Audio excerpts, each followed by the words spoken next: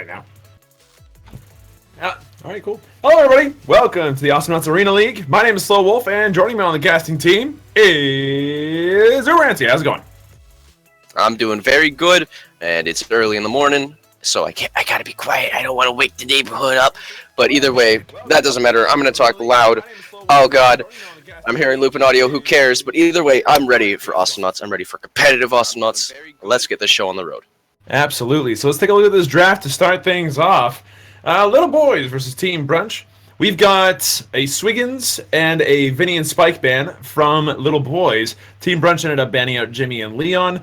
First picks ended up being Penny and Scoop versus Na and Scree. I'm going to bet that Little Boys ended up picking first here. Final bans ended up being Froggy G and Genji for Little Boys and Team Brunch, respectively. And final picks, Sentry and Xenia. So ending teams ended up being Na, Scree, and Sentry versus Penny, Scoop, and Xenia. And I mean, I've got my initial thoughts. What do you think about these teams, Uber?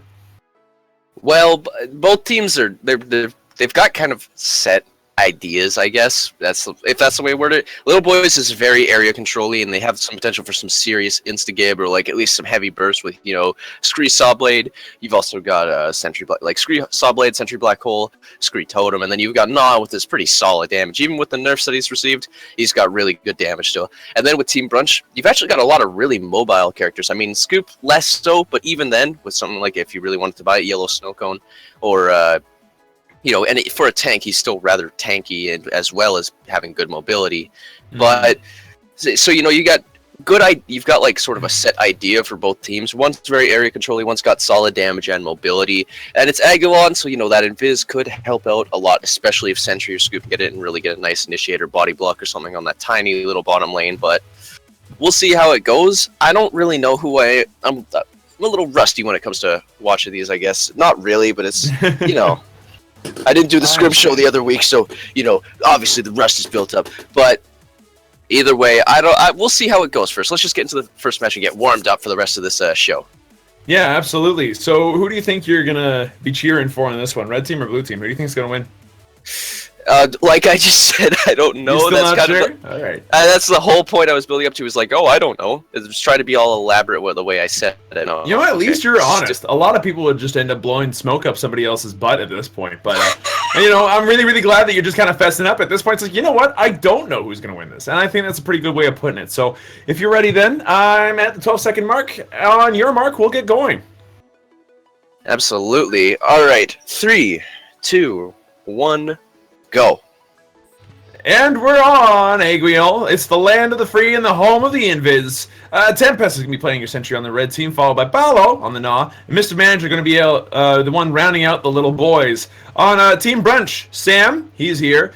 Edster's here as well on the Xenia. And then finally on your Penny is going to be Rado. So, you know, they're looking for food here. They're definitely looking for ganks, but haven't found anything quite yet. And when were these games played? It's not going to really matter. Tempest taking a lot of damage. I think they actually were played in 3.4 because it looks like they had to buy their abilities at the start. So this is a 3.4 match. I'm pretty sure every match today is going to be in 3.4. So no one's saying deadlift, though I'm assuming deadlift would not be allowed to be picked. Anyways, Tempest is going to get melted, though, with the body blocking from Rado, and he's also going to pick up the kill with that claw, with Edster super hurt as well. DOT is going to pick up the last hit, with Paulo getting the nice bit of solar and trading, but now Sam's taking a bunch of damage. All this blood already! Like, my goodness, that we've got Mr. Manager trying to do a little bit of damage to Rado. Going to steal that creep and fall back, but that's already 3 kills, you know, a minute into the match, especially with the area control and, you know, the mobility of a lot of these characters. I'm kind of surprised that happened. Yeah, it's really crazy to see just how much damage they can put out. The red team in particular, I mean, between Na and Scree, it's actually demented. Sawblade does a lot, and it's, in both cases, it's also damage that you just kind of like set it and forget it, you know? Set it and forget that it took any skill to use. No, but in all seriousness, it's definitely a little bit tougher to land double Sawblade than it is to land Spit, but in either case, it's like, once it lands, it's a lot of damage delayed over a couple of seconds, which is more area denial than anything. I think that that's really going to harm the blue team. Penny and Xenia both rely on being able to move around to be safe. Yeah, I definitely agree. Sam's going to get caught in that black hole. He's going to take about half his health bar and damage there, but he's going to be able to live, get those creeps, you know. stays healthy. You know, obviously those creeps just have a bunch of very healthy things stuffed inside them for some reason. Just very natural healing agents. I think it's the meat. Honestly, like solar crab steaks are universe known delicacy. So yeah, definitely. They're very good. And, they for some reason eating money heals you. High in vitamin K. Astronauts they swear by this stuff. Oh yeah, it's definitely very healthy and nutritious. But either way, we've got Edster taking a bit of damage. He's going to drop down though, a little more poking here and there. But if Edster gets caught up by Paulo, he's going to take a little bit of damage, and he's actually going to take lethal DOT. But that creep is going to keep him alive. Is it? Did he get DOT reapplied to him? Is he going to go down? No, not quite. Well, we've got Sam and Rado just holding the fort up top. Tempest with that fully charged black hole is going to catch Sam, but there's nobody with anything that can go through any walls in order to pick up that kill. But almost manages to catch him out with Paulo rotating around, as well as Sentry. Edster back to help his teammates here with these fights. Also got Virtual Girl and that regen, which is going to help a lot against Gnaw and against Scree. He's going to be able to roll right through those saw blades and that spit, etc. And the regen is going to help a lot against that spit. But Manager just going to clear bottom. Red team definitely good at clearing, and they've got lots of area control, so they can play very passively. Just wait. Just chip away the blue team, do a bar of damage to the turrets every 2 minutes, but it'll still be just enough that they can just hold the fort, and blue team is not going to be able to do much unless they can get a nice initiation. Edster's looking for it, but he's not going to do anything here. Tedster, I almost said instead of Tempest. It's easy to make that mistake, to be honest. Yeah, but Edster's glorious nickname. Yeah, Edster's glorious nickname, along with his glorious main, are not to be seen here. Instead, he's on Xenia, which is quickly turning out to be one of his scarier characters. This and Skoldir, I've noticed recently, are tough contenders for his Ted play. They work out very, very well for him. All I think of him as a traitor, though, is he's like switching mains now, and he's just a traitor to me. I can't believe him for this. Well, sometimes you just gotta go with the flow, and in this case, the flow seems to be to find someone other than Ted to play all the time. So they'll make do. I mean, he's not even using Cosmic Captain Ksenia, obviously the best skin in the game. So I'm furious at him. Mr. Manager, going to take a bit of damage here, but not too much. But I'm just going to steal all your spotlight here. But you can have it back for a second. No, it's all good. I mean, when you gotta say something, Rado just barely escaping with his life. I am just pleased as punch, by the way, to look at this item rack right now on the left. There's regen all over the place. There's 6 pickups of Medican ranks right now, which is insane. 2 of them being on the Sentry, 1 of them being on the Gnaw, another 2 being on Penny, another 1 being on Xenia.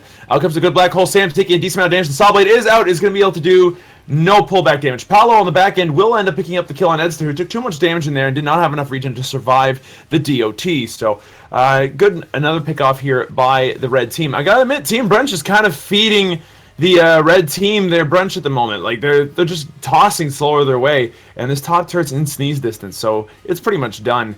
We're sitting here at the 5-minute 30-second mark, 3-1 so far for the little children here, the little babies. The red team anyway, and things are looking good for them. It's not their game to lose yet. There's still lots of signs of life here from the blue team, but they're having a hard time finding an avenue in. Yeah, Edster, that DOT has been kind of screwing Edster a bit as well. Edster's died a couple of times, and as Ksenia, that Virtual Girl is amazing for surviving burst and whatnot if you can time it well, or just for getting out because of the lack of body glitch, and it's a little harder to chase an invis character when you can't even feel them. But that DOT has gotten 2 kills on him, I believe. I think both kills have been DOT on him, and that's going to be a lot of extra solar for Paulo and for the red team in general. So they're just still able to they've taken that top tower already. They have this, the minimap glitch. Gotta love it. But that top tower is just barely alive. If anyone bodies it, Paulo's actually going to get hit a bit, while Sam bodies him. But Tempest is going to get the black hole, do a little bit of chip damage here and there, force Sam to de-initiate. But Tempest is actually going to regret that decision because Edster's going in, but he's going to live. Edster, now in a bad spot of his own, may he die a 3rd time here. But it doesn't look like that's going to happen with Paulo poking at Rado a bit here, as well as Mr. Manager. Maybe they're trying to pick up a kill and just, body that top tower. I keep thinking it's dead, but it's not because the minimap is lying to me. And Mr. Manager are going to take a ton of damage here, but he's going to be able to grab the creeps and fall back with, Edster almost picking up the kill he needs for that solar to get all that damage. Now he's got a stage of damage on Scissors. He just needs that 2nd stage and, maybe some auto attack upgrades or some more survivability, and that's going to help him a lot. But that top tower, finally going to go down. Well, Edster is going to pick up that kill that I was talking about with Mr. Manager going down to the auto attack, cutting trim, cutting a little off the top, but, you know, I'm pretty sure Scree's hair is actually like tentacles, so that would be rather painful. Yeah, I'd imagine that'd be a pretty bloody mess, to say the least, and that Scree would want to get the closest refund possible at this point. Cutting a little off the top is maybe cutting a little bit too close, and is a necessary kill here for the blue team. They needed that sign of life. A little bit of damage coming out to Rado. The black hole is now ready, and the threat is real. Sam, if he does get caught out, Nas going ham, putting out a lot of damage. Sam will end up surviving with the super hammer on the the super heal on the hammer. Very good upgrade, that snow shovel. Lots of it, like, that was clutch. He needed to land all that in order to survive, and he did. So that was very good work out of him. Hit with that hammer. I think he hit 5 things because of the droids and wheedling. Yeah, at least 4, but it kept him alive, so that was very necessary. Big upgrades being picked up by the Gnaw. He's got his lifesteal and his speed up, so Rabbit Teeth all set up now, so he's going to be a nuisance. Sentry, Tempest, going for damage on left click first, which is not... I'm not sure. Is that the first upgrade that you'd want to pick up on Sentry, or... That might actually have to wait for a second. The black hole comes out, good black hole, but no follow-up, so blue team going to be able to just walk out, no problem.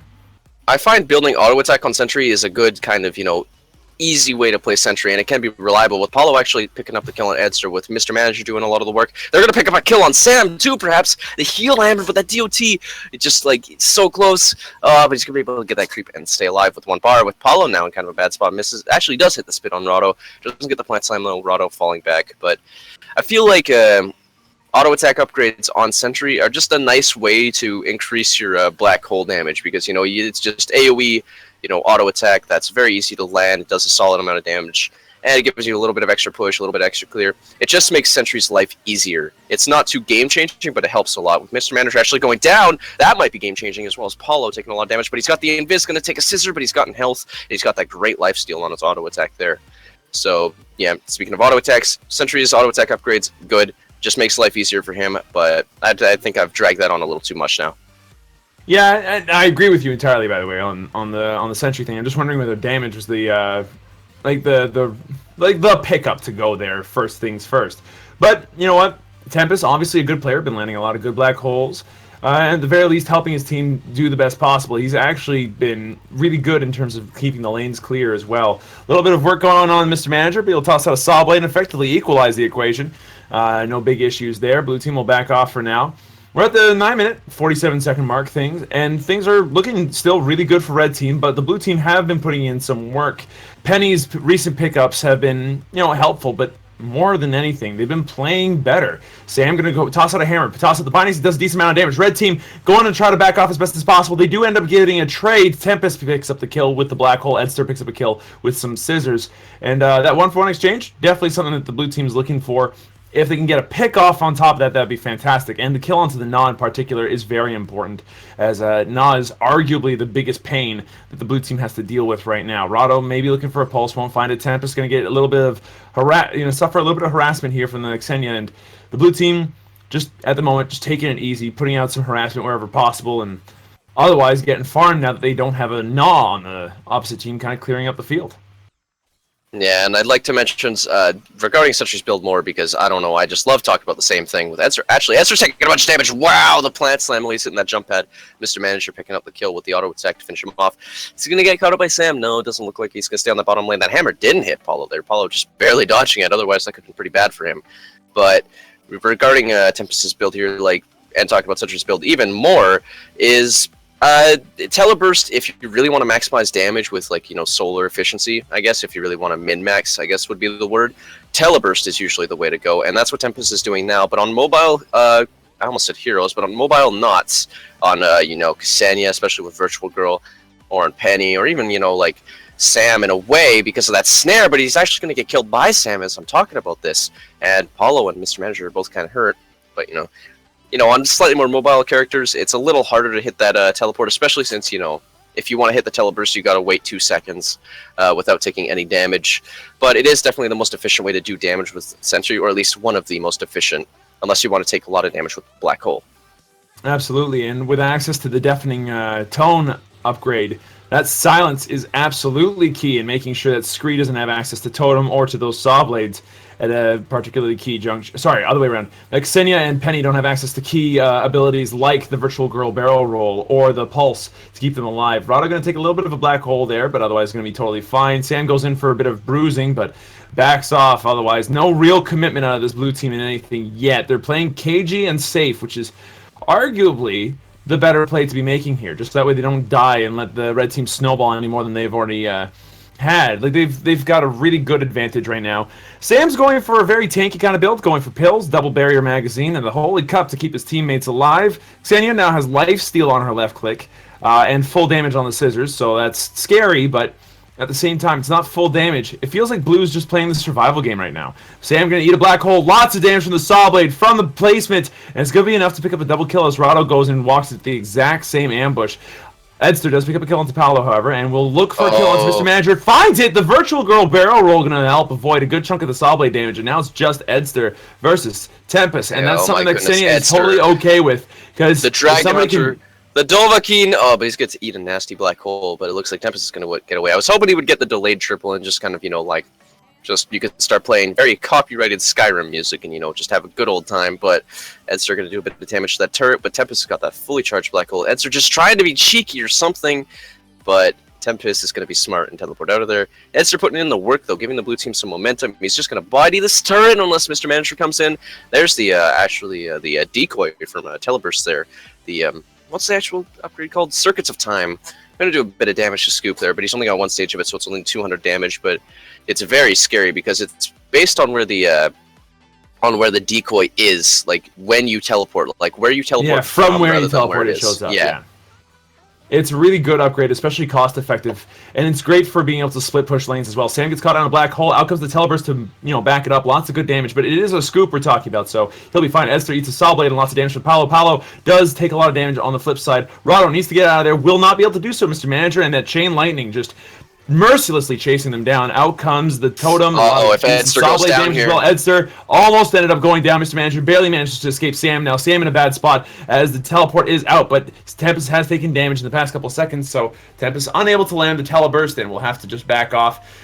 Just to pick off onto the Penny really there, and that's it. So the red team feeling pretty good. 9-7, 14 minutes, 30 seconds into this. Levels are about even. Tempest getting harassed by Edster, and Edster will just have to back out as Mr. Manager and that Chain Lightning do a decent amount of damage, all things considered. I'm curious to see what you think about Banner the triple scoop, by the way, on the barrier. Oh, I might have to wait. Bindings come out, lots of damage. Now Tempest gets picked off on the backside as Edster maneuvers around the side to get the kill. Now Paolo and Mr. Manager on their own, without their tank, makes them a little bit more vulnerable. And that's something that Xenia definitely wants to find as often as possible. But there won't be any kills here. Paolo and Mr. Manager playing very safe, making sure that they're taking safer routes to get where they need to be. How do you feel about Banner triple scoop?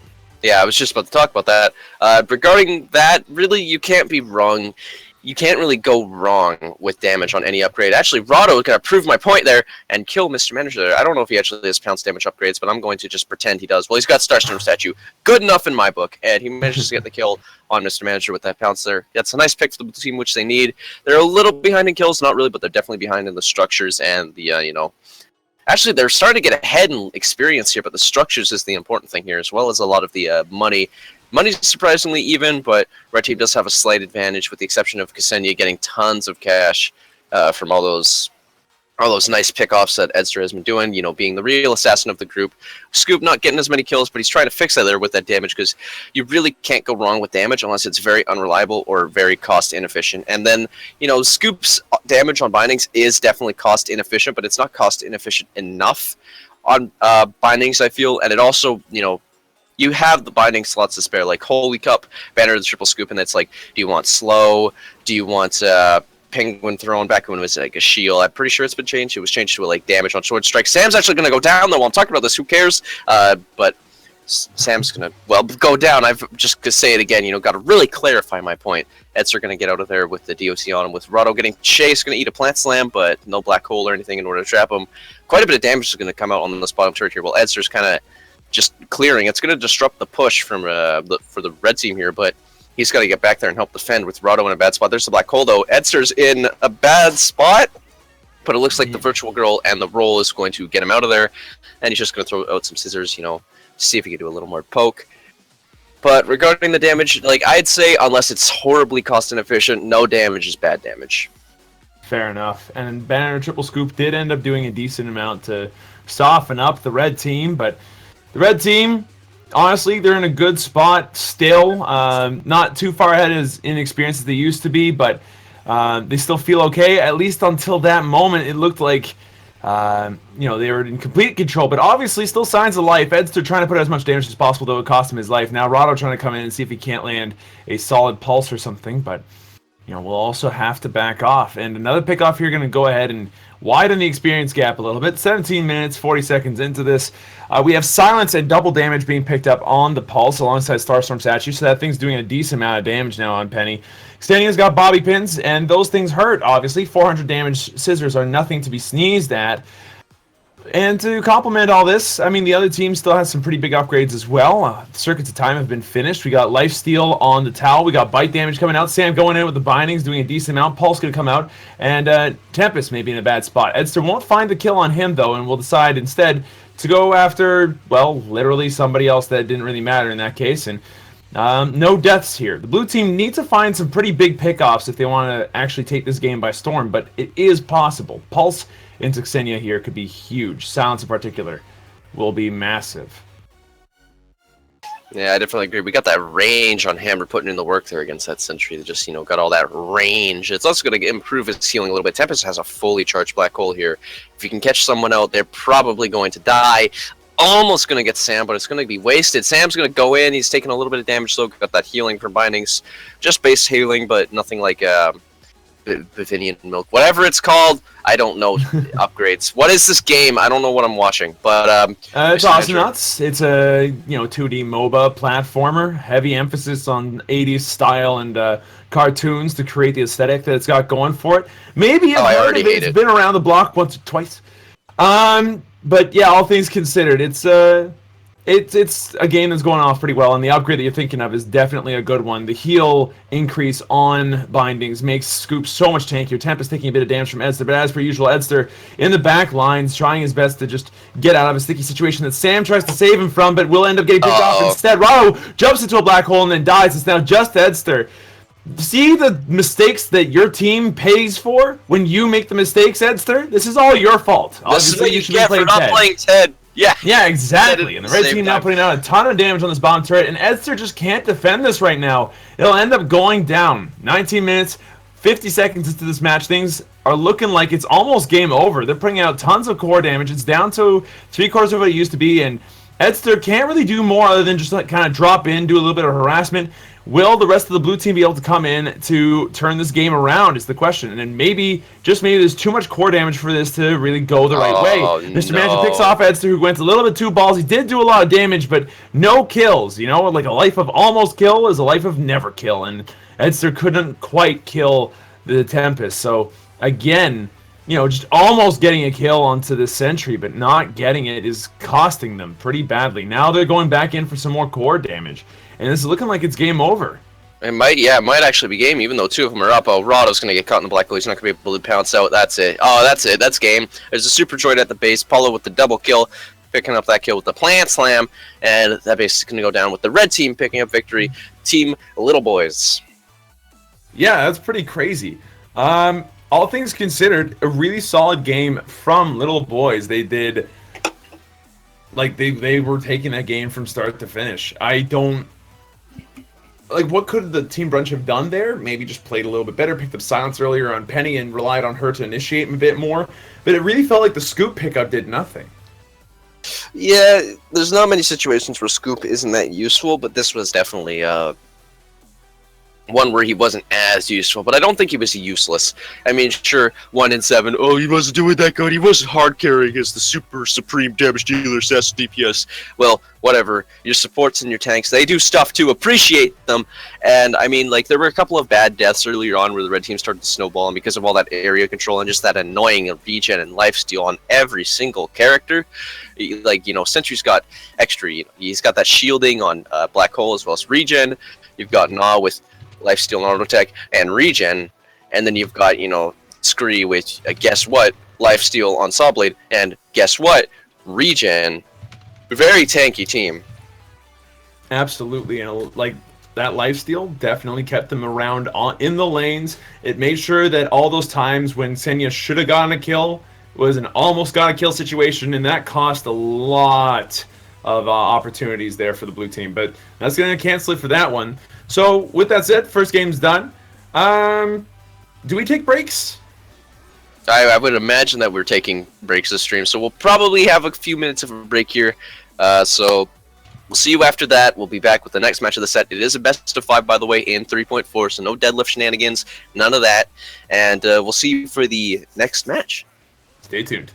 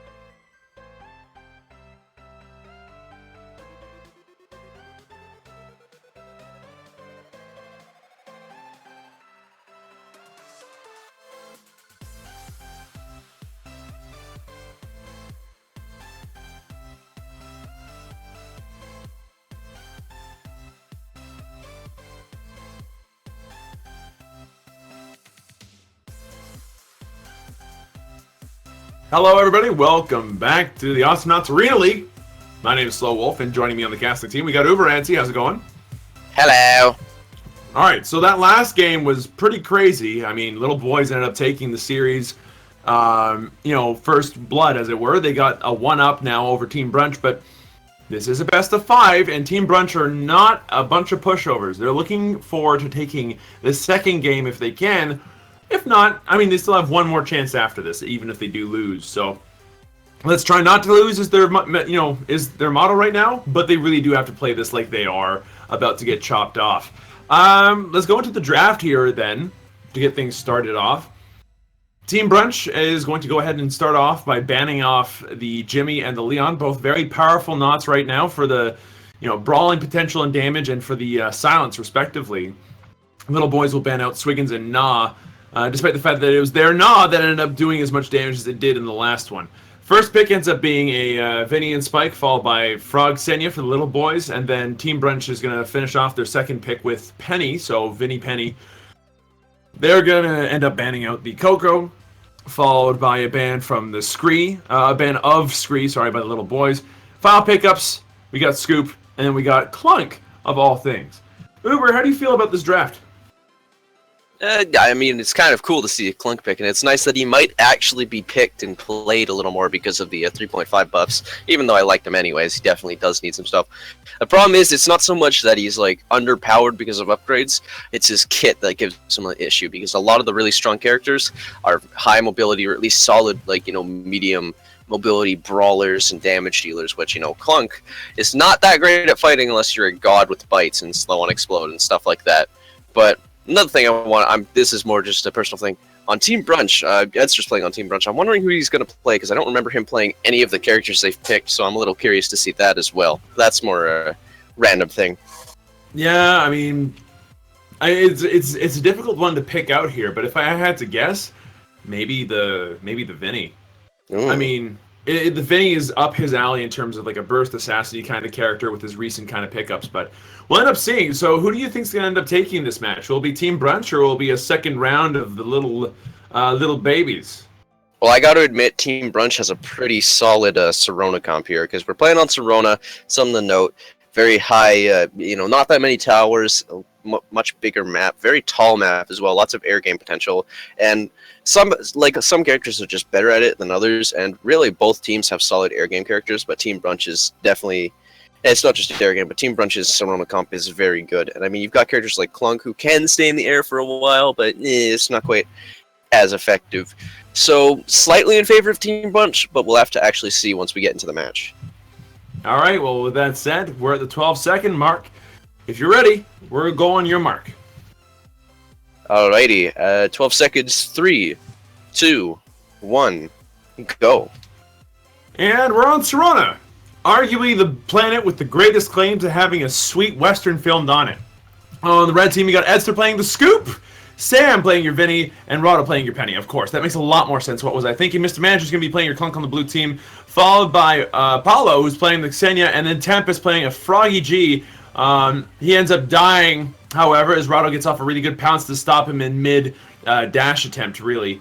So already a 1-for-0 pickoff here for Brunch. It looks like they're here to feed on the other team this time, instead of feeding the other team, like they did last time in the early game. And it still seems like this is 3.4, because they're still buying their abilities. Really? Oh no, what just happened? The sneaky Xenia worm! Yeah, when you're around invisible characters, it's difficult to go underneath the worm without getting smooched, so Edster are unfortunately going to have to give up a kill there. That was unfortunate, to say the least. The blue team will, you know, start pushing forward with this. I mean, missiles do a decent amount of push against turrets. That thing's already taken a quarter of its life in damage, and the red team are going to have to now regroup and see if they can make this Scoop pickup actually stay on the field for more than 30 seconds without getting eaten by a worm. Absolutely. We've got the bank into a Snow Shovel. So yeah, this is 3.4. The Clunk pick in 3.4. I thought the whole... Wait, no. It's doing... He does 500 damage with Explode instead of 525 at base. So is this 3.5? What? No. This is most certainly 3.4 in terms of, you know, when this was played, because otherwise Clunk would have Snare Bite. Clunk would have Frag Shells. Clunk would have something else other than base abilities. Like, the reason why he got all those price buffs in 3.5 was because it was so hard to play him. Like, for lack of a better way of putting it, Clunk's build was clunky as hell. It was difficult to get the farm necessary for what you needed, and it took forever to take off. Clunk is a powerful character. It just took too long to really make work, and with all the high mobility characters with you know, similar amounts of damage, why'd you ever pick them? Mr. Magic gonna be able to pick up the kill into Sam, who gets ambushed by you know, dash, scissors, and then finally a bite to, you know, close the deal, as it were. Mr. Manager gonna be very happy with that extra little bit of solar, and the Edster gonna have to play it very safe. One thing about Scoop is that over the past like 3 patches, he's just been taking consistent nerf after consistent nerf because of his ability to initiate. But I really feel like he's kind of, you know, tapering off in terms of his power level. Speaking of power levels, Paolo showing that his power level is over at least a couple thousand as he manages to pick up a kill there. How do you feel about this Scoop versus Clunk dynamic right now? Scoop versus Clunk, I mean, like, you've got a high mobility tank versus a very low mobility tank is just the simplest way to look at it. I mean, Scoop lacks the damage of Clunk, which is like, you know, what Clunk does is damage and sustain while being slow, like so slow. but he does have, some hovering potential, so he can drop nuke on people easily, especially on this map. But like I said before, Team Brunch's team definitely feels a little more consistent, but Paulo picking up another nice kill on Sam. And, well, he didn't kill Sam twice, but you know what I mean. But he's going to get another kill there. It's 2 kills for him, making it 1-4, so maybe I'm eating my own words here, but Blue Team here, or in this case, Team Little Boys, is definitely putting in the work and, proving me wrong here. And they're going to get some nice kills, but Tempest is going to go down again to Rado's claw attack there. No gun this time, but got Paulo just trying to maybe get some pokes with scissors, do his job, but he's going to go back, and it looks like Clunk is going to go back as well. No, he's not. Just kidding. And Sam and Rado rotating. So, just waiting for every team to get back and, fight it again. And it looks like that's what Edster's doing right now, but he's going to take a lot of missiles to the face. And something else I want to point out, Mr. Manager's been doing some serious work with those missiles. He's landed a couple of really nice missiles. He's even picked up a nice kill on Sam with those missiles, getting the nice kill on Vinny. And, that can be tricky, especially on Serona. So, a big part of Clunk is being able to land your bites and missiles more than just nukes, because, that is a lot of consistent damage due to the low cooldowns of bite and the, high damage of missiles, but they're just a little trickier to land on Astronauts. Absolutely. And one thing about Clunk in this particular case is that those missiles do hundreds of damage when they land. Missing even one of them significantly reduces your DPS. So as they're going to take and explode, but he is barriered up with that penguin shield. That does help to avoid a decent amount of damage usually, but Clunk is gonna I think Clunk's gonna do a lot of good work this game. He's doing a ton of damage. He's making sure that whatever damage he's landing is, important and it's significant. Those missiles are hugely important for that. This is 3.5. See, this is why I was so confused, because some of the upgrades didn't seem right. Because he just didn't buy anything at the start. So you don't have to buy Scream Engine right at the start, though. It seems like that's was his plan. And Penguin Throne is also actually different, doing increased damage for 4 sword strikes rather than shielding. So yeah, this is a 3.5 match, which means you get all the glorious 3.5 buffs for Clunk, making him a very solid pick. So, but then that really begs the question: why go Penguin Throne? It is 3. No, this is definitely 3.4, because there'd be no point to going Penguin at all, because it would make okay, Mr. Manager is going to take a lot of damage. Rado is going to keep him in the fight with a well-placed pounce from earlier, and that will eventually spell his doom. But this is definitely 3.4. There'd be no reason for Scoop to pick up Penguin Throne this early otherwise, because before 3.5, Penguin Throne was actually a shield, which is really good against the Clunk, because you can actually shield a lot of the damage. Which has been helping a lot of teams. I'm just going to say it's a replay issue, because I could have sworn that before the upgrades showed what they were before. Like, if you loaded an old replay, the upgrades would say what they were during that replay rather than what they are currently. So it's just the replay being a little whatever. Yeah, absolutely. I agree with you there. But at the same time, that's part of the job, I guess. It happens. How do you feel about this Cloud having weakened this early, by the way? I like the upgrade. It's a strong upgrade, but getting it this early seems somehow misplaced. I mean, I feel like Vinny should be going for damage early. You've got Penny as well, and you've got Scoop actually buying some damage upgrades, going for the banner or the triple Scoop, which isn't very much, but, it's something. I guess it's definitely helpful against Ksenia. Well, really, the entire blue team is very burst heavy, so we can cloud as long as you keep them in that cloud, and it's even 1.5 seconds outside of the cloud, and it's 25% or 30%, whatever it was, at 3.4. I don't know if it got changed, but wow, Sam's actually going to pick up that dive on Paulo. I'm surprised he got that there with Paulo almost getting away on that jump pad, but it looks like he doesn't need that damage just yet. But yeah, Weekend's going to be very effective against the blue team's comp here, or in this case, Team Little Boys' comp here, because you've got so much heavy burst. You've got you've got nuke, slash explode. Yeah, there's there are different abilities, but whatever. They're both big old bombs, and the red team's actually going to take the bottom turret here. Team Brunch is going to pick up that bottom turret on Serona, and getting the turret advantage, or the sort of structure advantage on Serona, very, very important. Serona can take a long time to play, or it can be very short if you can manage to snowball. Usually it's not so much the middle ground, but getting that turret advantage so early because of how hard the turrets are to push on this map is very nice. Absolutely, and every opportunity they get, they need to push it as hard as possible, and with this Mega Droid on bottom, well, maybe this is an opportunity, maybe it's not, but Red Team going to go in, do a little bit of work here. Out comes the weakened Cloud. Clunk cannot go in on that, although it's a waste of his damage and of everyone's time. Vinny dash not going to end up landing. Tempest is going to dash through the team. Out comes some scissors. Decent amount of work being done there, but the blue team is still looking for this seam to kind of pull on. They were doing so well earlier on, and they're still in the lead kills-wise, 5-4, 8 minutes and 30 seconds in, but the experience is in the favor of the red team right now. Like, it's...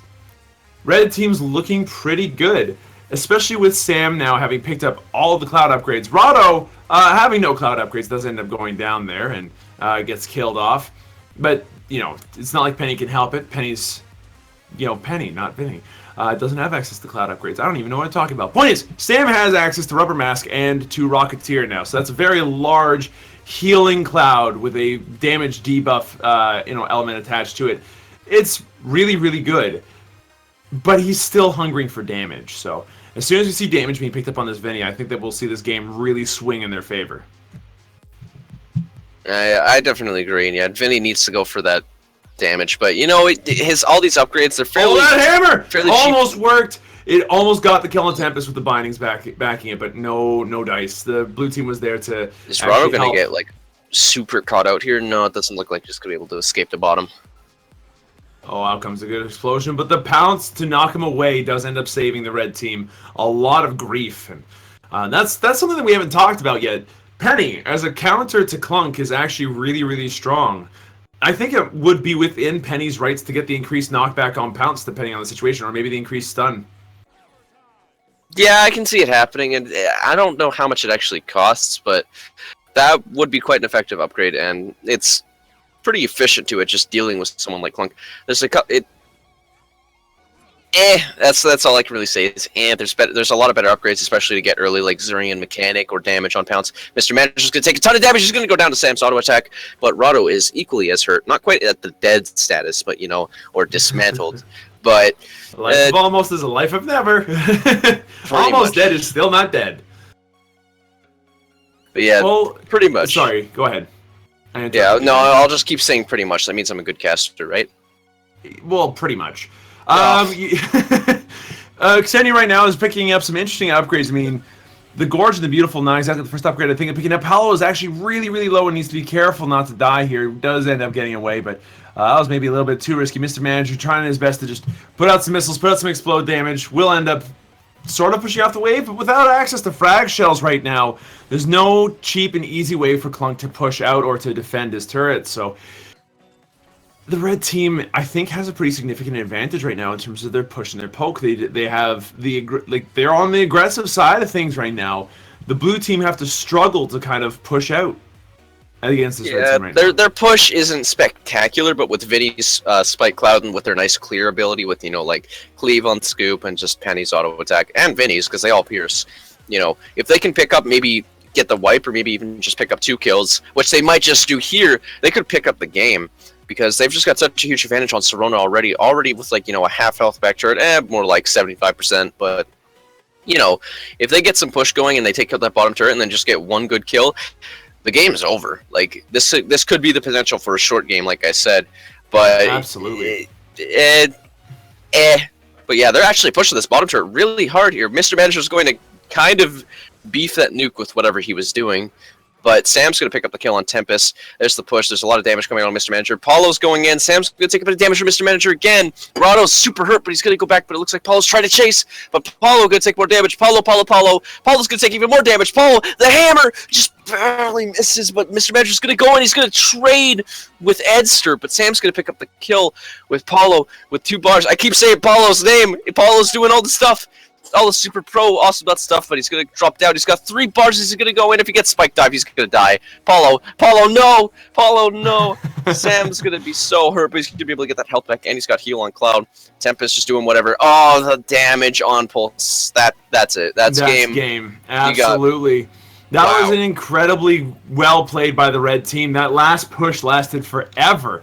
One thing that really helped there, I feel, was just the fact that they all had some form of regen. They all had some means of keeping up their HP, and that allowed them to push a lot longer than the blue team could defend. The blue team would run out of steam eventually, whereas red team just kind of sat there and enjoyed whatever time they had between, you know, Medican, between a whole bunch of stuff. And the saddest part here is that, honestly, Little Boys actually had the advantage early game, which was everything that Clunk needs to start snowballing, and unfortunately, we're not able to maintain it. Penny and I mean, like honestly, Vinny, especially once Vinny picked up the double seahorse head, completely reversed that trend. oh yeah. Plus, like, well, we got the red team got the first blood and like got the first pick, and that's a lot of extra solar already. And also, this is 3.4 Clunk, and 3.4 Clunk, like unbuffed Clunk, is not that strong, but really. It still could have worked, but it's a lot of money you have to dump into a lot of stuff. Like, Screamer Engine in the replay might say, oh, it's less than 200 solar and it's 0.8 second stun. That's actually more like over 200 solar for 0.6 seconds, and you have to buy another stage in order to get it up to the peak potential. He's super expensive early game. But he has some very potent upgrades that you can get right away. His early game kit can be very different. It can vary wildly. Like, you can get multi-bite, you can build for auto attack, you can build for nuke damage and slow right away, you can get universal charger and snare bite, which is what he wanted to do. You could really switch it up a lot all the time early game with Clunk, and with his recent buffs, that makes it even easier, especially building into bite. But he's not very potent right now, and the red team just kept the pressure up, especially near the end there, and they managed to secure that win. Absolutely. With that said, though, that's it for that game. It's now a tied-up series, 1-1. Who's going to take the next game? We'll find out in the next one. But until then, we're going to take a quick break. So don't go anywhere, guys. Stay tuned. We'll be right back.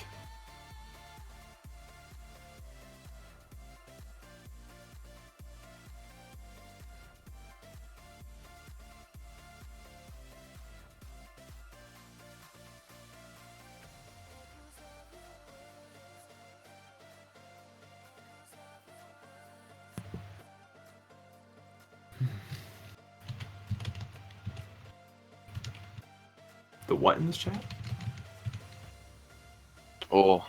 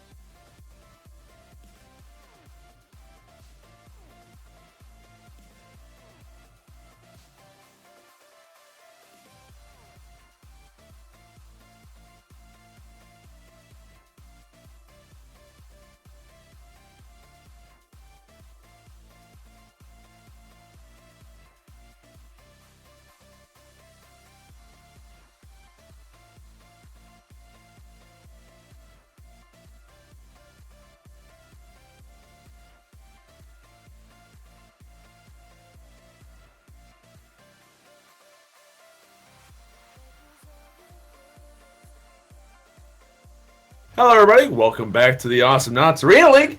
My name is Slow Wolf. I'm one half of your casting team. Joining me, we got Uber Antsy. Hello, everyone. So the series is now tied up between Little Boys and Team Brunch.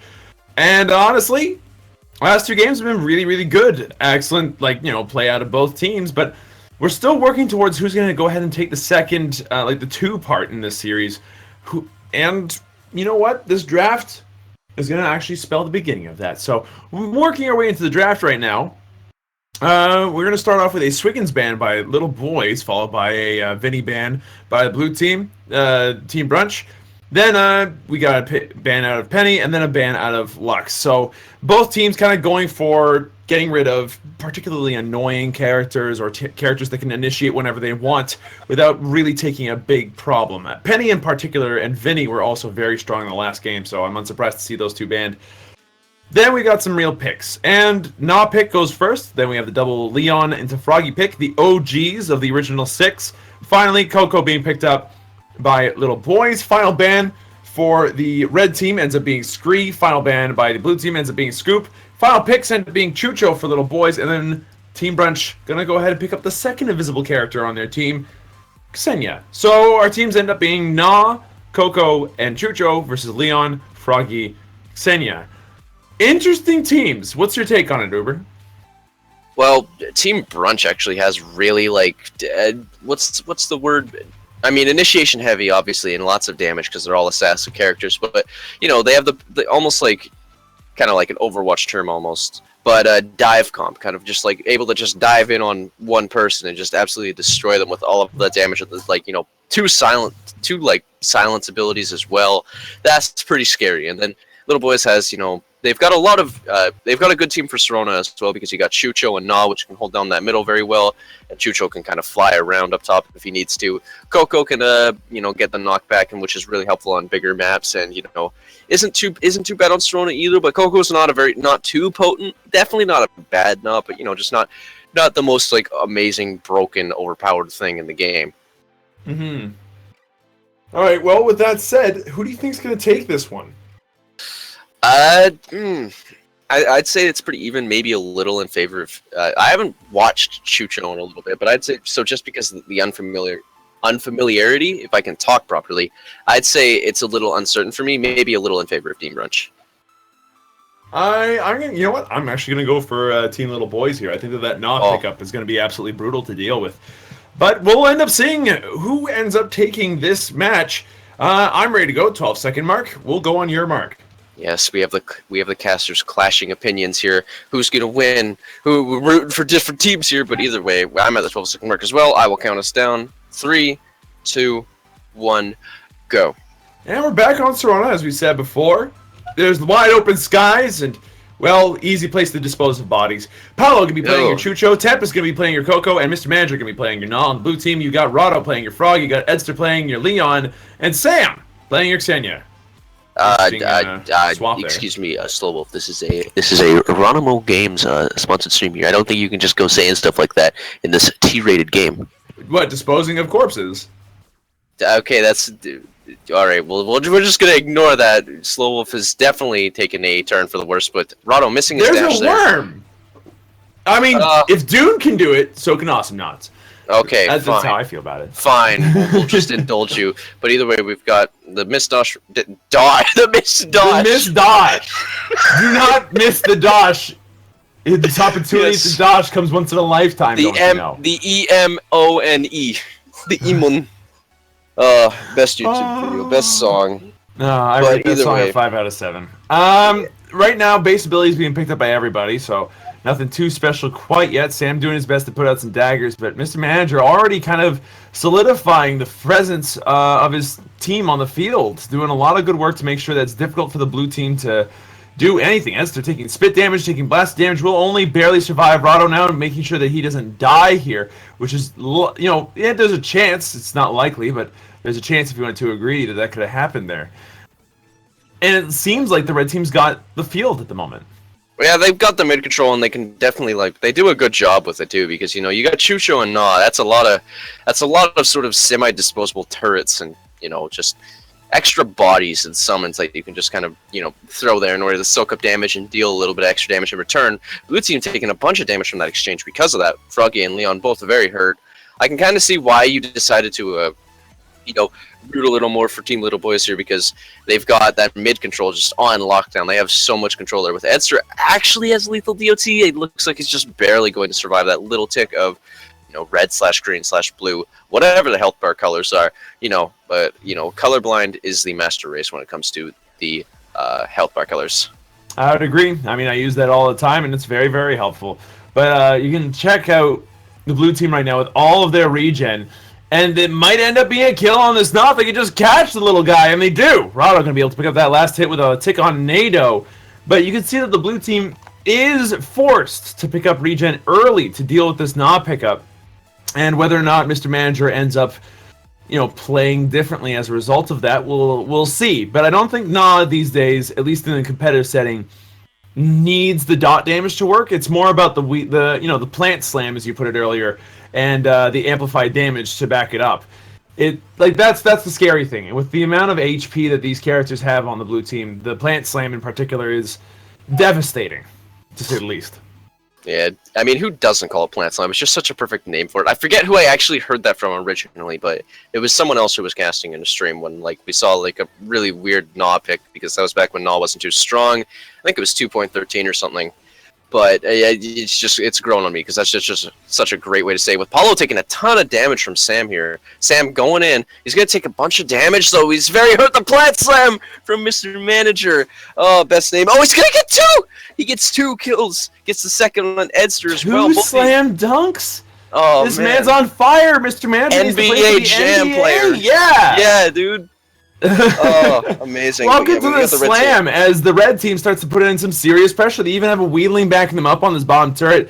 Rado goes into dash to kind of mount a defense, but they're using Wheedlings, they're using bodies. They will use whatever is necessary to get this kill. And if there's one thing this red team can do, it's knock down towers. They are so strong at dealing turret damage. Oh, yeah. Between Wheedlings and Ramona, man, they've got this.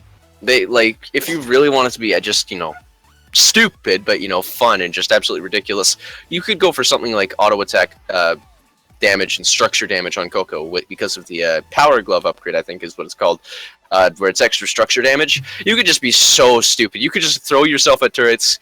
I have seen games a long time ago where people would play Coco, they'd buy speed on Blaze and get max auto attack damage and just run at the turrets the entire game going 0 and 20, and they would still win.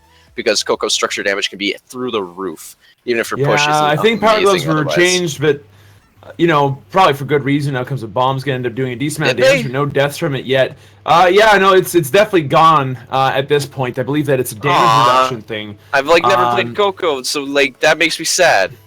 Well, at the same time, they got rid of all the other building damage upgrades, because who wants building damage upgrades when you can do damage to droids or knots or something? Edster's going to try to sneakily get that HP pack, and he does. Does not end up eating the bomb either, so Paolo, unfortunately, unable to reveal his invisible friend. Who's actually very real, so, do not think that this Leon won't kill you. The bomb's going to go out and hit Sam. By the way, it's worth mentioning, Sam playing Xenia, I think, is a much smarter choice. As far as Team Brunch is concerned, I think that Sam's Xenia is arguably one of the best in the game. Just full stop. Plays a lot of Xenia. Swears by that character being one of the higher damage characters. Gets a lot of practice on her. It seems to be working out so far. Edster, though, not exactly a Leon main yet. And unfortunately, Mr. Manager's going to go ahead and fire his Leon for now. He's going to have to hit the drop high in the sky as he goes down to dot damage. Things are looking pretty good right now for the red team. 6 minutes, 13 seconds into this game. They're onto their second turret. They put out Ramona, 2 Wheedlings, a decent amount of damage with that bomb, and this top turret is, being made to pay for its, crimes against whatever. There's lots of damage going on, and it's down to about a quarter of its life left, with nothing that the blue team could really do about it at the time. However, with all them back, Sam's going to go ahead and pick up a kill with the scissors, and Tempest goes down, so... that's something, I guess. But it's not the 2 other really important characters on the red team. The Nah and the Chucho. The mid-control guys, really. Oh, I'm seeing a couple of fun upgrades. We got cooldown on ball, which is very effective. I think it's a less than 5-second ball with that. upgrade, or not quite, but it's very close to 5 seconds. And then you've also got cubes and ninja worms on Froggy, so a couple of really fun and fairly effective upgrades there. But pretty standard stuff. And that slow is definitely going to help a lot in teamfights as well. If you can get, if you can catch someone out and then get that slow to let your assassin auto attack kind of characters like Ksenia and Leon, for example, big surprise, the two teammates he has, that could be really effective. Paulo's going to take a ton of damage, going to get pulled off of his Nitro Boost there, but he's going to be able to get out alive with Edster eating a sticky bomb for his troubles. They are not very tasty, so don't put your tongue on them. That and Cocoa Balls are like probably the worst things that you'd want to eat on a every morning for breakfast, but Edster's going to go ahead and take a second helping. Ends up going down to Paulo's Sticky Bomb this time, and Sticky Bombs are kind of like porridge. They take way too long to cook or to go off, and when they do, it's really, really bad if you're on the wrong side of it. I mean, it depends on if you're talking about actual porridge or if you just mean like the normal instant oatmeal or something like that, because that stuff's usually pretty good. Just add some I mean raisins actual porridge. I've tried to eat actual porridge recently. It's been an experience in cleaning my microwave. Let's put it that way. It's a pain in the butt. But yeah, not as fun as I would have liked.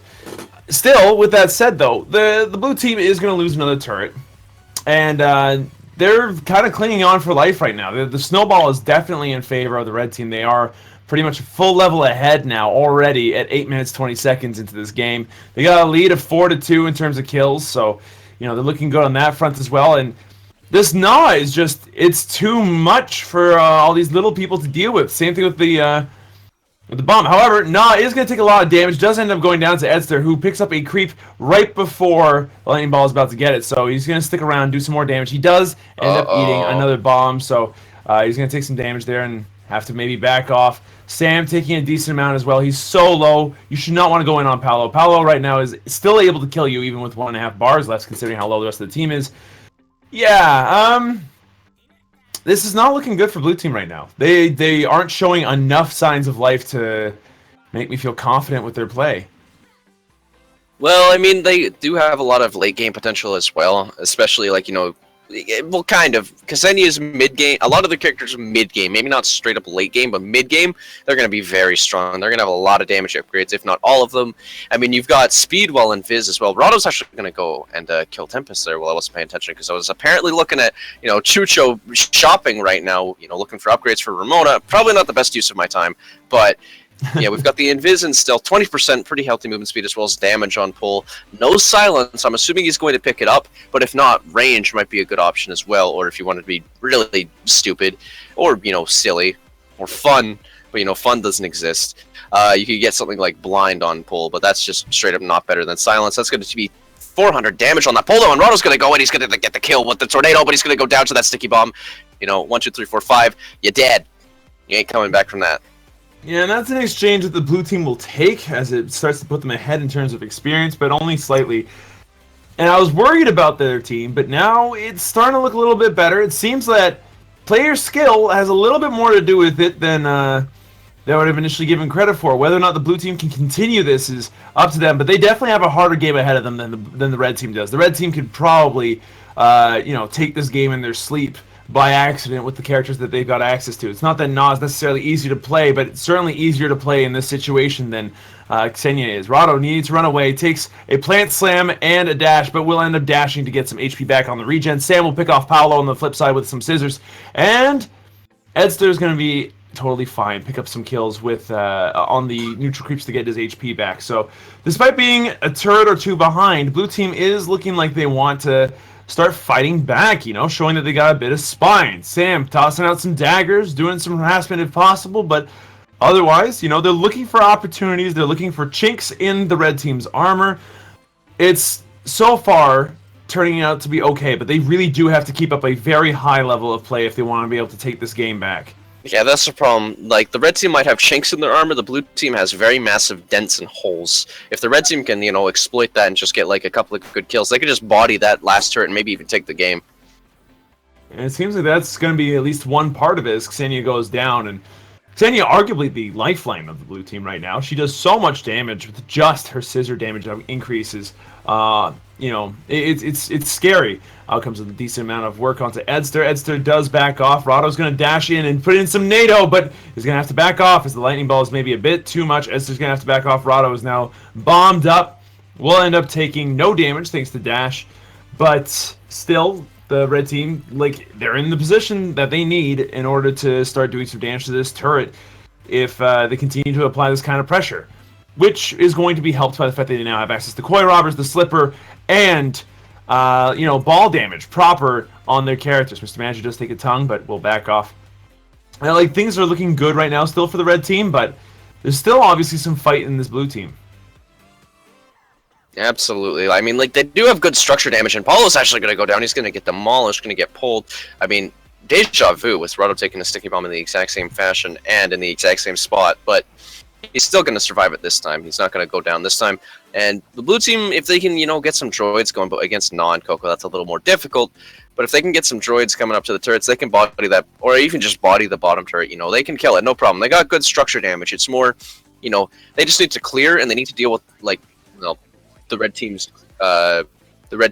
clearing and anti-push and crowd control / area control, not CC. They're different things. I don't know what words are. I don't know how to talk. Everybody, please explain it to me how English works. Well, you put vowels beside consonants, and sometimes lots of vowels behind lots of consonants, and sometimes it makes a sound like off, like in rough or in laugh, and sometimes it makes an ooh sound like in through and in other words. The point is, English is screwed up anyway, so don't worry about it so much. Blue team, Thank you for the crash course. Yeah. Honestly, the English language is a little bit ridiculous. Out comes a really good tongue, and that's the third time in a row now that Leon's landed a tongue and it's resulted in death. It seems like the 1-2 punch that the blue team has planned for is finally starting to work out for them. Yeah, that's kind of what I meant by dive comp. They can dive in on one person just like this on Tempest. He's going to go down, not quite, but they could just do that, and it's not too hard for them. Oh, Edster getting Rado almost killed, but he's actually going to pick up the kill on Paulo with like 1 bar left. I'm surprised he actually was able to get that there after eating that sticky bomb and actually managing to hit Rado with it as well by accident. But that's kind of exactly what I meant while we were talking about the drafts here. It's just the blue team has the potential to just dive in after some kind of initiation, mostly from Leon here, especially since they have that stage of silence now. One stage, but it's just that little bit just to instantly do all that damage is just so nice and so effective. But yeah, if Edster can keep up the really good work here and just get those initiations, then they can just clean house and start killing these towers, which they have been doing. But Sam is going to get another kill on Paulo, getting the nice work with the scissors and the auto attacks, all that good Ksenia stuff. And now blue team's got lots of ground back against a Coco. It's a little trickier to do, but they're getting all that ground back. If they can get another kill, they might even take that top tower. And it's just starting to work out for them now. They're going to do a bit of damage to this bottom tower here because Chucho is not back, and the red team's a little injured, but Ed's just going to eat a nice Coco Ball there, and it's actually going to have to run away rather than teleporting just to be sure. It's surprising how much of a difference it feels like Leon is making now. And I think it has a lot to do with the silence upgrade that he picked up that he's now finally maxed. But sincerely, his tongue has been on point like over the past couple of minutes. Like it's been a recent development that they've been winning as hard as they have been. They now and a lot of, if I may interrupt, like a lot of this is kind of what I meant by the sort of mid to late-ish game. Look at all those damage upgrades that have just come out. You've got tornado damage, you've got Bobcap, you've got a Clover of Honor, as well as double silence. This is some seriously good stuff for the blue team here. That's a lot of damage that has just come out in upgrades and whatnot, and it's going to be so helpful for them. And now this top turret's looking like it's threatened. There's now a 2-level numeric difference between the two teams. Blue completely having turned this around. Now it's 12-6 at the 60-minute mark in this game. For the blue team, Sam and the rest of Team Brunch are looking like this is an all-you-can-eat buffet, which is a very different story than what we were watching about 8 minutes ago, when the red team had just dominated the entire map and taken 2 turrets in no time at all. So we'll end up seeing if this particular narrative continues or whether or not the story changes again here in favor of the red team. Mr. Manager putting out a couple of plant slams and forcing Sam back for now. Edster maybe out of position, eats a lightning ball, is going to have to back off for now. Paulo will pick up some HP on the bottom side to just speed things up. Edster almost gets a kill onto Mr. Manager, but can't quite close the deal yet. We'll instead focus on pushing down this top area with the help of Rado on the Frog here. So there's damage to be done. There's work to be finished off here, and a dash right after the turret dies here is a fantastic way to make that start up. Tempest now in a bad spot as he tries to run away from the frog. Dash NATO, and will end up doing so, but at what cost?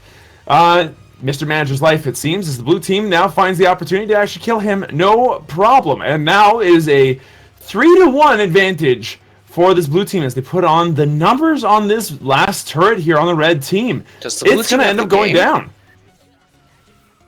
It doesn't look like they have the game yet, but they've done a lot of damage. And if they can get one good kill on Paulo or Tempest, then this could be it. There's the pull, but Tempest is going to take quite a bit of damage, but be able to get away and heal up at the base. Blue team backing off a little bit, but this has turned around a lot. I've got to admit, this is a much different situation for the for Team Brunch here.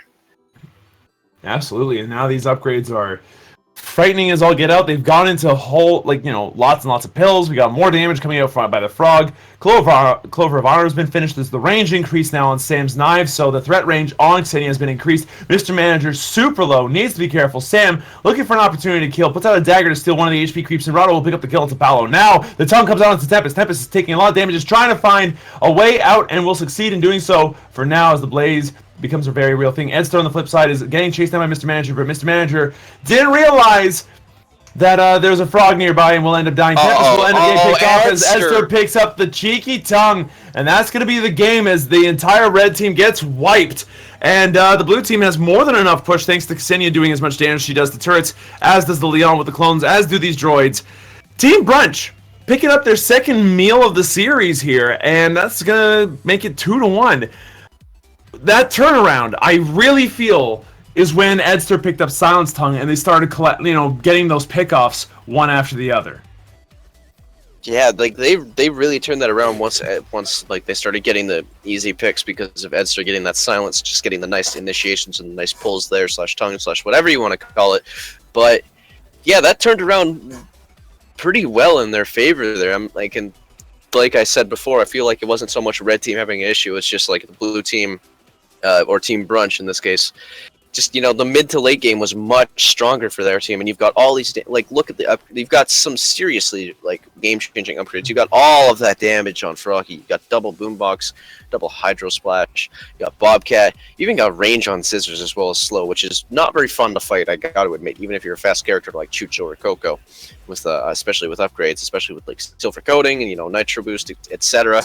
And then you've got movement speed and stealth on Edstar. Not the most helpful upgrade, but it does help with chasing a little bit. And he's getting more damage. And you've also got more sustain with the pills. So really the Team Brunch's late game really started to pull through there, and they were turning that around. And they had a massive snowball, 3-level advantage by the end of that match. They completely flipped it around. Where do you think that ended up happening? Off of what upgrade? Or or playstyle change did that end up happening? Well, off of what upgrade is definitely, just the blue team getting a lot of damage. I keep saying the blue team, I should really just say Team Brunch, but off of Team Brunch just getting a lot of damage, and off of that, off of getting that silence on Edstar as well. Those were the two big things. The extra damage and the silence allowed them to just collapse on one person and just immediately kill them. No question. They are going to die. Just saw 3 kills in the kill cam reel where it was just, hey look, tongue, dash, scissors. One thing that really helped, I noticed, is ice cubes. How do you feel about ice cubes on Frog as an upgrade? Since double clocks and double dash damage that's long gone. That's been gone for a while, but it's still something to note. I think my go-to third upgrade or a first upgrade, depending on the situation for Froggy on dash, is just slow is just so nice, especially in team fights. But if you just want to run double damage, but in this case he didn't have hammer pants or anything. But if you just want to run Hammer Pants and Hydro Splash, a nice utility is just to pick up Ice Cubes. It's only $150 or $150 solar, excuse me, for one stage. It's 15% for 2.5 seconds. That's a really long slow, I got to admit. So yeah, absolutely. It's just a nice team fight upgrade, and it's not too expensive. It's pretty cost efficient CC as well, especially on a character like Froggy. That's going to be so helpful for escape and initiation. All right, well, with that said, that wraps up this game. We're on to the next one, but first, a quick break. So don't go anywhere. Stay tuned. We'll be right back.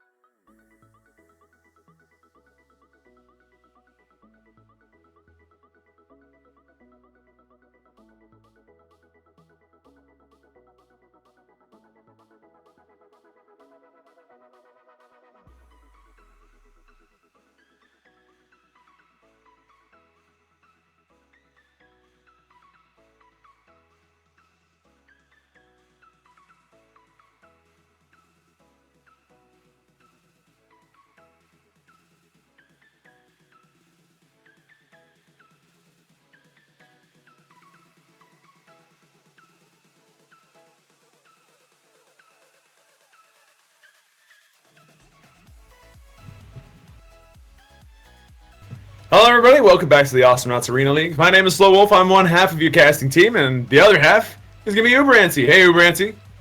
You're more like 75% because I don't really do much. I'm just here to make you look better. Well, you know what? I'm better by association, so thank you very much. With that said, though, we finally have our first pull ahead in this series since the first match. Team Brunch now up 2-1 in this series, in this best of 5. They only need one more game to take the entire thing. Whether or not Little Boys will let them is another thing entirely. Let's get into this draft as fast as possible. So Team Brunch ends up banning Leon to start. Little Boys gets rid of Vinny. Then Team Brunch bans out Genji, and Little Boys will ban out Penny. So Leon in particular is a pretty big one to note here, as he did a lot of work for Team Brunch in that last match. We've got first pick going the way of Team Brunch. They pick up Jimmy, and that's going to be a little bit frightening. Jimmy's very high brawl potential, but so is Na and Swiggins, and Na and Swiggins both get picked up by Little Boys. Final pickup for this first round is going to end up being Scoop. Again, I'm not sure how good Scoop is these days, but obviously teams like him, so they keep picking him up. Then we end up having our final couple of bans. Scree gets banned by Team Brunch, and Froggy gets banned by Little Boys. Again, another one of those powerful characters from last match. Finally, we have a pick of an Ayla from Team Brunch and Coco by Little Boys. How do you feel about this lineup? It's pretty solid. I mean, you've got a lot of brawl and sort of. I was going to say low cooldowns, but not really, unless you count Plant Slam and Coco Ball, then maybe. But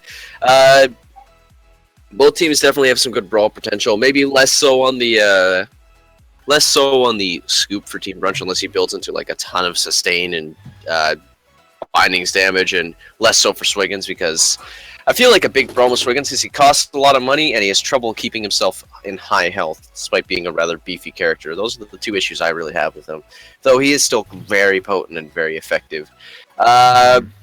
And I feel like a big reason why people keep picking Scoop is just a quick little note, and I might be completely wrong. Somebody might be like, "Oh, you're really stupid, Ubrancy. God, you don't." No, you're a lot smarter at this stuff than I am. So please tell me, because I love the character, but I started to fall. I've really felt like he's been falling out of favor recently. Ease of use. Sometimes you might pick up an upgrade or a character, not because they're like strictly better in some situations than others. It's because they're more consistent. That's the big thing. So like a big thing about like say going for like this is going back a couple matches ago to Sentry's auto attack damage over the teleburst. Easier. Yeah. It's consistent and easier. Which I mean, like, yeah, sure, you've got some crazy montage potential shit. Oh, excuse me, I swore. But potential for like stuff like that. With like, for example, Scoop versus Swiggins. Swiggins is more potent, but it's a lot easier to land Scoop stuff, and he's also got a little more room for air. That's kind of what I'm trying to get at here. All right, well, with that said, I think we've talked enough. Let's see some action. 12-second mark when you're ready. All right. 12-second mark. 3, 2, 1, go. And we're back on Torona, home of the Sarlacc's nastiest cousin. On the red team, you have Edster playing your Jimmy, you have Sam playing your Scoop, and finally Cannoli playing your Ayla. On the blue team, Mr. Manager's going to be playing the Coco, we got Tempest playing the Swiggins, and we've got Paolo playing the Na here. Edster going to go ahead and start off, actually everybody just starting off with base abilities, so nothing particularly crazy being picked up yet, but give it time, we'll see. Sam gets grapple dropped, and we got a combo going out on him, but he will end up surviving. Scoop's very tanky base HP, going to keep him alive there. And on the topic of sustained fights, Swiggins, he's definitely a person that, although a bit tanky, relies on having a short fight, I think, to really make him work early game. Yeah, I definitely agree. Like, we can see some different upgrades coming out from some of these characters. You might just go... Well, they have the Gnaw, so you might just go for a lot of sustain on Scoop, go for that heal on Hammer, or maybe even, like, Holy Cup to help his team. Swiggins, I'm seeing... Well, they're not really fighting a Gnaw of their own, but maybe Ancient Octant, just because of the brawl coming out from Red Team. You got Ayla Lux. Ancient Octant could just be a nice little way to get some extra free damage on enemies or droids. Enemy knots, whatever. Well, it's a really massive AoE stun, too. Like, the fact that it's AoE and it does the stun and it does the damage is huge. Like, I really do think that Agent Octon is fantastic for starting up a team fight, because if anything's near it, including droids, including enemy Awesomenauts, it will bruise them for a decent amount. It increases his burst damage by a pretty significant amount, I feel. Yeah, there's a couple of other early game Swiggins things you can do that are more, I'd say, just fun and makes it a little easier to play him. Like I was talking about, ease of use. But Cannoli's going to eat a nice anchor hook there, but he's going to be able to get away there. Swiggins not having the best burst at the start, but he can definitely, get that up much higher with some upgrades, which cost quite a bit of money, which is one of my points I was making earlier as well.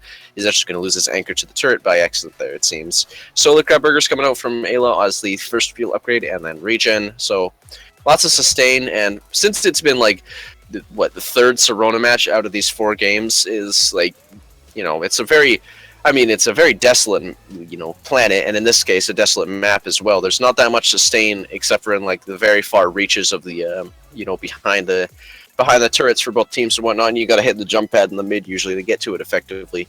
Not that many health packs either, and it's not that easy to get health. But if you have Solar Crab Burgers, then there's a lot of maps solar though, especially under the worm if you want to be risky and on those jump pads, which really helps you stay alive and stuff, especially on a map like this.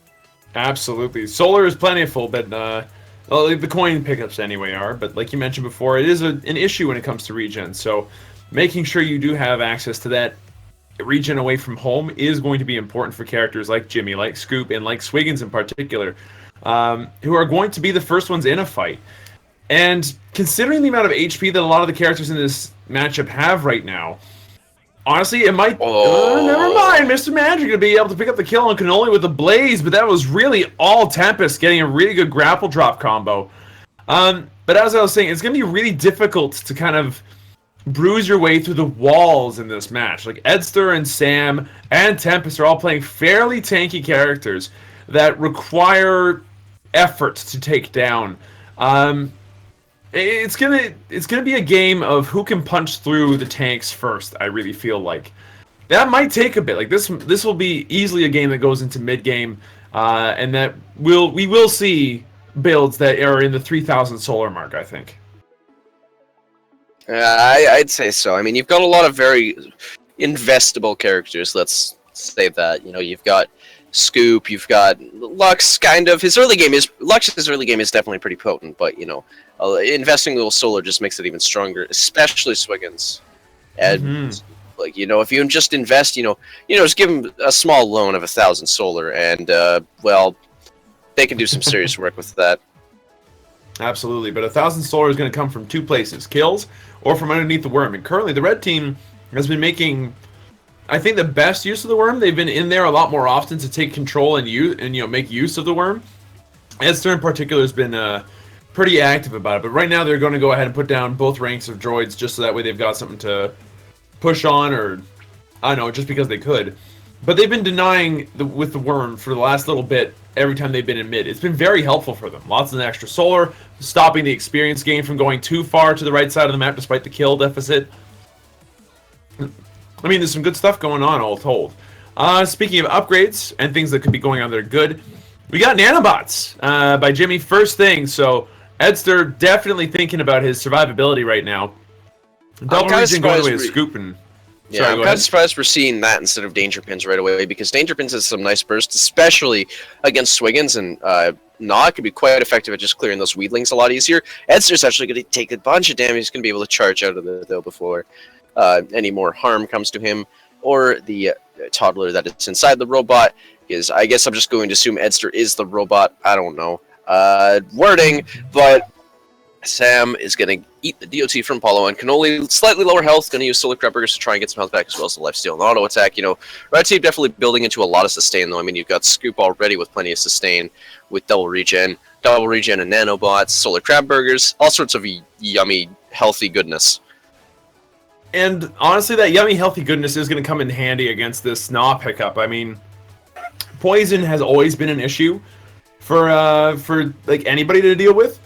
But against all the teams to pick a Gnaw, currently this is one of the tankiest ones to have to deal with the most amount of HP regen. I mean, Ayla's got regen and Solar Crab Burgers. Scoop has bindings and regen and lifesteal on sword. Jimmy has nanobots and regen and well, just a lot of brawl potential, a lot of ability to kind of just say, you know what, no, I'm going to stay away from the fight for a little bit and use missiles for a bit or something. Oh, that hammer! Tempest taking a lot of damage. The sword slash could be enough to pick up the kill there onto Tempest. Last hit going his way, so that's going to tie up the scoreboard here, 1-1. And because of the fact that they are behind but still keeping up, Red Team now currently ahead in terms of experience, but only by a little bit, so nothing too serious yet. Edster putting out a little bit of work onto the blue team here, but is very low. We'll have to back off. Cannoli going to pick up the kill on Mr. Manager with that chain whack. This Ayla play is very important right now. I think that if Cannoli plays right, this could work out very, very well for the Red Team. Yeah, I definitely agree. But there's one issue I've just kind of thought about with the Red Team. They don't have the best structure damage. They don't have the best push. Ayla's is okay, but Lux and Scoop have very we'll say neutered structure damage. They only do 50% of their auto attack damage to structures. Same with missiles and hammer as well. So they're gonna have some trouble taking those towers unless they like get a nice team wipe or double kill. Absolutely, and a large portion of their clear has to be, you know, if Jimmy's alive, sweet, you can get rid of droids. But like you said, like, turret damage just isn't there, whereas for the blue team, I mean, it really is. The Gnaw alone is enough turret damage to make anybody happy just because of the weedlings that he can put out while he's pushing. Yeah, and I mean, like, Cannoli going to take a lightning ball, almost gets grappled, gets dropped, though. Cannoli very low, will end up going down thanks to the plant slam. And Paolo going to be able to pick up that kill, now tying the board 2-2. Ed's still going to walk into some blaze and going to have to back off. Sam going to go ahead and toss out a hammer. But there's no snow shovel on it, so no regen off of it. Yep. Honestly, look at this. This is Blue's game to win if they can last long enough that they can get the turrets. Oh, yeah, definitely. And Gnaw has a decent amount of push. I mean, there's a big difference between clear, push, and structure damage. Some characters have all of it, some characters have none of it, some have a mixture of all three. So, you know, you could be really good at clearing, but you might have to use an ability for it, and you won't be so good against structures. Like, say, Lux is great at clearing, but his structure damage isn't so great. And his push it's okay. I mean, you can push people away from the turrets, and you can even push droids away if you really just want to get into the turrets. So, you know, he's kind of like 1.5 out of those 3 quotas filled to be like an amazing godlike pusher. And honestly, the amazing godlike tier pushers are not in this game right now. I mean, outside of Gnaw, who can clear and do turret damage all at the same time thanks to those weedlings, but we aren't going to see that really turn up anytime soon. Right now, the red team is just really tanky, and they are keeping these lanes cleared, as you mentioned before, and they're not going down anytime soon. Scoop picking up the snow shovel and Holy Cup is going to allow his team to do a lot of... Well, it's going to allow his team to stick around a lot more, which is obviously important. The grapple comes out and misses. Cannoli's trying to do something up there, but Coco easily going to just walk away. Out comes the lightning ball. It's going to hit Sam and knock him away. Tempest, I mean, is a little bit low, gets snared, will not end up going down, and honestly, this is just more of the same. They're brawling against one another, but no one's dying. They're not doing enough damage to get past all the regen either team has. Grapple, drop, everything hits Sam, and he's still alive. Edster now coming in with the brawl, trying to get as many of those, like, you know, boom, snap, clap combos off to get that nanobot regen up and running, but needs to be careful. One bad move around Tempest could easily be the end of it all for both Cannoli and for Edster as it stands, so they need to take things a little easy right now. 10 minutes, 30 seconds into this match. Red team currently in the lead in terms of experience, tied up in terms of kills, and things, honestly, are looking very even right now. Mostly in Blue's favor, but only just barely. Paolo going to end up going down, actually. Edster goes in with a boom, snap, clap, and gets the kill.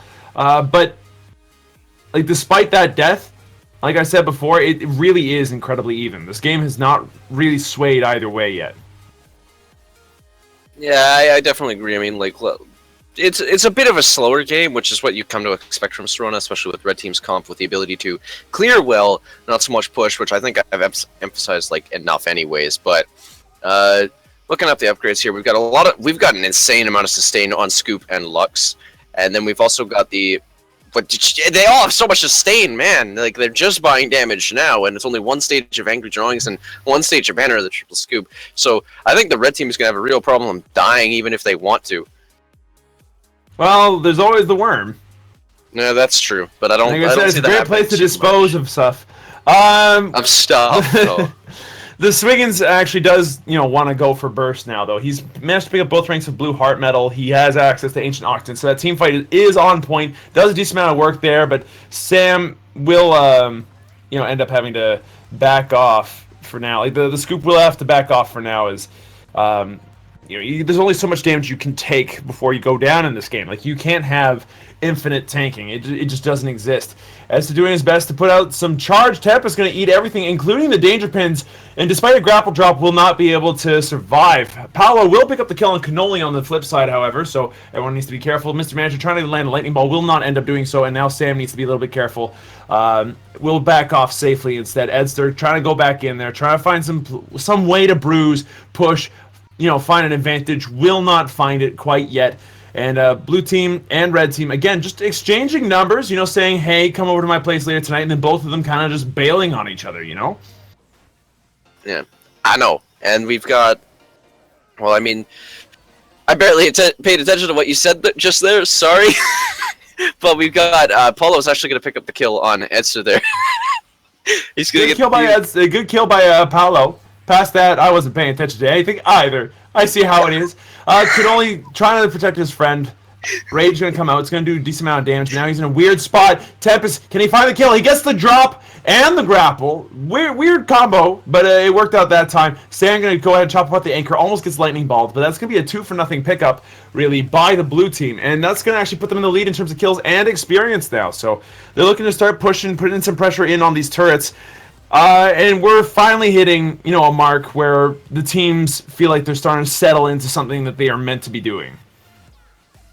Yeah, I'll try to pay attention this time. I definitely agree with that. Tempest is going to get absolutely just destroyed with that charge. He's going to take a ton of damage and the danger pins, but he's going to be able to get out alive, it seems. With Edster actually got lethal DOT, not quite. He's going to survive with about 100 health there.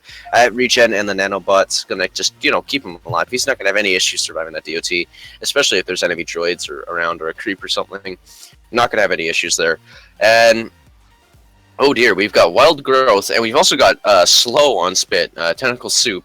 So that's going to be really effective in the team fights, as well as helping land those plant sets, especially with the Rabbit's Teeth.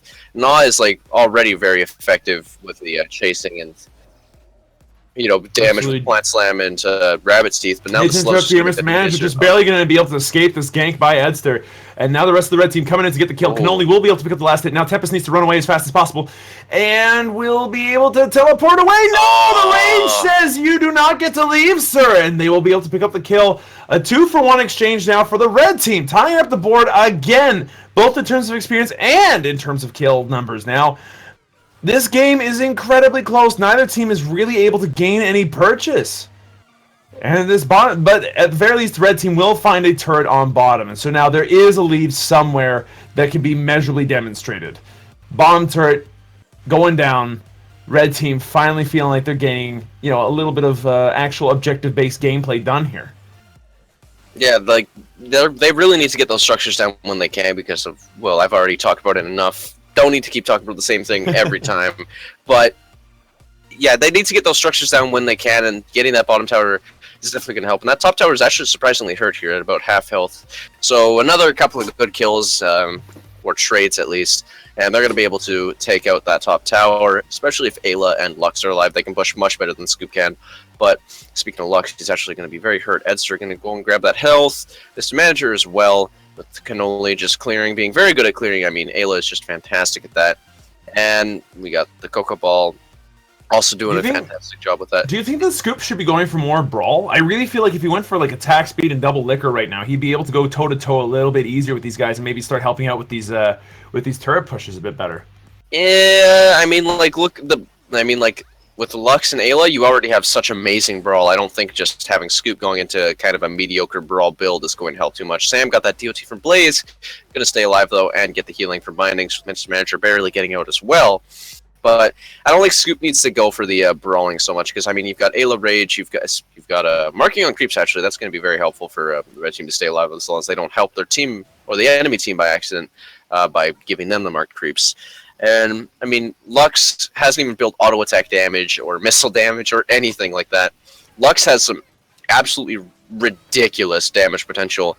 It's just, it's expensive, and you usually don't get into later in the game because you have such good damage already.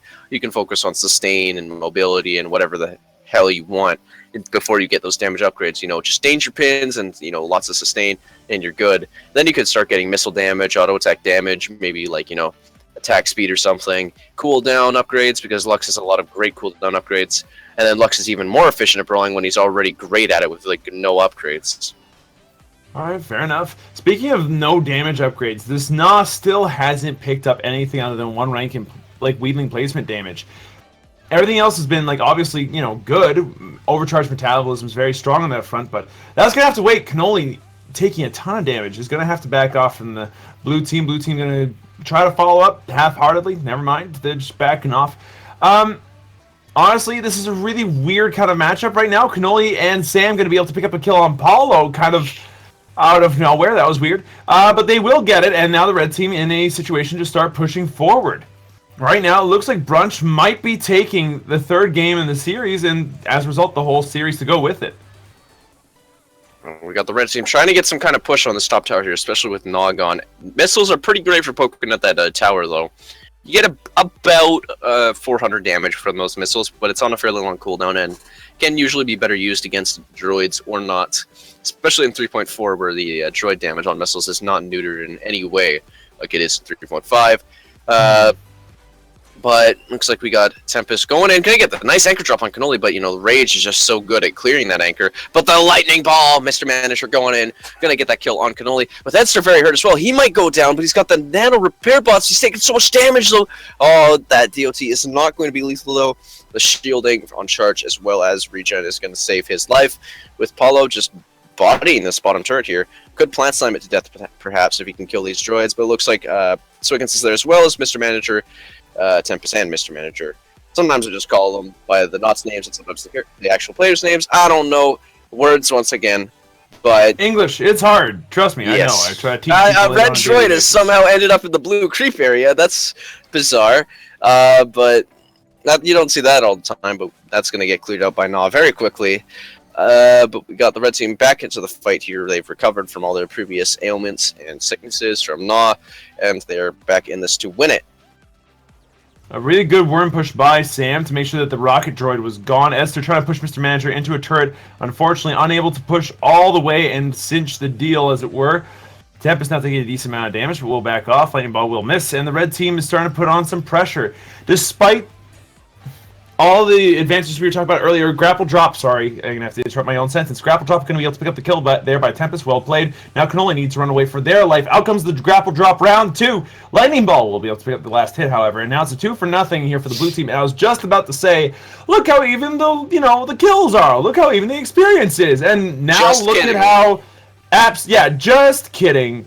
As the blue team goes in and pushes down the top red turrets. Now both red turrets on the front line are done, but it's not exactly like the red team's very far behind either. This top blue turret is still standing, but not exactly on its best terms. It's willing to fall over any day too. And blue team will back off and get some more shopping done. Big upgrades being picked up here by the blue team, speaking of which. Pneumatic Spoon by the Swiggins is pretty huge. They also have Blind on the Lightning Ball and Superconductor being picked up for Coco. So more left-click damage. And arguably one of the most annoying upgrades in the game. Plant Slam now has the full increase of damage behind it, so that's going to be very annoying.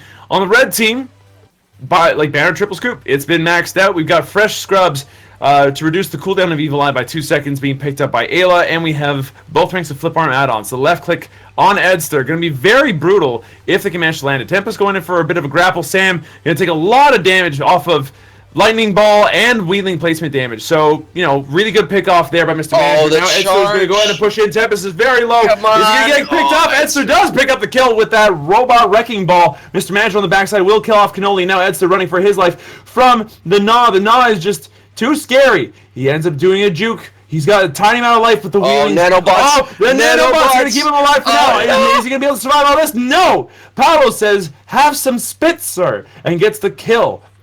And that's going to be pretty much a team wipe, although it's a little bit delayed. Enough so that Scoop is now back down to kind of help defend this. But, Scoop isn't much of a defender, so we'll see if Blue Team can even do much here. But like against anybody, Scoop would be their best chance. Yeah, definitely. But now Ayla's back as well, who can clear just very efficiently and effectively. Pretty much the same thing I just said, but whatever words once again. I'm just going to keep saying that. That's funny, right? Repetition equals comedy. But Sam going to eat a lightning ball to the face. They're going to take 800 damage from it, as well as the blind. It's just so annoying.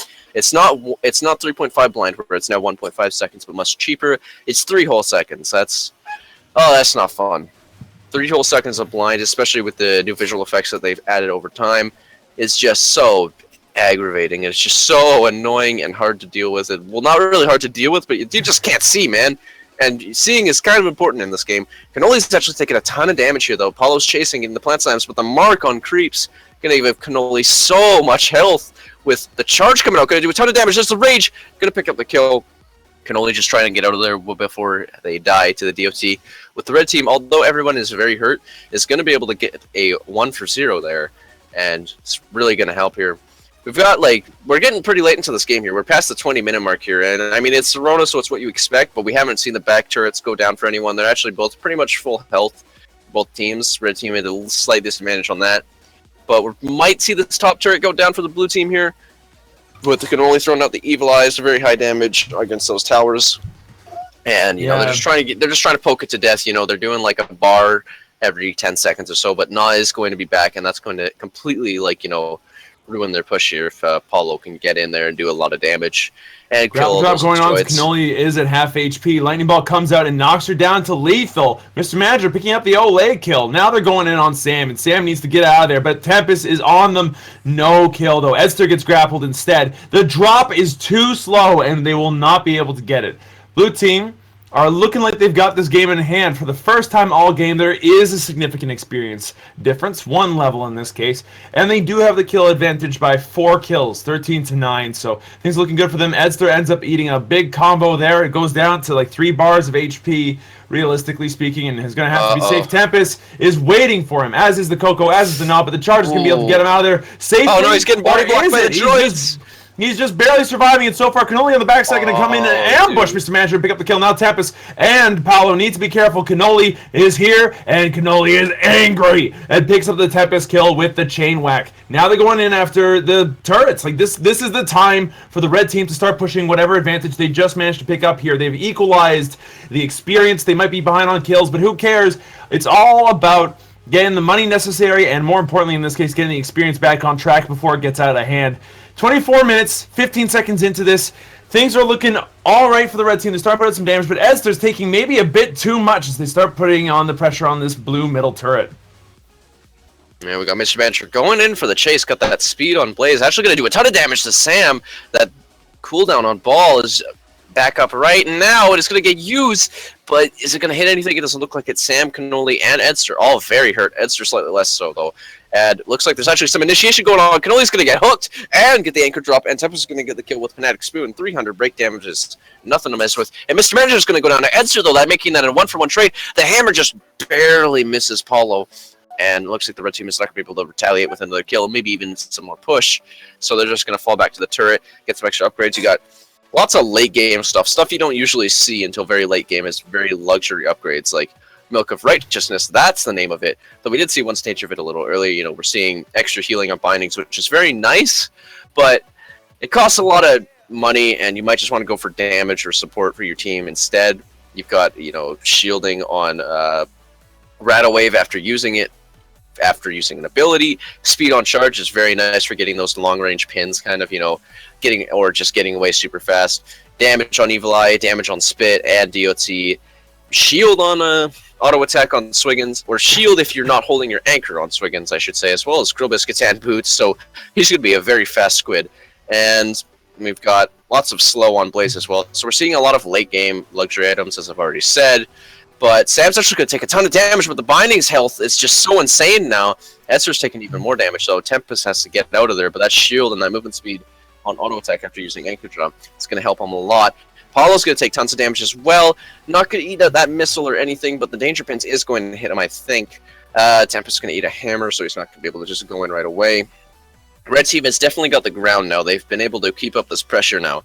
And if they can get 1 or 2 nice kills, they might actually be able to take this game. The problem is who they kill. If they manage to kill Na, and Coco, I'd say they're going to have a much better chance of just bodying the turret and pushing the base and winning, or even just the Gnaw, really. But if that Gnaw is still alive with, say, Coco or Swiggins at all, then they're not going to be able to just body the turret off of that and push, because Gnaw is quite scary, especially when defending and with chasing because of Rabbit's Teeth.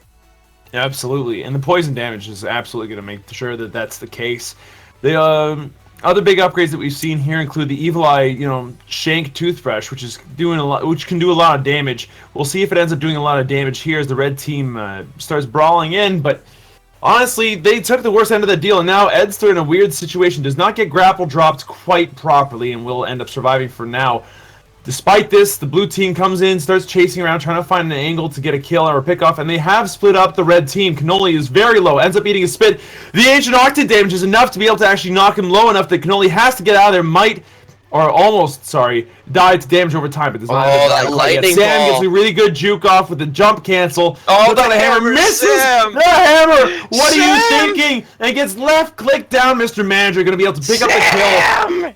Sam you do not want to miss there. Cannoli's going to go ahead, back off, try to, not get picked off here by Tempest. Tempest is a very scary customer right now, and blue team settling in for a bit of a siege right now, doing their best to make sure that they can actually do some work onto this back turret. Yeah, Sam was in a terrible spot there, but just missing that creep is insult to injury. But either way, we're going to stop talking about that. I don't want to make him feel too bad.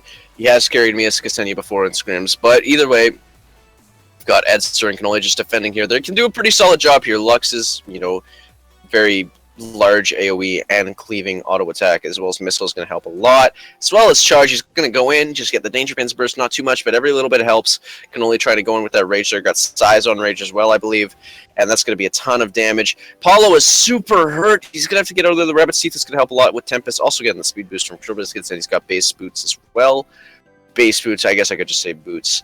But, he's got like 30% extra movement speed. Oh, Sam almost gets eaten by the worm there, but by Cannoli. That would have been very tragic and possibly the end of the match. But Sam's going to eat that lightning ball, get blinded for it as well. That's like an 800-something, 900-something damage lightning ball, I think, against Awesome Nuts. Not even without, and no Heavenly Fire or anything cooldown. It's just, you don't want to get hit by that.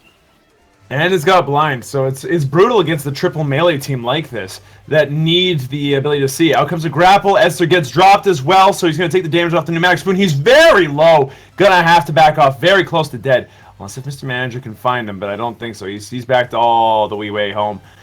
Now the blue team with a 3v2 advantage for the next couple seconds is looking to go ahead and push it. They bounce upstairs. Tempest has taken the HP pack, and now it's just Sam, Edster, and Cannoli all here, regrouped again. I'm excited to see how this concludes at the moment, but this is close for both teams. It still feels like blue is just a second away from winning, though, with their better push. Yeah, we're seeing, I think, actually the first missile upgrade coming out on Lux. You don't really need upgrades for missiles, though. It's very luxury, but also very nice to build into missiles sometimes. And he's got that knockback pulse after using Missile Barrage. Even if you don't want to use missiles, you can use it just for the knockback pulse, which would be quite effective. Sam's going to get caught up, though. Sam. He's taking a decent amount of damage. He's not going to end up dying, and Swiggins will just bounce out of there. Coco on the backside. Mr. Manager going to have to play it a little safe as well as she takes some damage.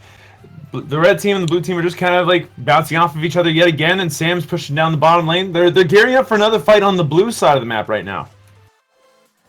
Yeah, it looks like we've I was just trying to talk about the builds, I don't know, but there's massive team fights going on pretty much all the time now. Cannoli's actually going to take a ton of damage. Paulo might try to go in, but Edster's taking a lot of damage on the backside. He's almost dead. Paulo's trying to get the kill into Cannoli, and will he end up doing so? The answer is not yet.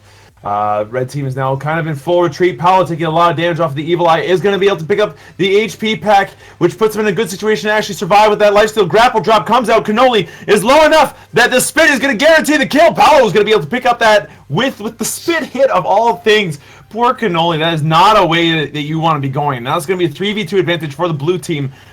This is the time to go in and start getting some serious push on. Absolutely, you've got Gnaw, you've got Coco, you've got auto attack damage on Coco as well. You got some massive push here, and there's 4 droids, like, and you've only got Scoop and Lux. Lux can kind of defend. You're just trying to go in. Ed's trying to go in with the auto attacks and the danger pins charge as well, and just doing what he can. But that lightning ball is just so much. But Ayla's back, but that turret has 2 bars. Paulo's gonna take a lot of damage, get hit by the danger pins, but he does not want, or Edster does not want to go in on Paulo too hard, because otherwise he's just going to take so much damage from the amp damage on Spit and the Plant Slams. It's not something you want to get hit by all the time. And well, we got the red team trying to reapply that pressure. We got Tempest waiting patiently up top. I don't think the red team has seen him just yet, but they're about to. And looks like they're just going to hold that mid area now with Edster trying to go in. Lightning Ball is not going to hit him. Going to try and go in against Paulo, but he's going to use charge to get out. Might have been unnecessary, but either way, it doesn't have the longest cooldown in the world. 10 seconds is still something, though. Or, excuse me, it's like 9.5, whatever. But Edster just taking a beating there. He's got plenty of sustain, but he's got to be careful about taking all that unnecessary poke and damage.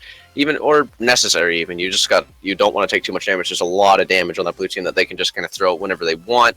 Tempest, Mr. Manager, and Paulo all going in, looking like they've trying to kind of group together a little and just see if they can catch someone just slightly out of position and just get that anchor drop. But looks like Tempest is actually going to get caught kind of out of position, going to eat a lot of damage. Sam's going to eat even more, though. Lightning Ball and DOT, lots of damage. But then there's that insane healing on Bindings.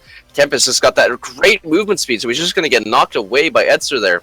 But we got the missiles. There's the knockback pulse putting in some work, while Edster's going to have to get a little bit of health off these creeps, or go back to the creep area in his own area. But Grapple drop goes on to Sam. He eats a lightning ball as well, but the binding's going to keep him alive a lot longer than he should have. He does end up still going down to damage over time, or at least that's what it looks like numbers-wise. He's still surviving somehow, though. Ed's still going to be able to pick up the HP pack. Sam just barely alive. Cannoli also just barely alive. They're going to have to back off, which leaves Edster a little bit alone here against this Nah pickup. Cannoli now even more alone as he gets split apart from his big ice creamy kind of friend, and his big knightly friend, and Edster now all by himself, a little bit low. Sam comes to meet up with him. Mr. Manager looking for a kill. Does not quite find it. Misses the lightning ball. Will be able to pick up the kill with the left click. Grapple drop goes on to Sam. He's now very low despite having the bindings. And the Milk of Righteousness, he takes a ton of damage off of the separation, and Mr. Manager will pick up the kill with the lightning ball. That's going to be another 10 seconds before even Ayla is down. The rest of the team's going to still take another 20 plus seconds to get there. Paulo drops 2 weaklings. They have now been spat upon,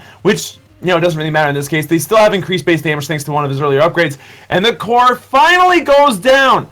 Game breaks wide open after so long. But the blue team going to be your victors here at the 33-minute, 54-second mark. What a crazy close game almost the entire time. Yeah, that was a long match, too. I mean, it's Toronto, so it's kind of what you expect. But 33 minutes, almost level 20-20, but not quite. I mean, level 17 and 19 at the end there. Blue team really getting that one pick, and then they started just doing that, getting the second one, and they started snowballing. They got a 2-level advantage, and they managed to pick up the kill on Sam, catching him out of position. Though Scoop is not that great at defending either way, so I don't think he would have been able to hold that, even if he was alive at the end there. And yeah, but that was a well-fought match from both teams. And I'd like to point out, Coco actually put in a lot of work there. 11 kills. I've got the sort of KD ratio up right now, and Coco was putting in some serious work, picking up most of the frags there. I'm not too sure about the actual damage regarding the entirety of the team, but it looked like, Mr. Manager actually did the majority of the damage of the game, really putting in the work with the lightning ball and that low cooldown and that blind. Just helps so much, and it's so easy to just throw out and poke people with that. It's insanely effective. Absolutely. Lightning ball does a ton of almost on-demand damage very, very easily. Although for the red team, the unsung hero here, they did a lot of good work. I mean, don't get me wrong, Edster did a ton, but I really think that Cannoli on that Ayla did a lot of good work in terms of making sure that these fights were, as even as they were. She does a ton of damage. Evil Eye was ridiculous when it landed properly. I think that the only thing that she was missing was maybe having somebody to kind of back her up on a ranged kind of avenue. They didn't have any range on the red team to deal with weaklings from a distance, or to deal with them like the blue team at a distance. There's only 2 options: go in and survive, or go in and die. And I felt like they got pigeonholed into that second one.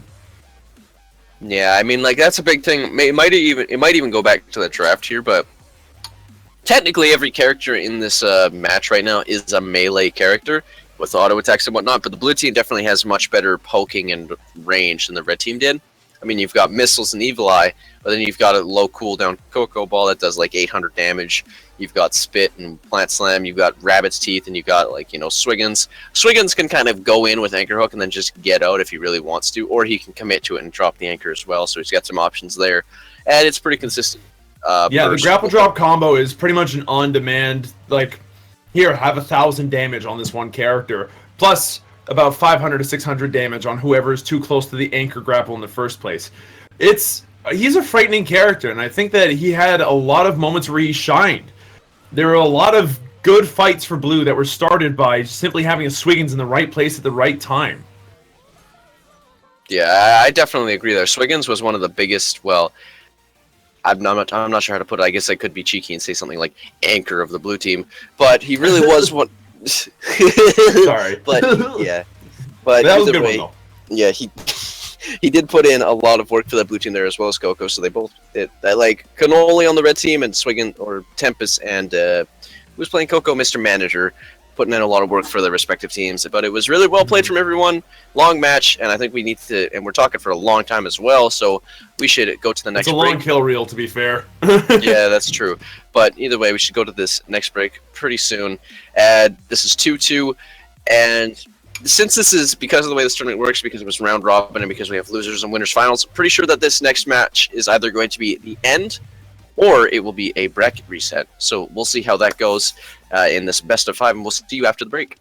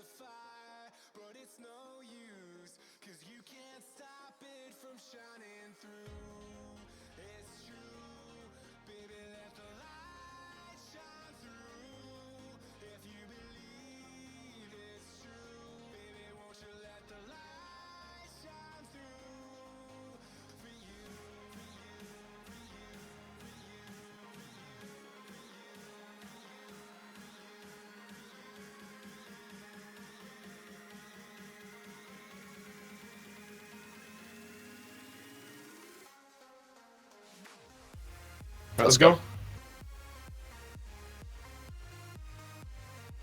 Hello, everybody. Welcome back to the Awesome Nuts Arena League. My name is Slow Wolf, and I'm one half of your casting team. Joining me, we have Uberancy. Hey, Uberancy. Hello, everyone. All right, so we're into Game 5 in this Best of 5 series. This has gone all the way to the top. At this point, any team could win this. But who's going to win this? We'll have to find out. It's Little Boys versus Team Brunch.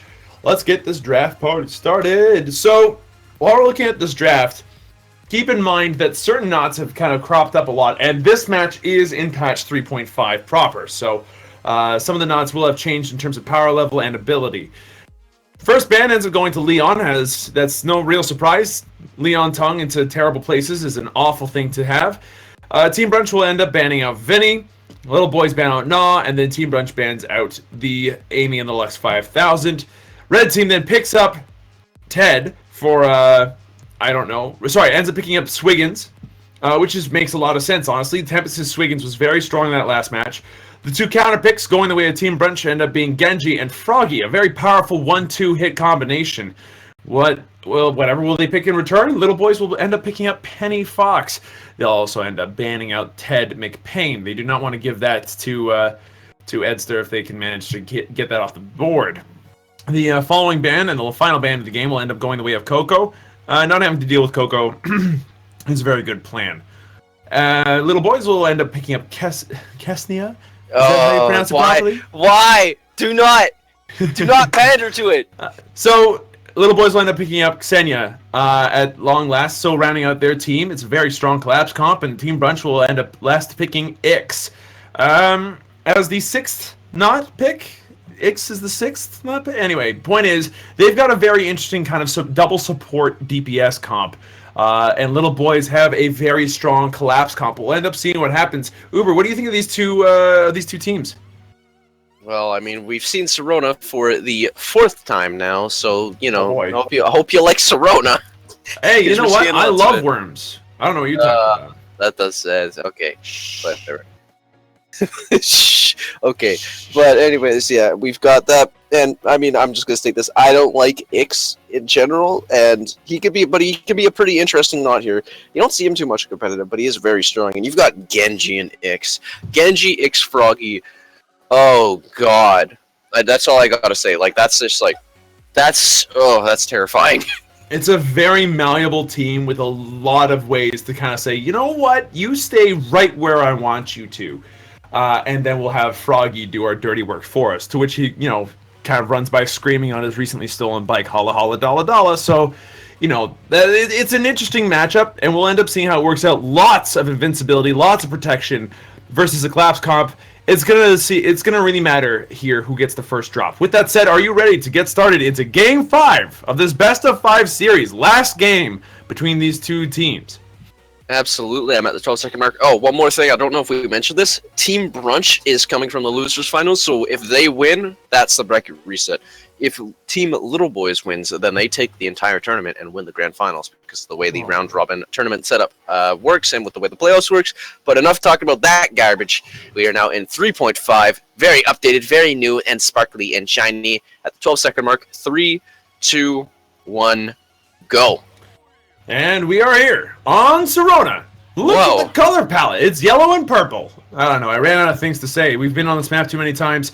Tempest is going to be playing your Swiggins. You've got Dr. Couch playing your Penny. And then finally, Paolo playing your Xenia. On the blue team, Sam is going to be playing your Genji. You got Edster playing the Ix. And you've got Rado playing the Frog.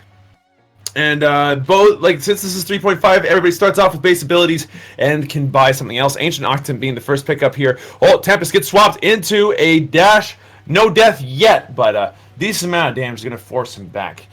Tempest picks up Ancient Arctic to start. Herring Snack Badge going the way of Penny, and we got Laser Blade Scissors being picked up by Xenia to start things off. Yeah, it's always a lot of fun. Dash Damage being picked up by Frog. You have Salt Miner being picked up by Ix, and Jagger Eggs being picked up by Genji to start things off. So, the cocoons! Nice cocoon. Yeah. The silence, though, going to make sure that no one gets swapped by the Ix there. So really good, like, mini save by Xenia here. We're going to have to end up seeing how this game goes, but I think it's going to be either a really long one as the teams kind of take it easy, but I doubt it. Both teams really want to end this thing fast, I feel. No, definitely. And I mean, like, that's the thing with Serona. You usually don't have a middle ground on Serona unless you're, like, playing in a pub and you've got certain teams. Like, it's going to be a short match or it's going to be a long one. It really depends on the characters. I mean, like, some characters I feel like make the games shorter on Serona, like Vinny. But some characters might make the games longer, like well, it depends on how you apply him, but like Nah or Scree or something of the sort. But either way, we've got the red team trying to go in. Sam's going to miss the cocoon, which is too bad after seeing those two amazing cocoons at the start. They didn't do much, but they look stylish as all hell. Edster trying to go in. He's actually playing it. Edster, why are you playing Ix? You're disappointing me. But either way, he's going to try and go in, maybe get that nice swap with Paulo, but there's the Refract. You can actually use Psionic Bond while using Refract. Didn't know that. The more you know. But that's a recent change in 3.5, so really important for him. They're going to be able to pick up that worm. Yep, really. That's going to end up being the Worm Deny Solar going his way. He's piggybacked into Crystal Crunch, which, thanks to his now piercing left click, is half as effective against one person, but if you have two or more targets that you're hitting, it's going to end up being more HP for you. So really good at kind of clearing and regenerating. Sam does get grapple dropped into the ground. He's now 6 feet under. Rado going to have to back off as he takes a decent amount of damage off the pounce. Edster backing off as hard as he can, thanks to Refract and such. He gets pretty far, but not far enough. Rado goes in for a dash, does not end up getting a kill quite yet, and the red team going to be able to pick up 2 kills, giving themselves first blood and a decent lead in terms of experience and solar. Absolutely. I mean, like, that's going to be some nice push for the red team already, and I mean, Edster's still dropping here, but there's the dash. Only going to hit Tempest, though. That almost got the kill onto Paulo. That was really close, but the invisibility came out at a good time. Just to keep him out of turret damage. I'm a little confused by this buy screen here for Ix. Apparently he's bought his abilities. He's got 2 versions of his abilities. That's a bug. Yeah, okay. that happened. I'm not even going to question it. Yeah, every time he's going to die, you're going to see those 2 base abilities pop up again. But wait, really? He does have his second rank. Is it going to take up like my whole screen or something? Not yet, but give it time. He does have both ranks of Crystal Crunch, so he's not as easy to kill. He's backing off now from the Xenia, and wisely so, gets out of there relatively easily. Tempest is going to go right back to clearing out lanes, trying to get the grapple drop where you can see it. Does not. Sam's cocoon will end up missing, and now Ix needs to back off. Does not get pounced or pulsed or killed, so at least that's a good sign. But honestly, Edster's build, starting off with Salt Miner, is, like, as much as on paper it sounds great, because it's like suddenly this ability that dealt no damage does damage. Salt Miner is kind of like Banner the Triple Scoop. It's one of those upgrades you picked up because it does damage, and it's better than no damage, but it's not a very good first pickup. Like, I really feel like it doesn't do enough damage to justify that. I mean, yeah, but that's the thing. That's kind of what I said before with the scoop and whatnot. No damage is bad damage, and that can go both ways. If you have no damage, then it's bad damage, and no damage upgrade is really that bad usually. So that, like, it could be interpreted both ways, and it still kind of applies. But it's sometimes just it's not as efficient, but it's usually not a bad pick anyways, especially if you're not too confident in getting kills. With that said, though, why not go for amp damage or something? That's going to have to take a wait as Sam manages to pick off a good kill here with his butterfly shot. Now, Paulo, very low, going to have to back off. Edster going in with some left clicks, and that regen off of Crystal Crunch is huge, keeping him not only healthy, but gaining HP off of attacking people right now. So he's already back up to almost full. He has access to bonds to keep other people on his team healthy, puts out a bond to deal some damage to this turret, and now blue team putting on some serious work here. It's already down to a third, down to a quarter. And Sam, now in a weird spot, gets pounced to death. We'll have to go back to the big drop high in the sky. Rado going to back off. A good swap going to come out to make sure that his teammate survives. Not that that was in question really at all in the first place. And Now Rado's looking to deal some damage. Dash going to come out and hit both team members of the red team. And that's going to be that, honestly. Ix does go back. He now has amplified damage, and now Refract's Salt Miner is going to do a lot more work. The 50% amplified damage is actually very impressive and does a ton of damage overall in a big team fight. So that's an upgrade that I'm looking forward to seeing how that works out, honestly. Yeah, that's going to be pretty effective damage, plus the lifesteal and Edster. He's going to be quite the brawler, surprisingly. The amp damage is going to assist in team fights quite a bit, as well as his own damage. And we've got healing, a lot of healing coming out from Genji, actually. We've got the Caterpillar for that extra healing on using a shield. And Jagger Eggs, that Genji is going to have a lot of trouble dying, I'd say, which is going to help considering Genji has died twice. And we're seeing some damage come out on Froggy, double dash damage and Ninja Worms. Good stuff, pretty basic stuff. If you lack the confidence with like Tornado, or if you just want to have an easier time avoiding stuff like stuns, it can be quite effective. That is such a weird swap in that replay. I don't know if that's intended. I don't know how Ix works, but either way, that's gonna be the swap on Apollo. But he's gonna be able to teleport out, and there's the anchor drop on Sam. But he's gonna be able to get out there. Oh, and Penny's actually gonna get taken out there and go down. So that's another kill for the blue team. You're making it 3-3 and very even experience right now. So they might just try to take this bottom turret here, which would be quite nice to get it this early, 7 minutes in, getting a.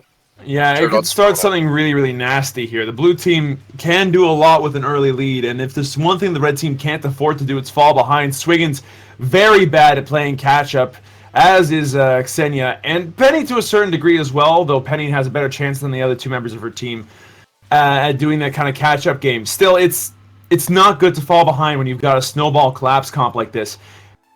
And if the blue team, who has a pretty strong late game, and mid-game manages to pull ahead, that could be really, really bad here. We also have our second rank in Salt Miner being picked up here by Ix, so that's max damage now on Refract. It's really good team fight ability. But to counter that, we've got Spiderbird Collector Badge, so the gun effectively on Penny, so she's always got this ability to push from a distance, to harass from a distance, and poke from a distance. Sam gets pounced down, gets dropped, but there is a lot of team to back him up. Edster and Rado will go in and make sure that Paolo has to back off, as will Dr. Couch with no combo points. And blue team going ahead, solidifying their grasp on the middle area. Genji's back up to full pretty much almost instantaneously, thanks to having Jagger Eggs and Caterpillar Blessing. Edster will try to find a bond swap, but won't be able to get the swap and drop here.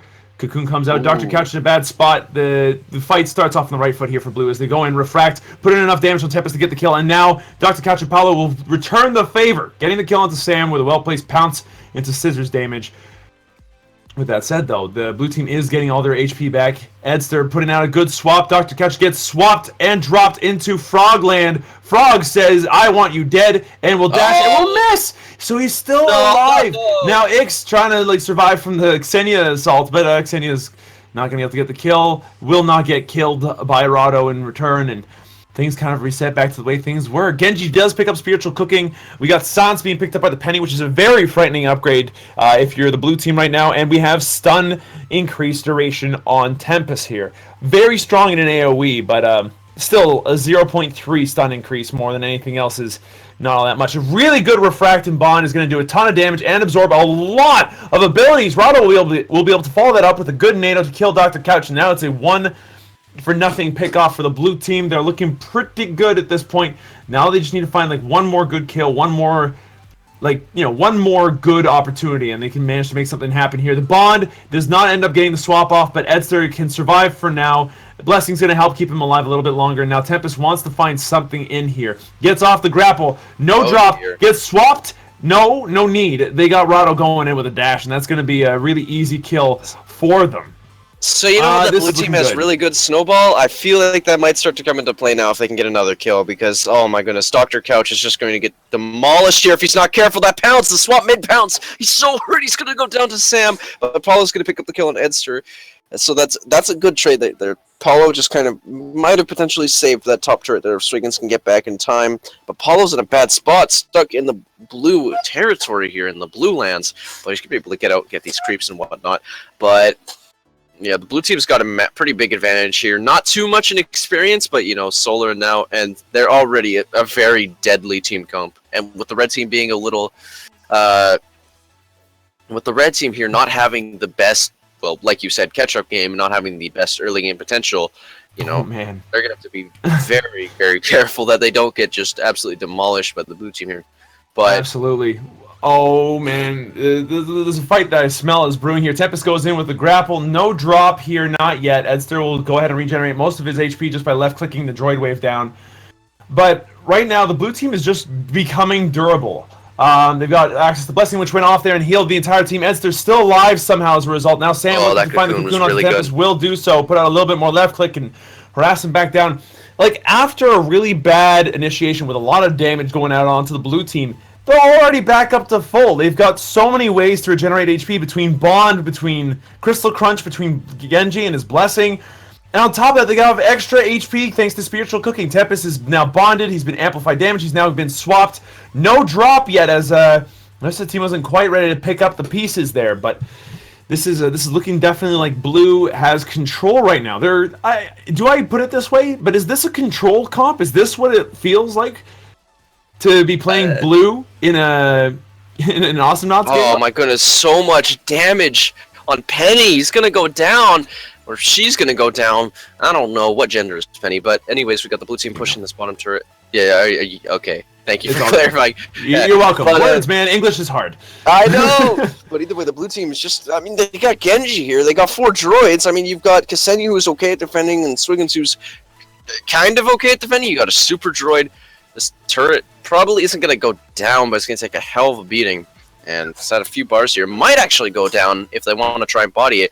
If Penny gets too greedy here, oh, the cocoon isn't quite going to hit Penny, but that turret is at like 2 bars here. And all they need is a really good silence pulse out of Penny, and they can get the kill. But the Bond is going to come out on Tempest. Tempest being down is a ton of their damage just vanished. Paulo will go down as well. Sam making a double kill with his left click.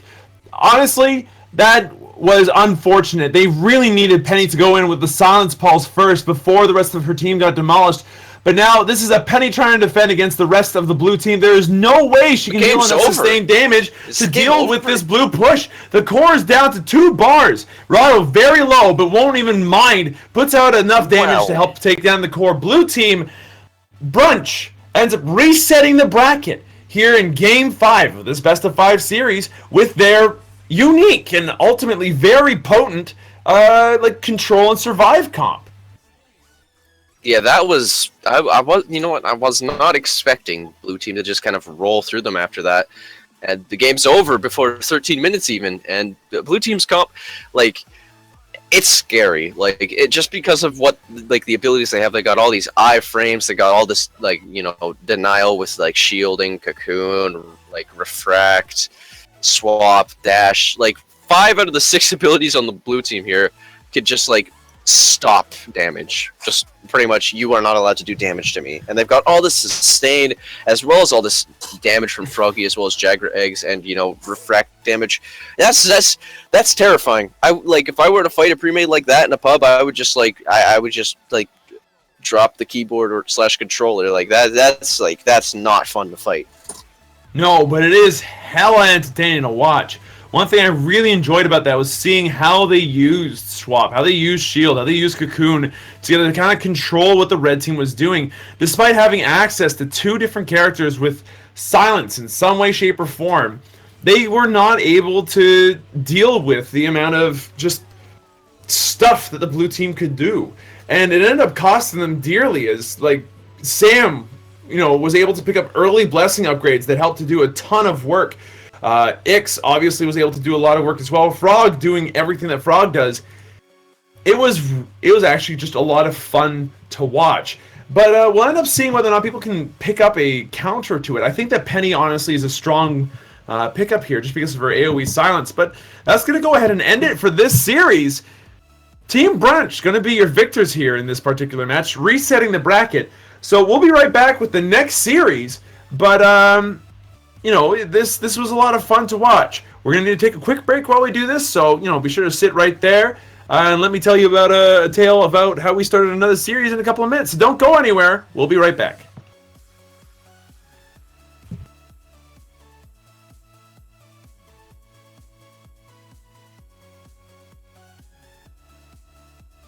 Yay! Have fun.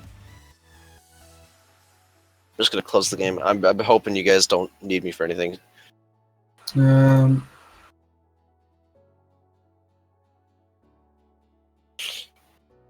Well, wait, what? You're the one hosting the stream, right?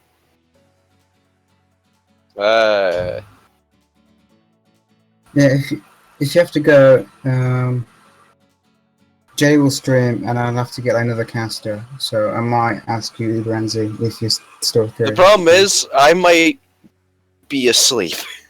I want it. If I have to stay up for a couple hours, then I will. But like, I want it to go to sleep, man. Yeah, well, I'll let you know. Hopefully we'll have enough time.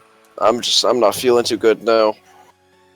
Caffeine after you've stayed up for a long time is generally going to do something to your stomach.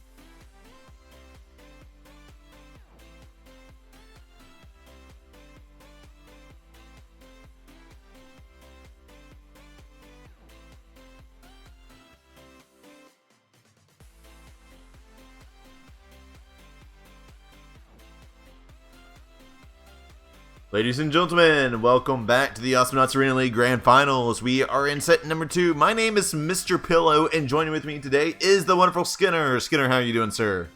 Hello everybody, I'm doing fantastic, and thank God you invited me, because I mean, I've heard these games have been pretty fun so far, and we still have a couple to go, so I mean, thank God I'm here. I'm happy that I'm here, especially with you, Mr. Pillow, so I mean, I am what else can I humbled to be in your say? presence. Let's get right into the yeah. draft, my dude. We're looking at it again. This is a bracket reset. So because as Edster's team won they came from the loser bracket, right? And they're going up against Tibbs' team, Team Brunch versus Little Boy. Sorry, it took me a second to get into the grand finals. That means there's basically 2 best of 5s played. But Tibbs' team, excuse me, Little Boys, I just keep think of it as Tibbs' team. Little Boys has to only win one of them, while Edster and keep doing it. Team Brunch has to win 2 of them. And so Team Brunch just won their first one. So now there's one best of 5 left. Completely even state. Whoever wins this one wins the whole tournament. Looking at the draft, we got on the red team, Team Brunch. Again, that's Edster, Sam, and Rado. They ban out Leon, Jimmy and the Lux 5000, and Coco, and pick up Vinny, Genji, and Ted McPain. And Little Boys is going to ban out Derpol, Century, X, and pick up Nos, Wiggins, and Scree. What do you think about these comps, Skinner? The comps are pretty. I mean, the new meta I think is going to get in place here because I haven't really followed the new patch, and I mean, if I see here, I think Genji has a lot of initiation potential. He can just hit a cocoon on any of the Little Boys' knots, and Ted and Vinny can just try to burst him down. And at least early game, I think they have enough damage to just kill Gnaw and Scree, maybe Swiggins as well if he doesn't go for tanky upgrades early on. As for Little Boy's side, they have as well a control because if Gnaw, they can just place Weedlings on the enemy jungle and just cut rotations as much as possible. And they really can defend. Even if they lose the fight, Scree and Gnaw are pretty good defenders. So especially Scree can just place a Saw and the Totem and no one's getting near those towers. So fight, in terms of fights, I would give it to Team Brunch. Even though they still have a lot of control potential because of Ted McPain. But for Little Boys, I think they can push and try to harass the towers a bit more if I get the picks correctly. But again, it's there's not a team that has more favorite points in the draft. I would say it's pretty balanced. I would agree with that. I don't really got much else to add. Are you ready to get into this, my friend? I am ready to go and to roll. Alright, transitioning over to the gameplay. I am at the 12-second mark. I shall give us a countdown. 3, 2, 1, and we're off. On the red team, we have Edster playing your Ted. Tedster, haha, XD. You have, what is it? Rado playing the Vinny, and you have Sam playing his Genji on the blue side of things. You have Mr. Manager playing the Skinner, the Scree. You have Paulo playing the Gnaw, and you have Tempest once again picking up the Swiggins. All right, and everyone's out. We got the Totem coming out, Sawblade coming out. Just kind of a little bit of footsie knots to get things going off with. People collected solo around the map, that sort of thing. Here's going to come out. We're going to trade that into Spike Dive. There comes the Cocoon. She's going to hit a droid. Monarch Blessing coming out. That's going to prevent the amount of damage from being dealt from being too that high right there. But, yeah. So, how do you think the first blood's going to go down, Skinner? The first blood is, I mean, I don't know. There's just a fire seem that Tempo is going to go down. Hairstrike and the dash not being enough to kill him, remaining at 3 bars of HP. But then on top lane, and Edster might be going down, but Rado is there to protect his back. Really well played by Rado there, making sure that the first blood isn't going down just yet, but is going to go down pretty soon. As I was saying, blue team on the top lane almost got Genji there, killed with a good hook from Tempest. So, I mean, it could go down any time for any team, really. Yeah, I agree. To me, I think the first blood... Oh, look at that. It's going to save Mr. Ranch with the Murder. I think first blood's going to be Tempest. As he's the initiator. He's going to go in, but maybe not have enough damage, and I think he'll die first. That's my guess.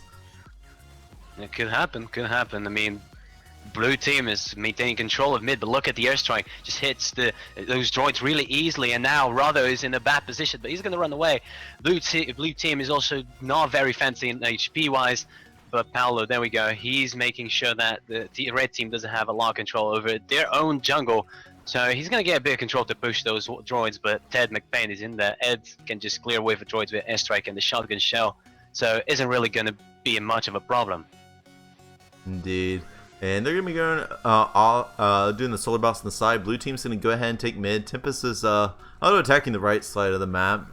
Very unexpected maneuver there. And the red side is just going to be clearing up the droids. I guess they're just waiting a little bit for their abilities to turn on. I think they know they don't have the early game here. They're just using the airstrikes to try and catch them. Oh, Paulo is in a cocoon, but the red team is completely unaware, so he's actually going to get out at 2 bars.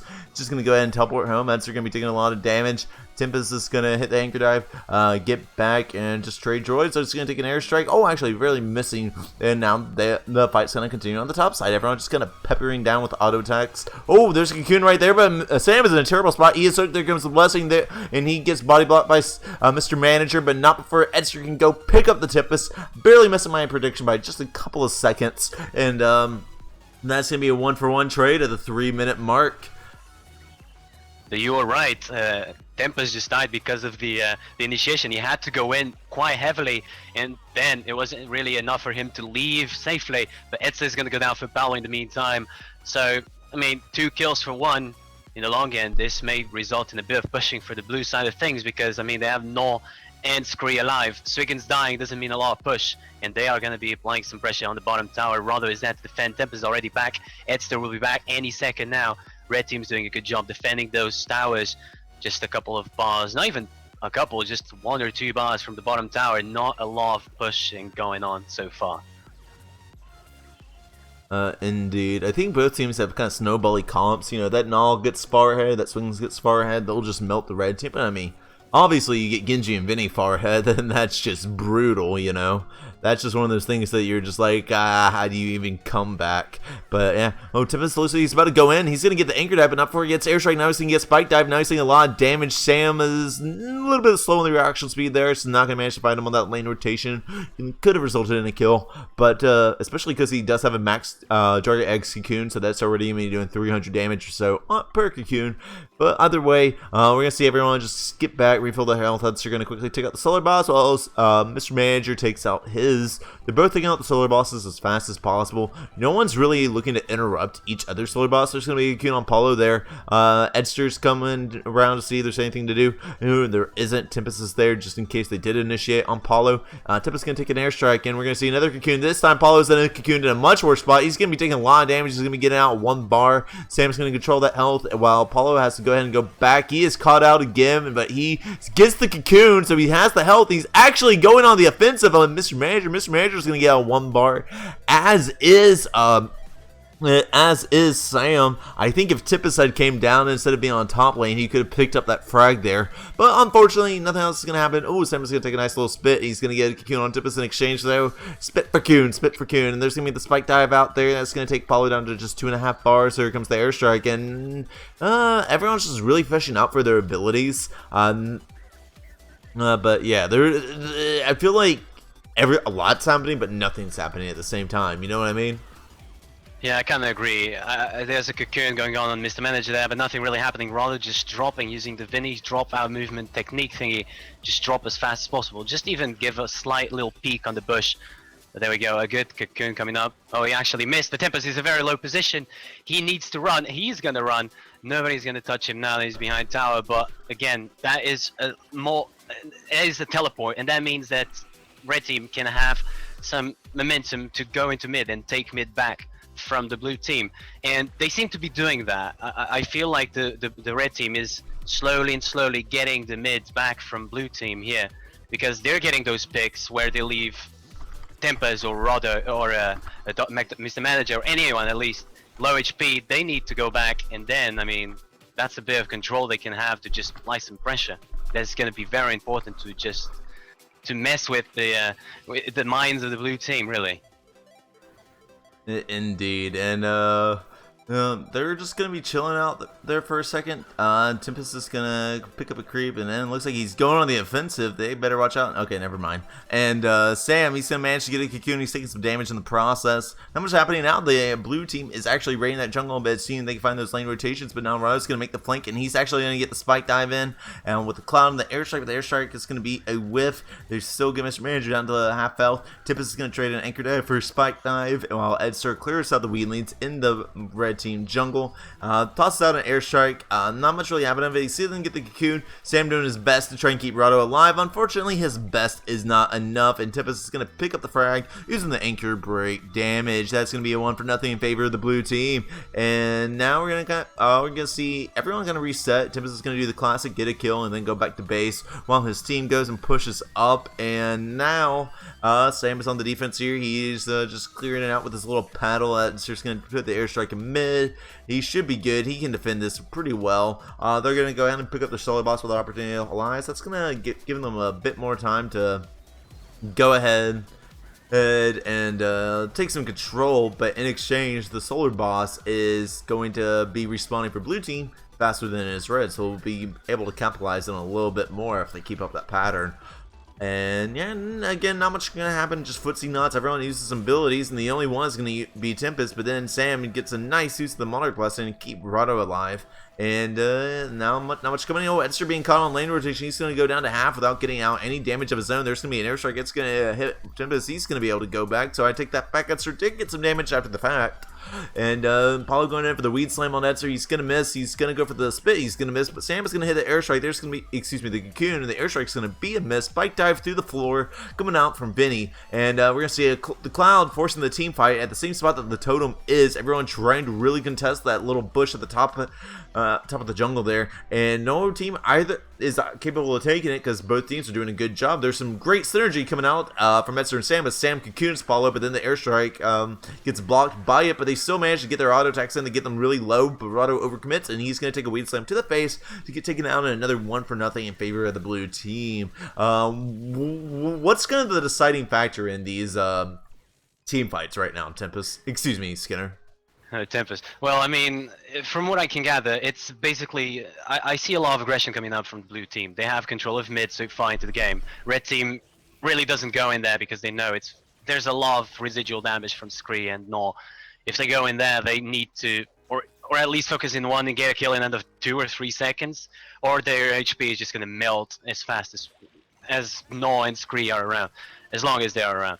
So I see a lot of aggression coming in from Tempest. He just goes in with Anchor and tries to initiate for his team, but Paolo is going to go down in the meantime. Tempest is going to go down as well. Double kill for Sam, and that's the turnaround that they were really needing. I mean, 10 minutes into the match, they really didn't have any control over mid, but now things are going to turn a bit around as they're going to push that top tower with Ted with the stimp back. I mean, look at that HP going down. Look at that. Indeed, and that was a very nice double kill, yeah, not much really gonna happen now. It's just like straight up, they get the double kill, now they take out a turret. Now we're gonna see people clear for the next few seconds. There's a couple of ways that the red team can initiate. They can get a cocoon and then collapse on the cocoon, or they can have Benny go in and tank everything using his cloud. And you know, that's the way Benny's building. Who should be playing initiation on the red team right now? I think Cocoon is working for the most part, and I think it is a reliable option. As Tempest is going to go in now, but the Monarch Blessing Caterpillar is one of the recent upgrades from Sam there, and literally just said, nope, you're not coming in here. We have more HP than you thought we would have, so just get out, let us be. And that probably saved Ted there. That upgrade is really good, and it used to be so underrated.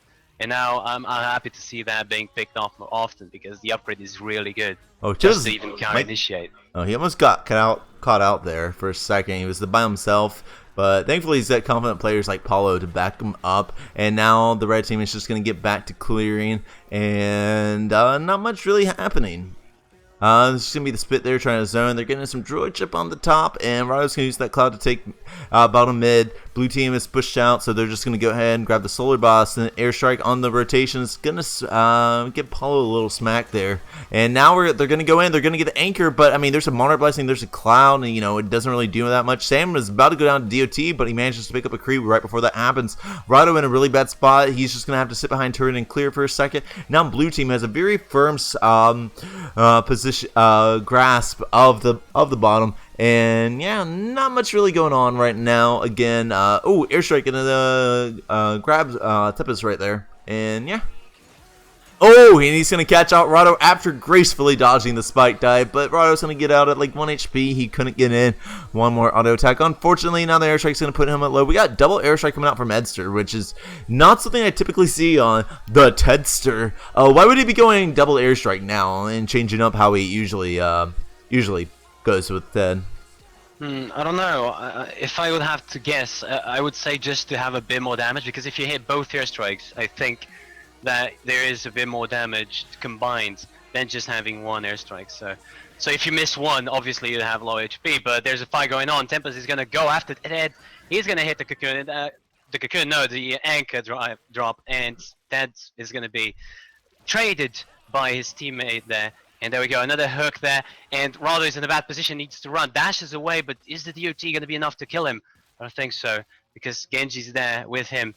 So there's going to be a bit of pushing going on top tower. There is probably going to be top tower down, as Paolo is doing a great job with lane rotation there, cutting off just making sure Sam cannot do anything. So after that kill, really, Nor can just assure that if Ted dies, and if not, or Scree, or both are around, that is just going to be blue team pushing like crazy. Indeed. And not much really gonna happen now. Tempest's gonna go ahead and get back. Genji's really building into this blessing. You know, he's got the hill, he's got spiritual cooking, he's really making it harder for the blue team to just straight up gank someone. You know, it's becoming less and less simple. Then Tempest right clicks in and then, you know, spit, weed slam, saw blade, get a kill. And the longer this game goes on, that Monarch Blessing can be more deadly. Tempest is going to get Cocoon here, but again, he's got those confident players like Paulo and Mr. Manager. He can just walk straight in. You know, previously he had Nikki, but now he's got these guys to just make sure he stays safe when he gets initiated on like that. And now we're going to see them pushing the top lane. They got Super Droid on that. Sam's cut off from his lane rotation. They're going in. He's going to just toss out a Cocoon. Taking a lot of damage. Here comes the Blessing. Paulo taking a lot of damage. Edster might be going down to the DOT. He's going to try and get out some airstrikes. He gets the airstrike to get the Craven. Stays alive. Oh my gosh, Edster. That was actually sick. And like, I would have given up and been like, yeah, I'm dead. He actually just like had the awareness to stay alive like that. That wouldn't have crossed my mind. That was sick. That was pretty well played. He had the awareness that the creep was there. I didn't even know, and I can see the whole minimap. I can see where the creeps are, and he couldn't see it through the minimap. But I think he just went for the gamble, and hey, it worked out for him in the end. So very well played there, just making sure he's alive so he can defend. Because if he would have died there, one of the towers would go down, like the top one or the bottom one. But now it's the good airstrike going on. But Tempest is caught off his team. He needs to run. He's gonna get the HP. He's gonna be enough. No, that's AR attack is enough to kill him before he reaches that HP. So that's gonna be Tempest going down. And now red team, they're all there in the bottom tower. That is not gonna go down because of Scree, but I mean that's some damage, and tower damage is permanent. So it's gonna be good in the long run at least. Indeed, I completely agree. And fight happening here. They're trying to see Paulo actually going to take the Cocoon. They don't really have any much damage because they already used a lot on Mr. Manager. He's now picked up some health, and now he's going back in with the Saw Blade, and he's going to be pushing them out. And yeah. Paulo going to again gracefully dodge the airstrike, and now not much going to really happen. And airstrike gonna fish out. Nothing happening there. They're just watching the lane rotation. And they're actually getting really good push here on top. You know, red needs to defend this. They need to be in position. Yeah, not much happening going on. They just went for a bit of push, but they realized that the red team was gonna go to rotate. But now Master Manager is gonna go down. That's exactly what I was saying. Just a Cocoon, and if Ted and Vinny are around, dash and airstrike, that's a goner. They just need to say goodbye. And with Scree and Nor out of the field, Tempest cannot do anything to defend any tower whatsoever. So red team is just gonna have so much advantage. That was a great pick-off. 2 pick-offs really. Cute. And now Tempest is kind of really pushed back here. He can't really do anything. He's stuck in that cloud. And there comes the Monarch Blessing, and you know, Rado and like especially like Edster and Sam are just dominating Tempest right now. He cannot come out from his turret like at all. And Mr. Manager gonna get caught off the lane rotation. He's in a Cocoon, not a good spot. He is stunned. There comes the spike dive, and that's just gonna be a clean collapse. Nice Cocoon coming out from Sam, and Edster's just gonna bully them with the Tetris a little bit, get some more pokes in.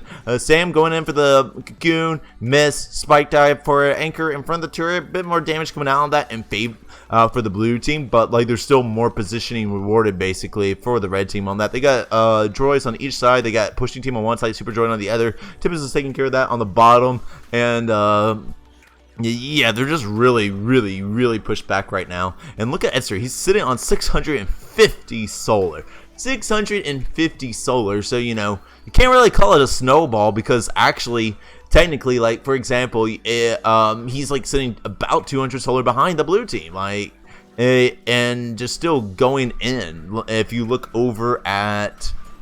Oh, Tip is going to go in, but the Monarch Blessing, like Rado, he has 550, Sam 560, and these guys have all their solar spent. So, like, this isn't a snowball. Yeah, there's a one level difference, but there's so many more upgrades on the blue team than there is the red team right now. Yet they're still getting out-brawled here immensely. Everyone's just hunting down targets now. Like Sam, for example, taking out Mr. Manager. Vinny and Ted is looking for Knob, but now they're turning their backs. They're going to take Tempest. Tempest tries to take out Rado, but not if Edster has anything to say about it. Now Sam's just kind of tanking the turret. He doesn't really care that much either. And because there's nothing the blue team can do, it's just kind of... Really, they're getting outpositioned, they're getting outplayed, and they're getting outcomped. This was a very sick draft, you know? Yeah, I agree. I see it to do something that I think it needs to be mentioned. Every time Tempest tries to go in, he uses airstrike very defensively. So, yeah, that's obviously game right here. Edster was using airstrike so defensively when Tempest tried to initiate. So if you go in, he puts airstrike in a position where he basically creates a temporary wall where the blue team cannot go in, because if they go in, they lose a lot of damage, a lot of HP.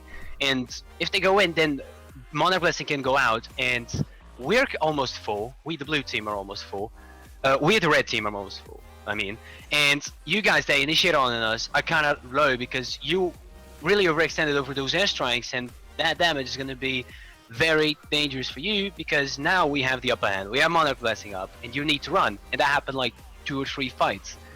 That red team won, obviously. So that was a good thing that I noticed that Edster doing very well, and that really won a few fights for their team. So props to him to that.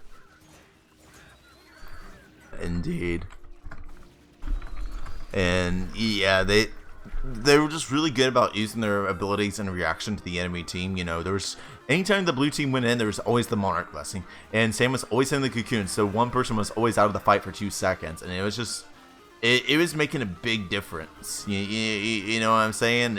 It's something that really changed, you know, kept the team fights in red team's favor, especially once they started to take off. And, you know, things like we're watching here with the Scurry kill that happened off the lane rotation. That was just like a nice cocoon.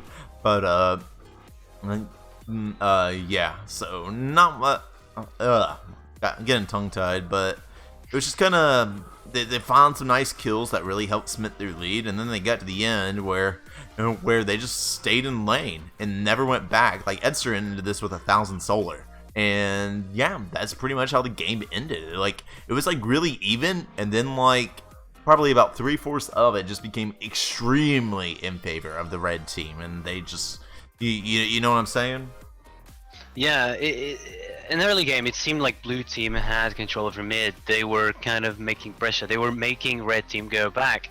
But as soon as they got those key upgrades from Genji and Ted, and even Vinny damage, Rado didn't end up getting any kills, but the damage that he applied, I mean, it was just, they were just waiting for it, I guess. Team Brunch was just waiting for the right moment to just step out of the towers.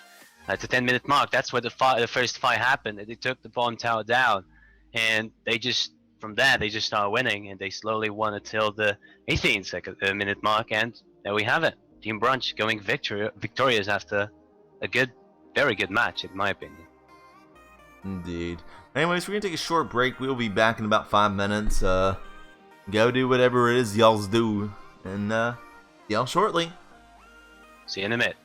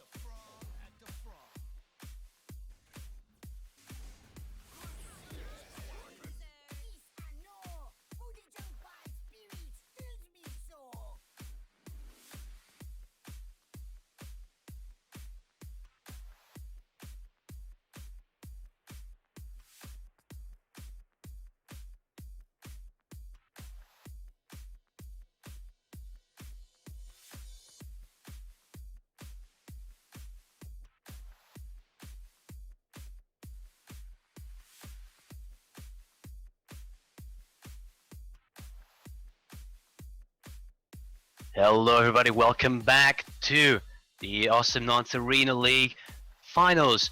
Here with me is Mr. Pillow, and my name is Scanner, and we are here to get back into the best of 5 that we have today. Hey. Mr. Pillow, how are you feeling?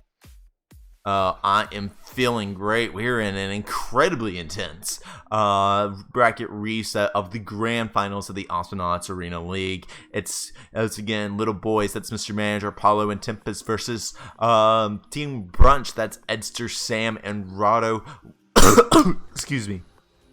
After making their way back through the loser bracket and getting to the top and actually making the bracket reset happen, Edster's team is now 1-0 versus Little Boys, and they just have to win 2 more matches versus to win this tournament, while Little Boys has to win 3 more matches. So it's actually in favor of the underdog right here. So taking a look at this draft, we got it on the red team, that's Little Boys. They ban out Genji, Leon, and Ted McPay, and pick up Scree, Swiggins, and Coco. And on the blue side of things, we got Team Brunch. They're picking up Benny and Spike, banning out Benny and Spike, banning out Jimmy and the Lux 5000, banning out Nah, and picking up X, Froggy G, and Sentry. How you feeling about these comps, my man? I heard that X is kind of strong. He got a little buff in this latest patch, so I mean, I want to see how that goes along. Froggy G is just a good pick overall, and with Sentry for the displacement, the lockdown really, is just gonna catch any one of them. I mean, Coco may be able to run if she gets the speed on Blaze, but apart from that, I don't see too many ways of Little Boys escaping a good placed black hole, and I would say it's Sam playing the Sentry, so you know it's a bit more, well, dangerous, I would say. So for Team Little Boys, Scree and Swiggins, we saw that last game. They had a good burst potential, and last game Mr. Manager was playing Scree. He went for damage on Saw first build, and it really was paying off to go for the burst. Didn't really end up paying too much late game, but early game definitely got a lot of damage and a lot of push thanks to that. And then Swiggins, probably Tempest playing that as well. Then we have Mr. Manager on Coco. No, yeah, Mr. Man, I think I said it right. Yeah. For Little Boys, I think it's gonna depend on Swiggins again. There's not a lot of ways that they can go in. Swiggins with the Hanker Drop can just go on Frog and X, which really just Swiggins is a direct card for Froggy G. So I mean, it depends if Team Brunch is Garth alone. Garth guards is just. Team Brunch has a better team fight potential, but if the Little Boys manage to pick them off alone single-handedly, that could go in favor of them. But I would give Team Brunch the draft this game. All right, and I'm gonna have to disagree with you. When I'm looking at the comps, we have just like everyone on their mains, because you got Tempest, for example, who's like played what do you call it? Swiggins like the past 5 games, and so I guess that's his main, and I think they're on comfort picks. You got the Coco on Mr. Manager, and I mean, we just consider everything, because you got top tier players like Paulo and Tempest, as demonstrated by their cats. Like I would really be afraid of what the red team can do with a comp like this. They can anchor in like they have, and do the damage, but this time there isn't, for example, a Benny Cloud or a Monarch Blessing to kind of tank all of it. So, it's definitely, I'm gonna have to go with the red team here. That's my opinion. Do you have anything else? You ready to get into this? Well, I guess we go into this and we see who wins. Let's go. I'm ready. You? All right. I am at the 12-second mark. 3, 2, 1. And we're off. On the red side of things, so you have once again Tempest playing the Swiggins, you have Paulo playing the Scree, and you have Mr. Manager playing the Coco. On the blue side, you have Sam Sentry. Oh my god, I forgot to mention that. Rado Frog and Edster X. Everybody on their mains. How do you think the first blood's gonna go down, Skinner? First blood. Oh man, I would love to see just a wipe straight out coming in from a good black hole. I really love the black hole, like thingy where if you land a good black hole in the perfect position, you can just instantly get someone. There we go, some bond going on, swapping into Tempest. Tempest in the bad position, but not really resulting in any kill. Not a lot of skills being used to finish him off. But yeah, that's pretty much it. Edster just refracting that ball really well done. But now Edster went up the jump pad and they're pushing the lane. That could have been dangerous because he didn't have refract on the cooldown. but nothing really happening at the moment. We see Sam with almost full black hole. Let's see if that results in anything. Indeed, and we're gonna see everyone just kind of seeing what they can find. You're gonna see the Saw Blade come out. We're gonna see the Anchor Dive. That's gonna be a miss. There's gonna be a slight Telefire, but Apollo's gonna go ahead and take out Rado. They're charging up Black Hole coming up from Sam. He's gonna land a nice triple Black Hole. Unfortunately, Edster's not in a position to follow up, and the Saw Blade and Lightning Bolt Wombo combo is gonna take out Sam right in front of his turret. While I believe Tempest and Edster were just picking up creeps, kind of ignoring that fight. And now we're gonna see triple push coming out on the top. Apollo's gonna be harassing Edster, leaving his team to kind of just do the pushing, and they got Edster in a bad spot. Lightning Ball gonna be a whiff. Tempest again just gonna be picking up some creeps in the back while Apollo and Manager do some zoning, and now they're gonna set up the top again. There's gonna be the totem coming out to get some extra push in there, and yeah, definitely very firm control in mid right now coming from the red team, which I think is kind of surprising considering the Sentry. But yeah, this very, very kind of interesting. They actually just did get pushed out there. I said it's interesting they don't have mid because they do have Sentry and then Black Hole, and then now they have mid and red team's behind their turrets. Ha ha! I jinxed it. So yeah, how does red maintain control of the mid here, Skinner? Red, it's a bit hard. Scree is kind of the key to mid control here, and he's actually going for regen and Sunballs, which really will help a lot in that. Tempest kind of overextended, he's gonna get swapped in, and Froggy is not even gonna dash, he's just gonna nade him, and that's gonna be the end of him. That's why you don't really overextend with the X around, and if he hits the bond on you, you can just switch you, and there, you're gonna go down for the teammates. They were very well positioned. Well, yeah, again, I mean, you don't really need all your abilities to like kill Tempest like that. I mean, Swiggins like that. It's just the sort of thing that just like the way the interactions go out, you can really just capitalize and just take them out very fast and then just move on to your next target and save your abilities for that one. That's a little bit tougher. Either way, that's going to force the red team back onto the defense side for a second. And, oh, nice Black Hole coming out. They're going in. That's going to be a double kill as very nice Black Hole coming out from Sam. And there's going to be a Lightning Ball. It's not going to hit anything. That is not the 2 for nothing that they needed right now. Oh yeah, that was a good Black Hole coming in from Sam. And the teammates, again, very well positioned. And that tower is going to go down. 30-minute mark. Well, almost 4. Got to give it that to them. But that was a very good pick off that, and Coco again cannot really do much, especially with lane rotation. I mean, what are you gonna do? Rotate through the enemy, through the jungle that the enemy had control of? You're not gonna do that. It's just suicide. It just needs to go around, which is like such a long path. That's why mid control is so important on Ribbit. Yeah, sorry, I just saw something that looked kind of weird to me, but they're just kind of training abilities right now, and Apollo is going to shoot out the Saw Blade. You're going to see Lightning Ball, Black Hole. No one's landing anything. Oh, they're going to go in, and Tempest goes in with a hook. He's going to get swapped out, and there's the Black Hole there. It's actually a miss, but he manages to find it anyways before Apollo can get the totem out, but now Sam's caught out, and oh, he still gets out even though Tempest lit in his things, and now Edster is going to manage to take out Mr. Manager, and that's going to be another 2 for 1 actually. That again, just not what the red team needs right now. So yeah, they're gonna take out this turret. It's just melting. I don't think there's anything the red team can do to contest this. Tempest has already given up. He's just on top lane clearing. He's like, screw that. And Apollo's just gonna wait to defend the back turret, which they already got pushed up on. They're gonna get some chip up on top. That's the droids get blocked in time, so they're not even losing a little bit of HP on it. Yeah, it's I see it's still doing a lot of damage with X. I know he got buffed as a character, but come on, like apparently AA pierces enemies now, and you can have like Amp on Refract. He's using that to his advantage. He uses Amp and the Bond as well, and the Bond, since it's like the damage. Look at that. He can just do that and apply like so much damage onto the enemy, and he can just go in, not get penalized because of the Refract. And with his mates there's no way the red team is going to collapse on him because they're afraid of Sam and Rado that can instantly just screw someone over. There's not a lot that they can do, really. Yeah, indeed. And they can look over at everything now. I'm trying to think of how they can come back from this. Their game snowballed on this time. The blue team is actually spinning their solar. You know, they got a 2-level difference. They have basically committed no push while they've lost their fronts. They're pressure tip to their back turrets. It is not a good situation for the red team right now. Lightning ball going to come out. It's not going to hit. And when they go out for these fishing abilities, they really need to make them work. Oh, like Tempest here, he's going to make an initiation on Rado.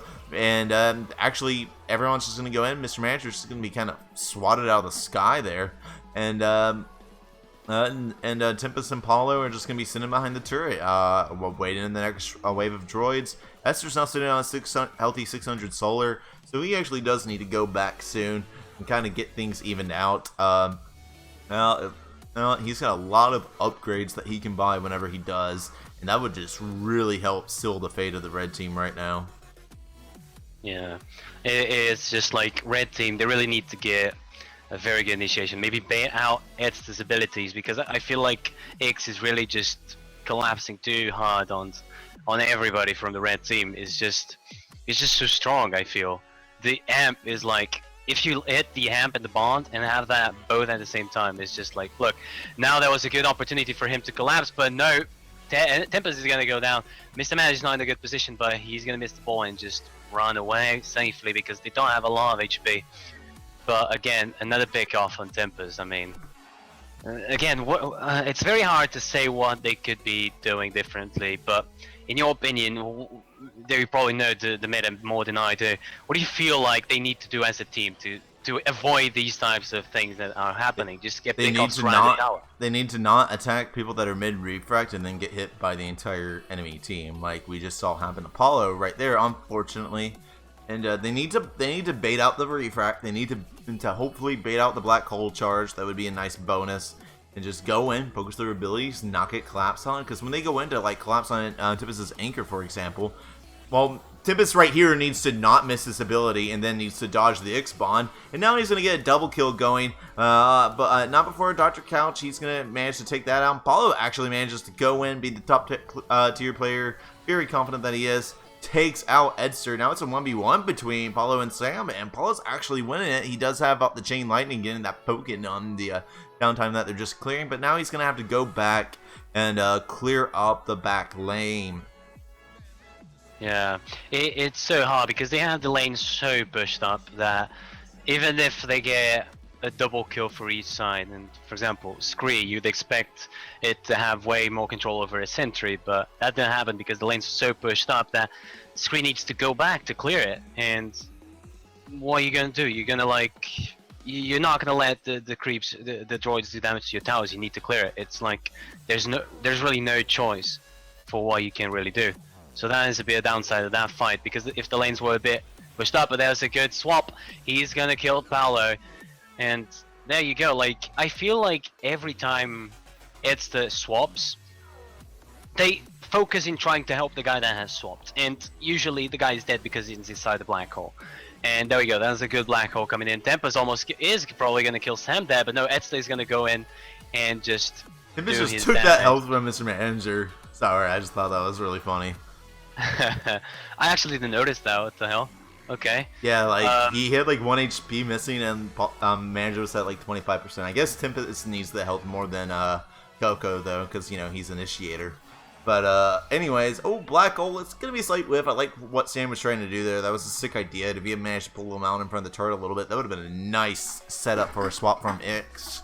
But unfortunately, there's not that many things you can do when they're just sitting behind turret like that. Oh, there it comes. You can do that if you manage to get them to peek out, get the double black hole with the splash follow up. Great reaction from Rado. Edster's just botting him. This might be game right here. You know, Manager's not in a spot to contest this. He's just gonna give Sam a healthy black hole, and yeah, he can kill Edster and Sam. But no, Sam's got the bond, and Edster's got refract. Oh, and he's actually. Oh my gosh, that was so close. They're really pushing the. He did it! We didn't run it! He did it, but again, he has to fight Edsta. Oh, he's 1 tick of HP. He's gonna run, and Tempest is in a good position. Oh my Double kill for gosh. him. The AOE was in range. That didn't look like it was in range, but it was after all. But so many drawings from blue side things. They're not going to be able to do much. Probably take this tower, but that's as far as they're going to go, really. Yeah, I gotta say, Tempest is not the sort of player that you want to overextend against.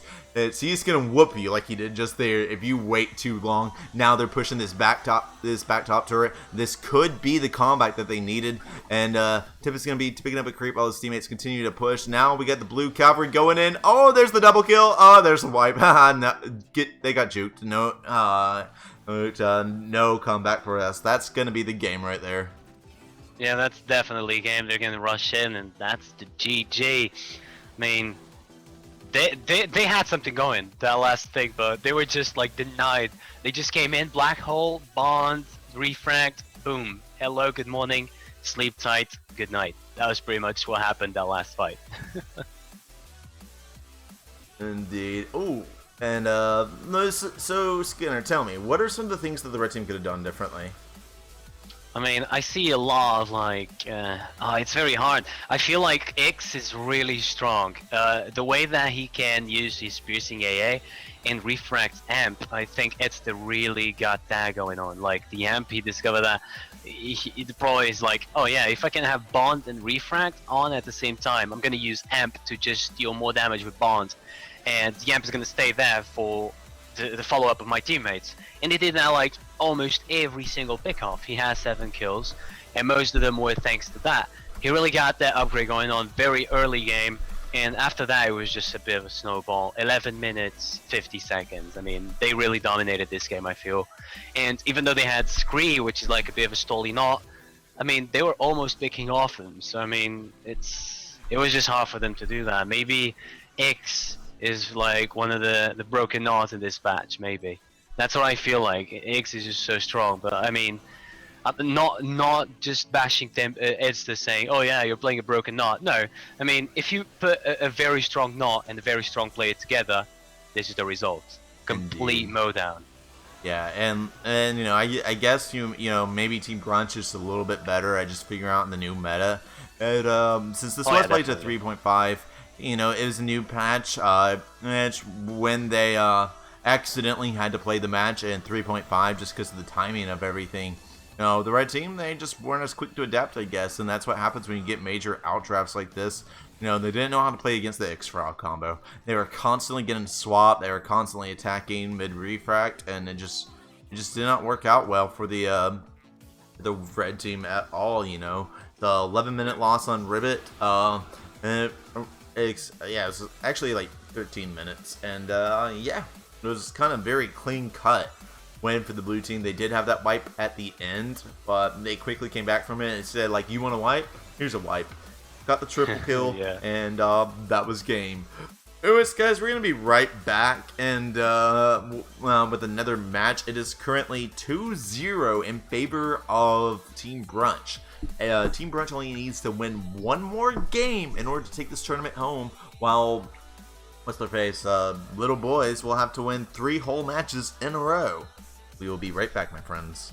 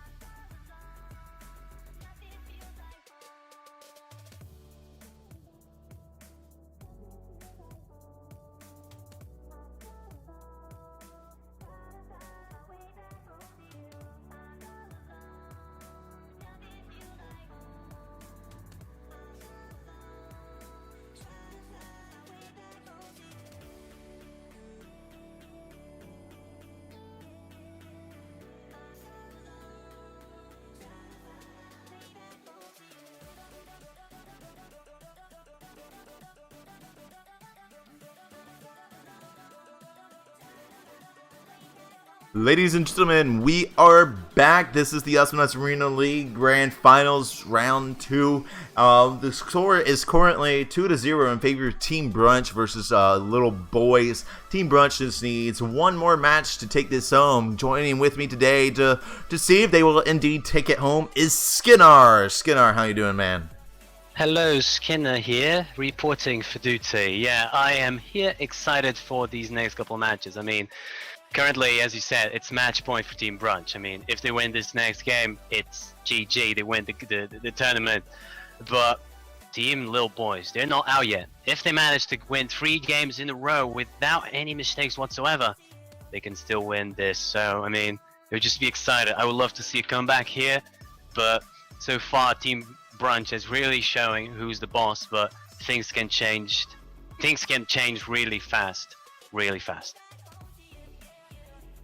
Indeed. So looking at the comps, we got Team Brunch is your red team. They're going to be betting out Leon Le Chameleon, Jimmy Deluxe 5000, Coco Nebula, and then they're going to be picking up a Genji, Knot, and Swiggins on the blue side of things. They're going to be betting out Vinny, and they're going to be betting out X. I guess, you know, they're going to a few nightmares from that previous game. And they're going to ban out Kesnia and pick up Froggy G, Penny, and Sentry. How you feeling about these comps? I would say Little Boy, I mean, wow, I look at Benny Frogs just alone, I'm a bit afraid of what they can do. I personally know Team Little Boys, they're very aggressive players, and if they manage to just forget what happened before and just come out on top, I feel like Little Boys has this in the bag. But not to go over Team Brunch by low here, they have Genji, and we have seen how Genji really is very strong. Caterpillar and Cocoon Initiation on, and Nog can just like, as soon as Nog gets close, there's no way you're gonna run. I mean, you can kind of run with Penny and Frog, but with Penny, if you are surrounded by enemies, you can't really use bounce to get away. Frog, however, he can, but he's so squishy, and with Swiggins around, if he locks you down, you're done for. So I see a lot of like counters for individual knots, Team Brunch over Little Boys. But if Little Boys manage to just insta-jib one of the Team Brunch's members, that can be devastating for them. So it would just be like, can Little Boys manage to pick Team Brunch alone and misplace in the map? Or can Team Brunch just use Initiation out of favor, be coordinated like they have been, and come out on top as they did before? That's what we're gonna find out, Mr. Pillar. Indeed. So let's get right into this. I am at the 12-second mark, my friend. I'll give us a countdown, okay? I am ready. I hope you are. Let's go. Alright, 3, 2, 1, boom! And on the red team, we have Edster playing Nah, we have Rado playing Swiggins, and we have Sam playing Genji. And on the blue side of things, we have Mr. Manager playing the Frog, we have Paulo playing the Penny, and we have Tempest playing the Sentry. And they're going to immediately go in it. Ooh, Tempest very strategically charging up his Black Hole off of the weed lanes, but now he's going to get anchored in on, he's going to go half, and the tank is already going to be out of combat, but not before Edster. He's going to have to take a NATO, and he's going to have to go back. And yeah, actually, now Mr. Manager is going to take an anchor dive. TOT on everyone. Minimum Black Hole coming up from Tempest. Oh, he could have just shot his Black Hole on the Swiggins right there, honestly. But he's going to get a triple Black Hole instead. What am I talking about? This is absolutely nuts. And now the first blood is going to go down on Sam. He showed up. That's why I don't have a cat, and Tempest does, because he saw the triple. He held off on the single kill because he knew that he was going to get the triple Black Hole plus the kill anyways. That's going to be a first pick off at the minute mark. And now we are already have a 3v2 scenario in favor of the blue team. They're going to be pushing this off. There comes the pulse. There comes the poke. Rado going to be trying to protect the anchor dive off the jump pad. Not going to find it because they did take the lip instead to stay on the bottom lane. Sam poking out with the auto attack. Seeing if he gets a Q and ankle, he does it, so he's not going to use it. And blue team going to go back. They're going to clear out the mid. That was a great Black Hole. That was like, oh yeah, let me just put the Black Hole right here. Oh, 3 guys up top, but the Cocoon coming up. This can be bad news for Tempest as he's gonna go down. Black Hole is up though. That is a full Black Hole. Another kill onto Rado. Now Sam needs to run, but the dash barely hits. So close. That's the first wipe of the match. Second minute mark, and there we go. Just gonna be pushing now. Blue team, both lanes, split pushing. That bottom tower is gonna go down for sure.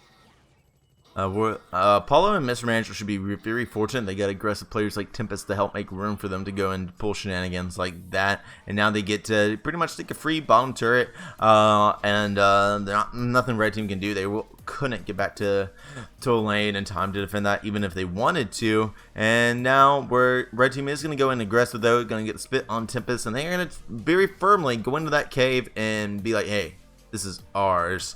Mr. Manager is just going to backsplash. Not really much that he can do in that situation. And yeah, oh, there's going to be a black hole there. He's going to hit the jump pad. No follow-up from the blue team. A nice dash coming out from Edster onto Edster. He's also going to get silenced by the Penny, taking a lot of damage. Rado going to be fishing in. He's going to miss. And he had the Weedlings doing some residual damage right there. So blue team is just going to go down to the bottom lane. They are fishing out. They're actually dealing a lot of damage to Sam. They just all managed to go in together at the same time and pick them off before the red team can even counter initiate. And yeah, not looking good so far. That's 5-1, 3 minutes in. What is happening? Why is this a complete shift in dynamic from the last game? I don't know, maybe they had like one of those locker room talks where they talk about, alright boys, we're gonna do this, boys, we're gonna do this, we're gonna wreck them, like those kind of talks, a motivational speech, and maybe that worked pretty well for them. They really coordinated that last pick off on Genji, as I was saying in the draft. If blue team, little boys, they managed to get those pickoffs, call in lane rotation, all of that, if they managed to go 3 versus 1 like they did, they can instantly wipe a knot. And especially Sam with Mark Blessing. The silence was up 0.3 seconds. That was the time he was alive after they initiated on him. So as long as they do that, as long as they keep doing that, as long as they keep focusing on the push, and they're farming the worm as well, I mean, they have control of the mid. They will be taking that tower down eventually. Red team needs to find an opportunity to go in there and break the cycle. Indeed. And we're just seeing some footsie knots come out right now. And really not much going on, and yeah, just very passive gameplay, except for Tempest. He's gonna break them all, get a black hole on Edster, but you know, stranger danger, you don't want to overextend here. So Mr. Manager and Paulo are not gonna follow up, and yeah, kills are currently 5-1. Oh, misdash coming out from Manager. He's gonna take a Wheatley. The blessing. This fight is in favor of the red team. They need to be going in hard. They managed to get the anchor dive and the cocoon on Tempest. Edster just still taking him out. He's gonna get the spit. He's trying to see if he can find one more read slam. Unfortunately, the counter initiation for Frog is gonna make him have to go. And in the meantime, Paulo's gonna be beating up Rado while Edster's distracted and can't counter initiate for him. So that's gonna be another 1-0 in favor of the blue team. And now they're just gonna kind of go in a bit harder. They do need to watch their HP, but overall they should be fine. Dashes into the black hole. They cannot find the follow-up from Paulo. He's a bit too low. He's actually taking a lot of damage there. That was a nice pounce, though. Coming off the jump pads, nice little mind game on Edster. And now he's going to pick his mouth. He's going to go back in. Paulo's just going to pulse the droids. It's going to wait for everything else to go down on the blue team to red team. And yeah. So far it's looking very good for blue team. 6 kills to 1, but a good initiation, but the anchor drop is missed by Mr. Rondo there for the red team. But again, now we see something very dangerous. Full black hole onto Edster. That's almost 700 damage, and some AA is going up, but not enough. Monarch Blast is going to save the day once again, as Edster is going to go teleport out to get some upgrades, maybe just heal even. And blue team again, control of mid. They're just stepping on top in this game so far. And oh, Tempest has a full black hole. He's in a slightly risky position, and he sees Edster coming from to his left, so he shoots the black hole above him. That was a really good mind game. Unfortunately, it didn't work, but I really liked what he was thinking there. That could have been absolutely deadly. And let's see, the red team is just going to sit back a second. Everyone's just going to quickly clean up their lanes, and then probably go back in and find another fight. And yeah. Oh, Rado tries to find the anchor dive, but it's going to hit the jump pad, so it will not connect. There's going to be a nice pulse coming up from Paulo. Do a silence, do some damage. Nice dash. Unfortunately, Mr. Manager is a little bit late. Black hole coming out from Tempest, gets behind the turret. That was absolutely savage awareness. And now Tempest is just taking complete control of the top lane. That was a good black hole. He kind of push the Genji kind of back because he seemed like Edster was off position, and it seemed like the blue team was going to collapse on him. So Genji kind of overextended slightly, and Tempest just turned around, boop, Pop the black hole. Genji was stuck. That's goodbye, good morning. Sleep tight, my friend. Exactly. And the Genji was kind of standing still. And so this time Tempest didn't have to use any mind games to land the black hole the way he had to versus Edster. So it's kind of a lot more guaranteed to hit. And he managed to make it hit and, picked up the frag. It was a very clean. Yeah. Black hole on the creep, very, very worth in my opinion. And now we're gonna see blue team going. Oh no, red team is actually getting control as the blue team is not in position. Frog almost got caught off there. One more second on those droids there and could have been the end of him, but no. His awareness is on point. He's gonna go back at the versus precise timing just to leave the fight, just to avoid the fight as soon as possible. Now, Tempest is gonna get hit. Very hit with. Oh, that was good. Edster kind of baited that black hole right there. And Edster is, although he's in a bad position, he can just fight and run away because of that upgrade I believe he has. Now good Cocoon just missing slightly. And now Tempest has the black hole up again. He's going to be charging in, just trying to get a black hole. Red team do not have towers, the front towers. So blue team just can charge in until the last tower. That is so. Once run, if you get those two towers, you just have so much space to work with. And with Sentry, it's just not the best map, but if you do that, it's going to be just good enough. Indeed, I completely agree. And Tempest, he's going to be not doing much. Oh, goes in for the charge. He's going to manage to actually have a lot of his HP without getting a full black hole. Lands on Rado, picks up a nice frag, and that's going to be another 1-0 in favor of the blue team, bringing it 8-1. It is basically really strongly in favor of the blue team right now. But they're actually going to have to go out. Penny and Sentry both at incredibly low. You got Gnaw trying to take them out. Tempest is going ahead and he's trying to set up that black hole, and it's not necessary. Edster has to back off. They're all going to get out at 1 HP, and yeah, no frags picked up. Unfortunately, Edster was really trying to find the comeback his team needed, but he couldn't. So, oh well, it happens. And yeah, splash dash onto the weed lane, and looks like blue team wants to see if they can force a fight to happen. Tempest is going to bait out the Cocoon, just lets himself tank it, picks up the health, and he's just going to go in, manages to hit Rado. Now the entirety of the blue team is going to go in. Monarch Blessing is the thing though, so they lost that team fight because they got out mind game there. And yeah, not much really happening. He misses the Cocoon, and he's going to get splash dash on Sam. You're going to see the pulse come out on Ed. Black hole ready from Tempest. He's fishing. He manages to land it, but Monarch Blessing, he's not going to commit. And yeah. Oh, what the hell was that Cocoon? That was a great Cocoon. Paolo is in a very bad position, but the flag from the teammates just, wow, that was very good. Did not see that coming. The flank was just on time, on point. Now it's the kind of see if he can clear those waves. Oh, that 4 droid clear. That's gonna be very important for them, and he's gonna not even gonna take any damage out of that. It was very worth, in my opinion. The blue team, they're together. They're trying to get a collapse going on, but Monarch Blessing is just being a pain in the ass. Indeed. And Tempest is gonna be not happy. He has a nice black hole, but this time it's gonna be dodged. So they're just gonna run away, fight so they can live to fight another day. And yeah, red team just chilling out at their turrets. And not much really going on. I feel like red team, they're just trying to stall a bit, trying to get the levels a bit more even, so they can finally get a fight going. Because there we go, every time they try to do something, they always have the fear that the black hole is gonna get charged in. And if black hole gets charged in, like this happened right here, thank God for the Monarch Blessing. Sam, you need to be careful, but I guess he had the Monarch Blessing, so he's alright. So again, Monarch Blessing is really being the pain in the ass for blue team, because man, I mean, what can they do, Pillow, to counter the Monarch Blessing? Because every time they go in, they really don't have. They're really waiting on Tempest. I feel like Paulo and the Mr. Manager, they're literally waiting on Tempest to hit black hole, then they go. Do you think that they need to change that strategy over?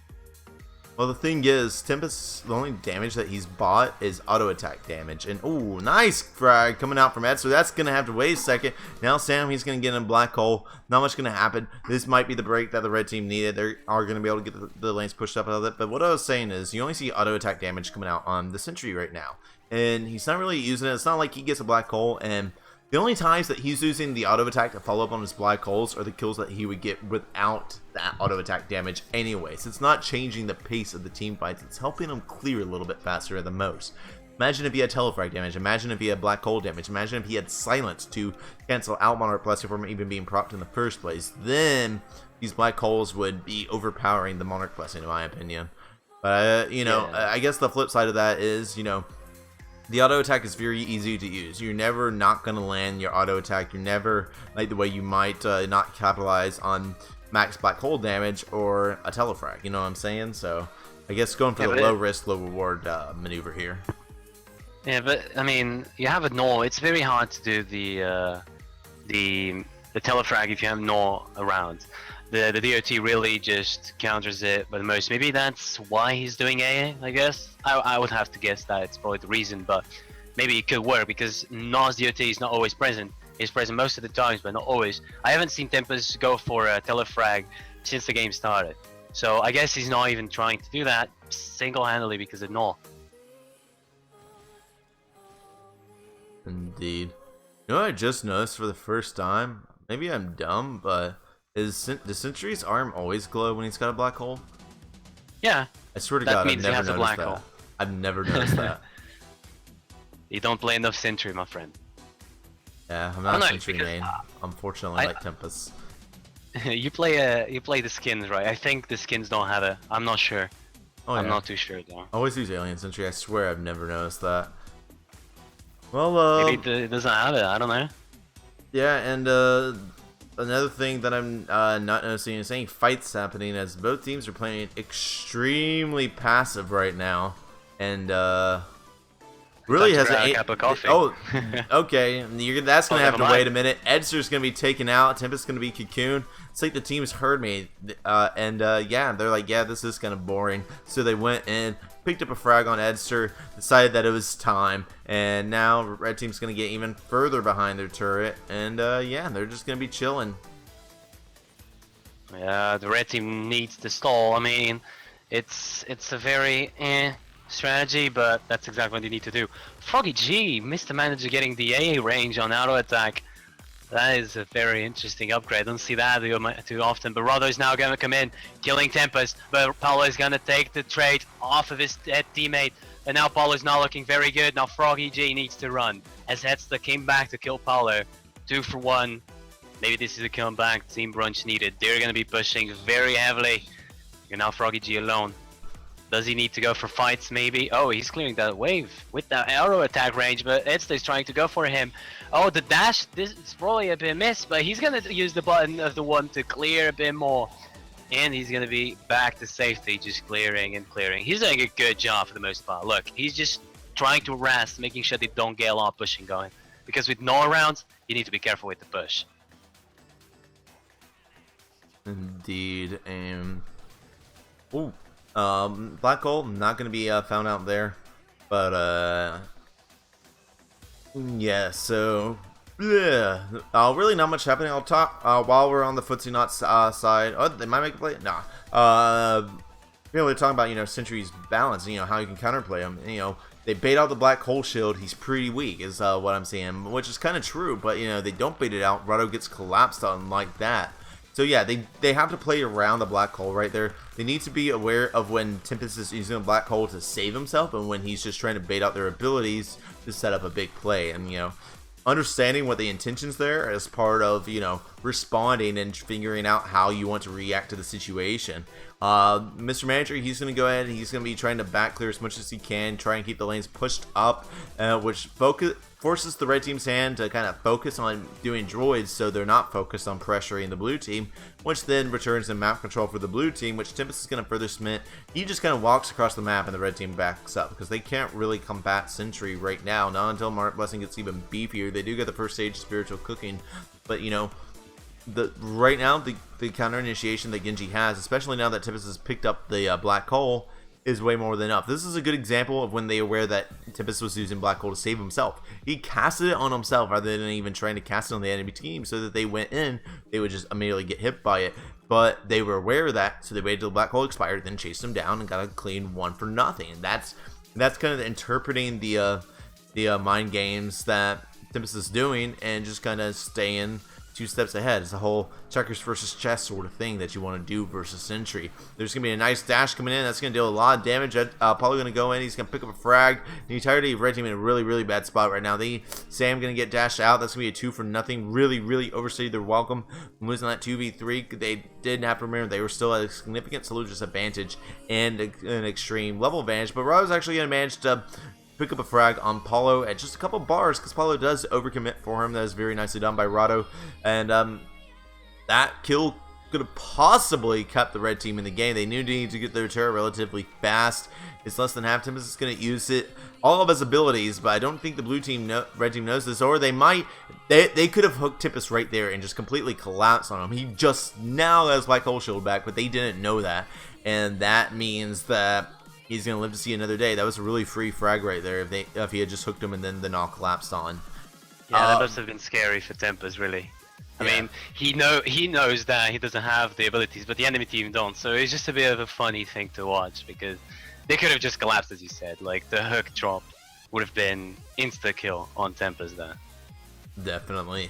And we see cooldown being picked up on Rado, which I'm wondering, is Red Team in a position where, like, Rado can be capitalizing on cooldown? Like, I believe it's 2 seconds, if I'm not mistaken. Yeah, 2 seconds. Is the 2 seconds off the cooldown of Anchor Dive going to be making a difference in these team fights? Because I don't feel like he's able to go in with Anchor Dive enough to really justify that.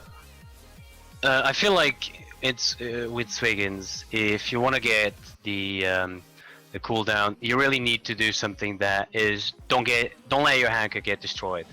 But maybe, okay, never mind. There is a fight going on, double Black Hole going up, but Mr. Manager is going to be the one to go down with the default damage of, is it default? Yeah, he has 1 stage of Pneumatic Spoon. That's going to be enough to kill him, but Tempest is very low. He's going to be probably going down, but Rado's going in, but the Pulse coming in, solar raining from the skies, it's going to be someone to pick it. I didn't quite see it, but there's a 1v1 intense fighting going on. Edsta versus Paulo. Nothing happening. They just leave each other. Just let him be. It's easier to hit abilities on droids than it is on players, unfortunately. So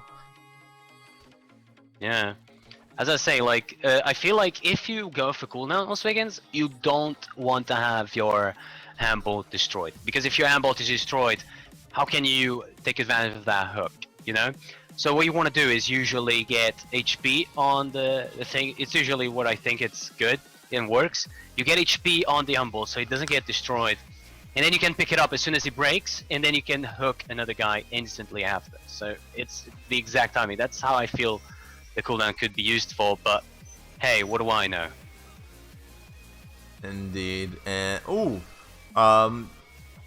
Tempest is going to be taken out right in front of his turret. That was a nice weed slam, nice knowledge of hitboxes coming out from Edster there, getting him through the turret. And now they should be able to take this. I don't see any reason why they wouldn't. There it is. And Edster's going to go ahead and force the fight. He does manage to pick up the health. That was very critical for him to not kind of be caught out. Rado needs to kind of be chill for a second. Sam already going to toss his buddy a little healing right there, get him another 400 health. That's going to put him at about 2/3. What he needed. Anchor Dive gonna miss. He's gonna just waste all that health that Sam gave him, so he's gonna take the enemy's creeps instead. This could be the comeback, is what it looks like. You know, they just have to not overextend and overcommit like they did last time, and they should be able to play this. You know, if blue team is still calm and rational and manages to catch out red team when they're kind of just out of position, they still have this game large and by far. But if red team is careful and they don't underestimate their opponent and they don't overestimate the advantage that they have right now, then I think red team can make the comeback happen. Yeah, the comeback is pretty doable, I would say. It's just a bit of a poke and caught Sentry off guard. Sentry is going to be the key for the comeback. They need to take it out of the field and then just try to chase, but never mind, there is a big fight going on. They're so low. Sam is going to go down for sure. There's no way he's going to get out of there alive. He's not even going to use dash. He's going to save it for killing the droids. There we go. That is going to be Sam out of the field, and if you take Genji out of it, it's just going to be free pressure, because they're really relying on Monarch Blessing, but now they don't have it. Swiggins almost getting initiated on. Tempest missing the Black Hole onto him, but he's not even going to try to counter, because dead flag's going to be happening. Rado's going to go down. Essa single-handedly needs to defend that tower. 4 bars left. The droids are coming in. He needs to do something. it's a very pressurable scenario for him, but his teammate is back on shop. But no, he's gonna get off by Mr. Manager. Great dash, just body blocking him, going after him, and now the base is gonna be under pressure from the blue team. This might be game right here, Pillar. It actually might be. There's going to be very little that Genji can do to defend this. Yeah, he's got the nice piercing range auto attack. It is not enough, though. It's just straight up not enough. He does have Swiggins coming in. They can actually pick up Tempest right here, which they're going to do. And they're going to get... They might actually pick up Mr. Manager. Yep, he has anchor break damage. And that's going to be a frag that they desperately needed. Not 2 for nothing. Pollard's just going to chill. He's going to defend. He's not going to let anything go, spiral out of control. To be honest, the blue team, while that was a really bad thing for that happened to them, the consequence, they can kind of damage control it if they just relax, get together, find like one more relatively one team fight, and then just to rally the troops to do one final base push in. Like, red team has to play perfect for the rest of the game. Oh yeah, they can't really do any mistakes whatsoever. But is it going to be possible? It's very, very hard for them to just go, because Penny and Frog, they're so coordinated and there's such a good comp together. Sam's going to go down. This might be game. Rodho is going to get almost picked off by the black hole. 1 pixel away. Now Tempest needs to run. Metzler knows he doesn't have anything, but he prefers to just chill back and try to go back because he's the only member of Team Brunch alive. He needs to defend his space. If anybody can do it and get a double kill right here, right now, is Edsta. He hits the spit onto Mr. Manager, gets the draft, but pulse and dash right at the same time. Edsta does not have enough HP to fight that.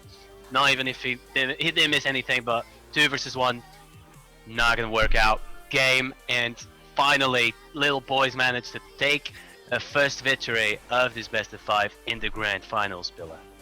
Indeed, that very intense indeed, and yeah, what are some of the things that the red team could have done differently? Hard to say. I feel like the Swiggins didn't really use cooldown to his advantage. No, I mean, I think it's played alright for the most part. I feel they should have tried to go on Cocoon more often than they did. Mana Blessing really helped them out, but I started to see that getting a bit stale late game because I think Little Boys kind of adapted to the strategy of, oh yeah, let them initiate on us, and then we can get back with Mana Blessing and try to chase him with Swiggins and No, and even Genji. That didn't really work out. Little Boys were aware of that. I feel like Little Boys, they just outplayed Team Brunch here. It wasn't just enough. They weren't really collapsing too much on together as the blue team, Team Brunch. They didn't really manage to do that. And I mean, when you have Sentry, Penny, and Frog, and when you know what you're doing, this is the result. Indeed, and I definitely one thing that stuck out to me is that they were just what do you call it? They were really confident. They need to be more confident about Cocoons. You know, Sam wasn't making the initiations with Cocoon though. Wait, Tempest said he found them, but you know, not enough frequency. Once they got snowballed on, I get like it was harder to.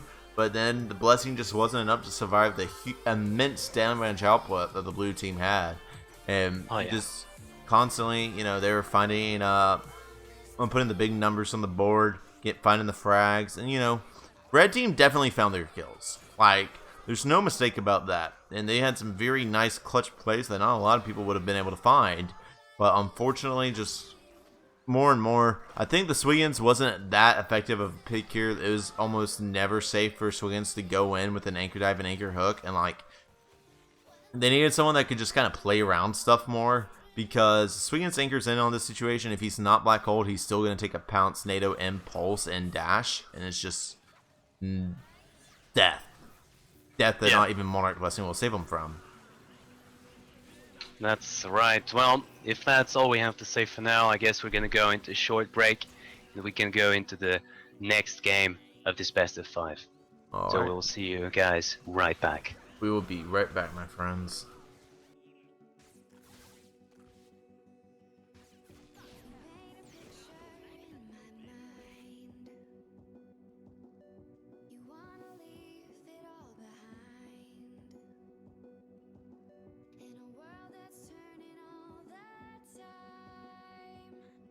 Nothing could stop me longing for your eyes.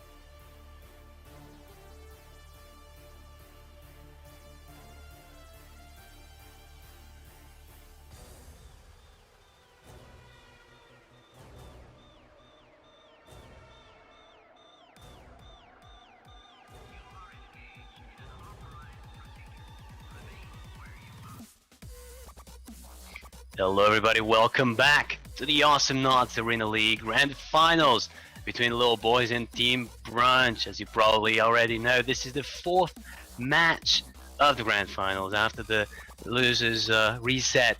With me is going to be the one and only Mr. Pillow for another set of games. Mr. Pillow. Hey!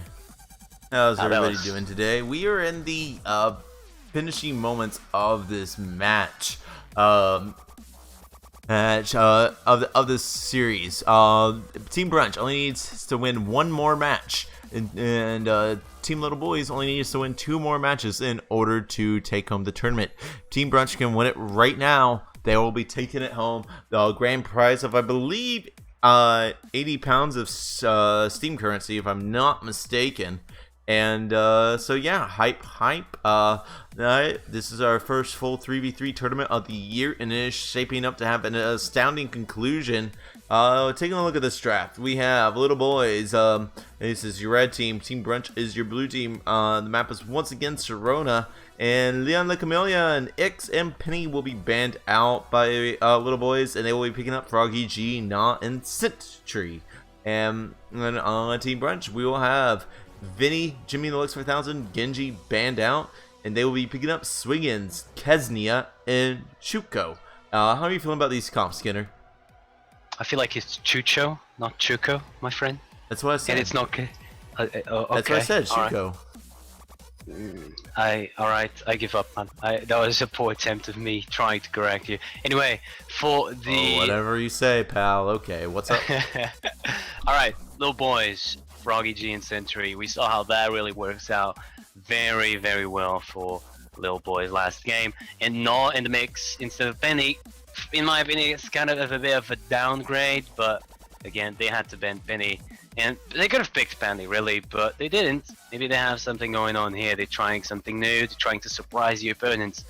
But still, just Sentry and Frog is very good comp. Something to keep in mind is that if Frog dashes someone that is in the black hole, that means the guy that is being dashed is going to be stunned, which means the black hole is going to apply some pressure without him trying to leave, so he's going to be pulled back into the middle of the black hole. So I really hope to see some really good shenanigans with that. On Team Brunch's side, we have Ksenia, which is like, for me, it's against Frog. Frog is just going to be, oh no. We see Swiggins and Ksenia versus a Frog. I mean, it's going to be a tough game for him. And Chucho on the side, the push is just good. The DPS is great. And the Sticky Bomb can just do a lot of sick plays when things are not expected to happen. They happen.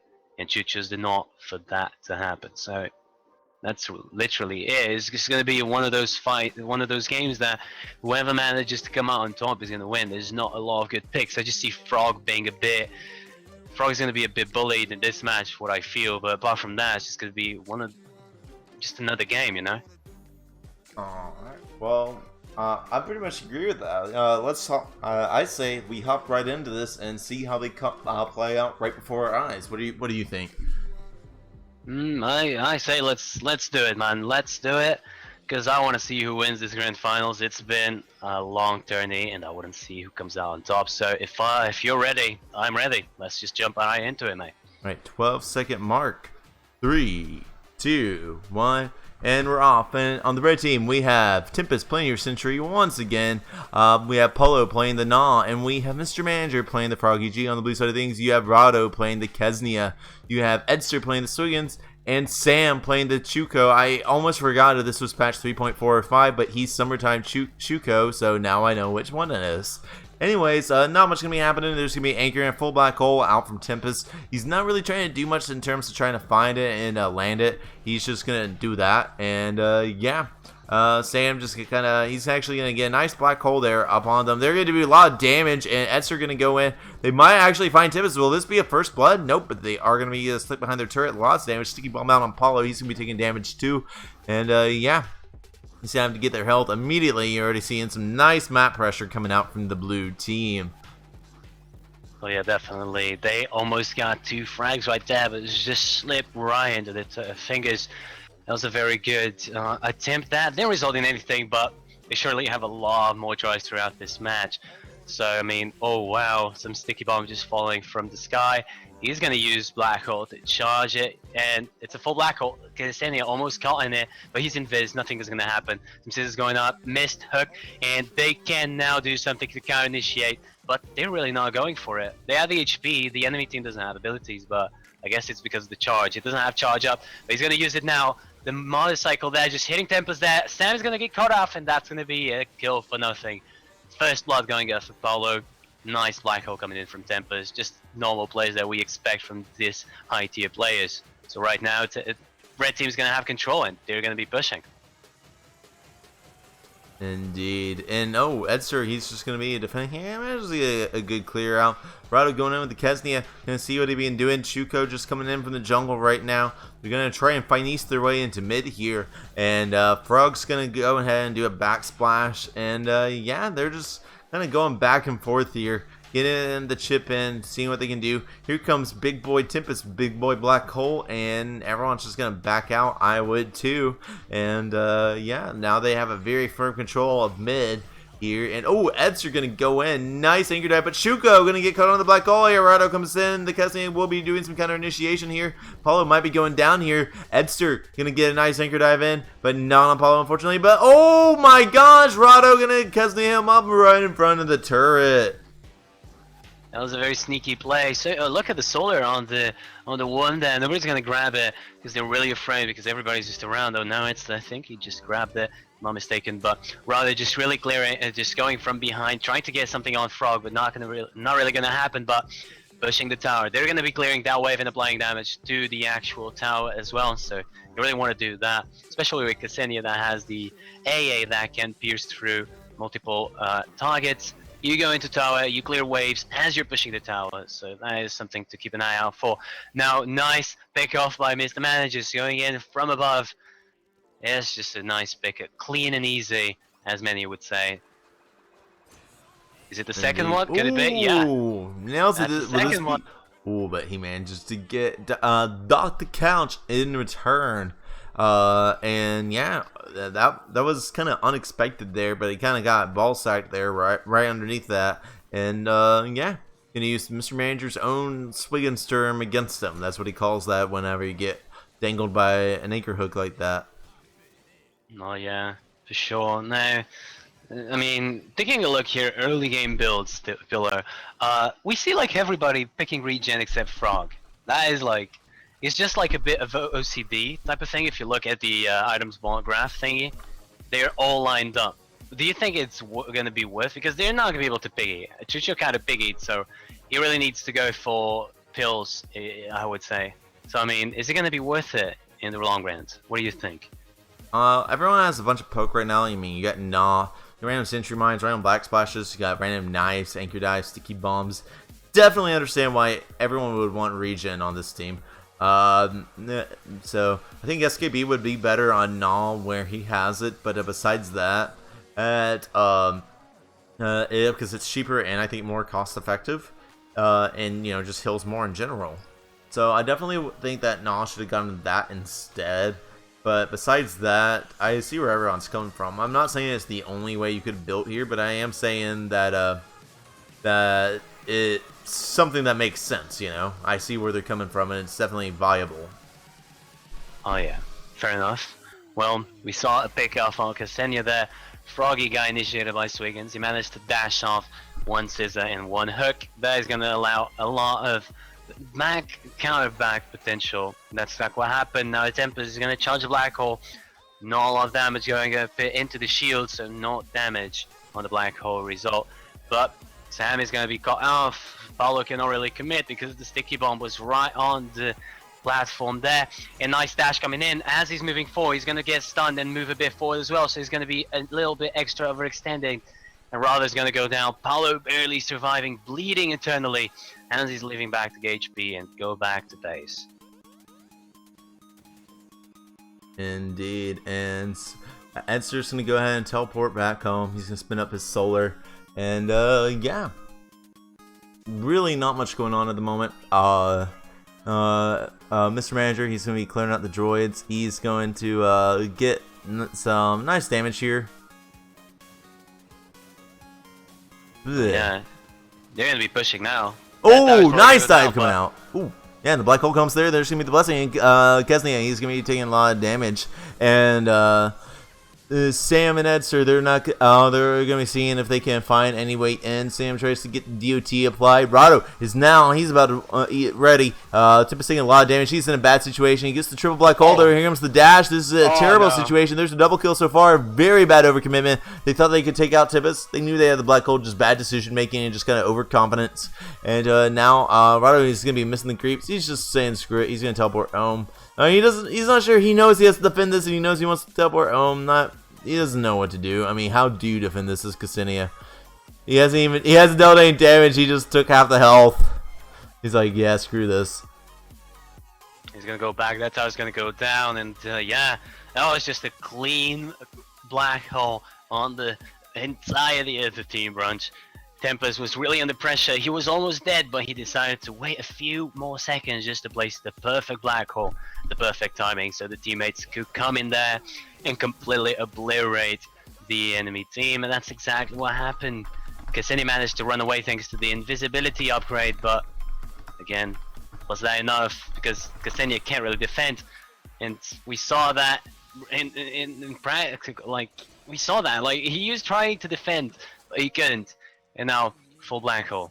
This is going to result in something, but the blue team, they know what's up. They're going to be staying back. Tempest, he needs to look for something before that black hole damage expires. And he's going to do on Sam. Good black hole. He's trying to run away for the right. He puts the black hole on the right. He's going to walk right into the black hole. Nice tactics coming in from Tempest here. And this is looking great for Team Little Boys. Look at how solid they're looking. They're just getting kills, collapsing on the enemy team.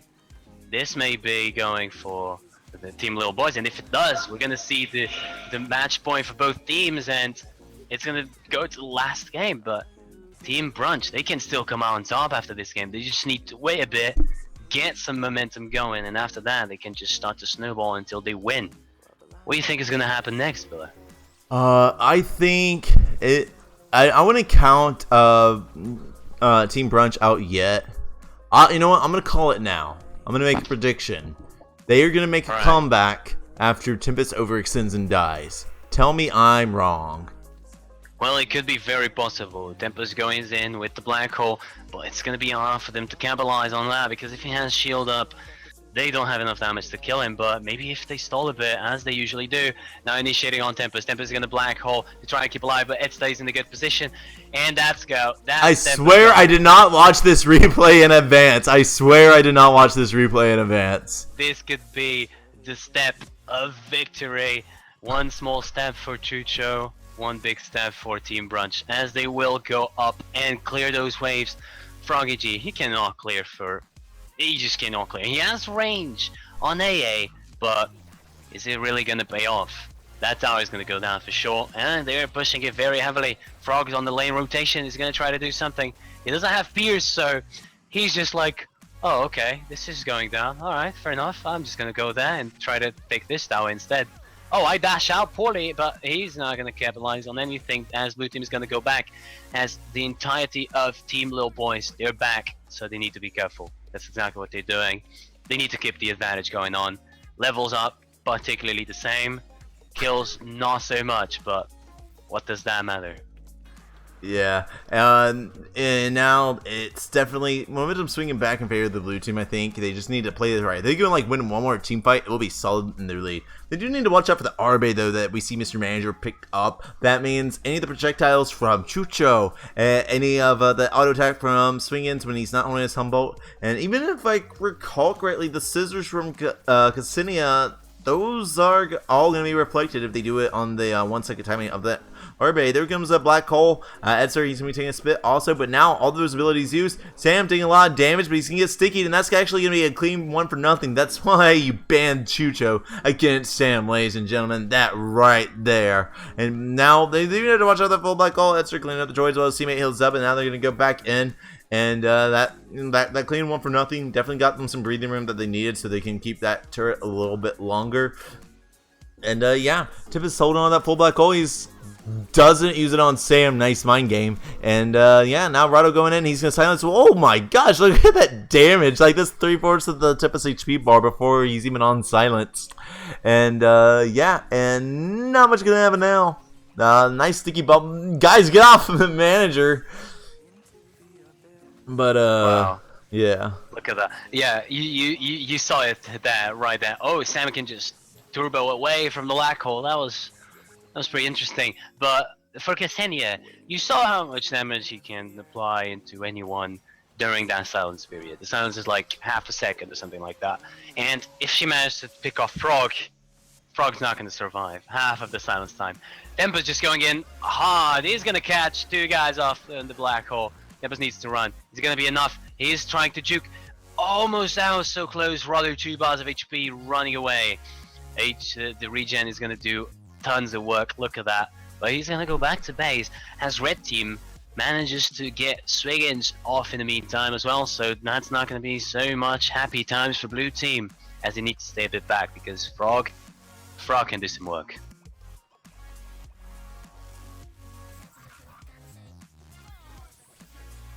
Indeed, and Rado just kind of looking around. I think they're going to wait for that Tempest overextension again. Paulo, he's got 4 Weanlings and mids. You know, he's really making sure that he's placing them exactly where the blue team is. Well played, and they're going to get the mines in there too. They are not taking mid any second now. I mean, look, these guys are on the other side of the map. Come on, jeez. Anyways, now they're going to go in, they're going to get some pokes in, and Century's got a half black goal. He's going to manage to find Sam, but Sam's going to dash out. This is going to be a whip dash. I think it's a split damage. Paulo's in a bad situation. He might be going down here, and that is going to be a clean 1 for nothing. And yeah, that's they might just be able to take that bottom turret from that. They might, but they have droids pushing in on top. I think Tempest in off the couch. Mr. Manager, this is, should go back to clear because this now is not really, it is important, but it will go down. It will go down. They should have stayed back, and maybe they could even get a frag on damn it, on Rado. Then I was missing the word there a bit, but if they stayed a bit back, because that tower is gonna be gone eventually, and they were just delaying it a bit. I'm not sure if that was the right call, but they didn't die, so I mean that's a bit, that's not that bad, I would say. Yeah, they can come back from this. Unfortunately, you know, Tempest doesn't get to play his signature Swiggins this time, so it's definitely not like the ideal scenario for them, but, you know, he still packs a mean Sentry. And, oh, they're going to be going in. He's holding on that black hole very strategically. He's waiting for the perfect moment. Rado's kind of overextended, Edster's overextended, trying to get a fight to happen. And he needs the steam. Okay, now it's time for the entirety blue team to come in. And oh, he finds Dr. Couch after missing a couple of knives. But regardless, he did find the frag. Now he's beating up Tempest a lot. This could... Oh my gosh, is he still going to find it? He is extending very hard. The Sam's there to sponge some of the damage. He managed to find that frag. They could have actually gotten to the base right there. That damage, Ksenia, oh my god, that is like, what the heck, man? Just calm down, dude. You're going in, he's half HP, 1 second later, you almost can't see his HP bar. What the hell? Ksenia, you gotta chill, man. You gotta take it easy, you're too aggressive. But that is gonna be good. You need aggressive nodes, you need players that can gain that and completely destroy their opponents. And if anybody can do, these teams are the ones. They're in the grand finals for some reason. They didn't get here by just randomly playing and not knowing the game. These guys are the top tier players of the competitive awesome mode scene. And I mean, what we see here, it's how far is going to go. The initiation on Paolo, insta-kill after that, but Black Hole is going to get a wipe. Wow, nothing like this has ever happened. Whoa. What the hell? Mr. Pillow, my friend, what happened there? Well, you were talking about top tier players in the tournament, you know. Paulo got taken out there, but you have guys like Tempest. He was in the finals. I believe he won Awesome Nuts Rumble. And so you get a guy like that who just lands a triple black hole whenever you miss with his teammates. No, sir. And now they managed to get base exposure. And they probably could have poked that a little bit longer, but... yeah, so now that is not good. That evens out the level. That brings them a slight solar advantage, I do believe. and no, actually evens out the solar. Yeah, that gives them base exposure, a little bit of push on the base. Not what they not what they needed here. And now Tip is gonna get caught out, and he's gonna die to Anchor Break before he even gets out of his black hole. Oh, the silly overextensions once again. And Sam, he's just gonna wait in the air for everyone to leave, but then he's gonna try and juke. Well, this is not over yet. Yeah, this is not over yet. This isn't over yet. We have base exposure. They were so careful. They like Team Little Boys. They were just like, oh yeah, let's not overextend here too much. Let's just get 2 bars off this space, and let's get back, get another triple back hole, get another fight. But Sam, bad position, bad position, and Mr. Manager's gonna go down. But that's a trade, and the stun completely destroys any potential on the fight there. But they're going back in. The lifesteal on Rado, and all the sustain is going to be enough. That's a wipe. Double and kill. that tower is going to go down. Wow. Oh my. Could this be game right here, right now, Mr. Pillar? It possibly could. They're going to get through this turret very fast. They don't have a Chucho, but the push might be bad enough. Look at all those droids. It actually could be. They still got 10 seconds before they're even on the floor, to be honest. And okay, here comes him. He's taking a lot of damage. So, will he go down? Oh, nice splash dash coming out from Dr. Couch. This is game. Guys, this could be game. Here comes the big boy play. And your winner of the Awesomenauts Arena League is going to be Team Brunch. Wow, what an amazing end bracket reset. Hype. That was what we call a grand finals, ladies and gentlemen. Skinner, calm me down, because I'm so hyped up for this incredibly intense series of Awesomenauts. What could the red team have done differently to have stayed in this? It was so close, Pillow. It was literally as close as it could have been get. They were almost dead as they were hitting that base. If the base had a bit, a bar extra, an extra bar of HP, they could have possibly come out on top, Till Little Boys. This could have gone to the 5th game of the best of 5. But it didn't. They managed to go. They were just pressuring the base. And in the end, it wasn't enough. But in the mid-game, they were playing so well. Triple black holes after triple black holes. Wipes after wipes. This was probably the most intense match of the entire set. And I'm happy it resulted in the grand. I think it's a good goodbye match. I don't know if I could put that better in words, but probably I could. But I feel like it's a good settlement, you know? Feel like it is. Indeed. It was a really good match. And they almost made it. They had that nice black hole. But, too many pickups, especially, Lemons health get sticky when they're 1 HP. So, Sam could just, pick up the frag while not even being there, keeping them extremely safe. But, yeah. But it's really crazy, After 4 years of competitive Awesomenauts, Sam has finally won a tournament. That's going to feel absolutely amazing for him. So, big props to him. And yeah, managing to beat out the top tier players like Tempest and Paulo and Mr. Manager. And, they almost lost it a couple of times, like that triple kill. And they, they let themselves kind of die recklessly, but they still managed to come through and win the tournament. It's been astounding. It's been an astounding series. Edster, I believe he's picking up his 2nd tournament win after winning the doubles tournament, and I believe this is Rado's 1st as well. And Mr. Manager coming so close. This was almost his 1st tournament win after 4 years of competitive Awesomenauts, but got blocked by Sam. What can I say? Got bodied. So that's gonna be it. That is the conclusion to the Awesomenauts Arena League. Your 1st place is Team Brunch. 2nd place is Little Boys. 3rd place, Spade and his incredible team. 4th place, Team Knockout. Tied for 5th place, We Can Do This and HCTV. That sounds about right. 7th place, Akio and Pushback. And 9th place, Thinkwinkers. So yeah, Skinner, how you feeling right now? I am feeling okay. Competitive Awesomenauts hasn't died yet. I mean, we've seen so many good matches throughout the entire tournament. I mean, what can I say? It's just great to see that we see old players, old teams. We see new players and new teams.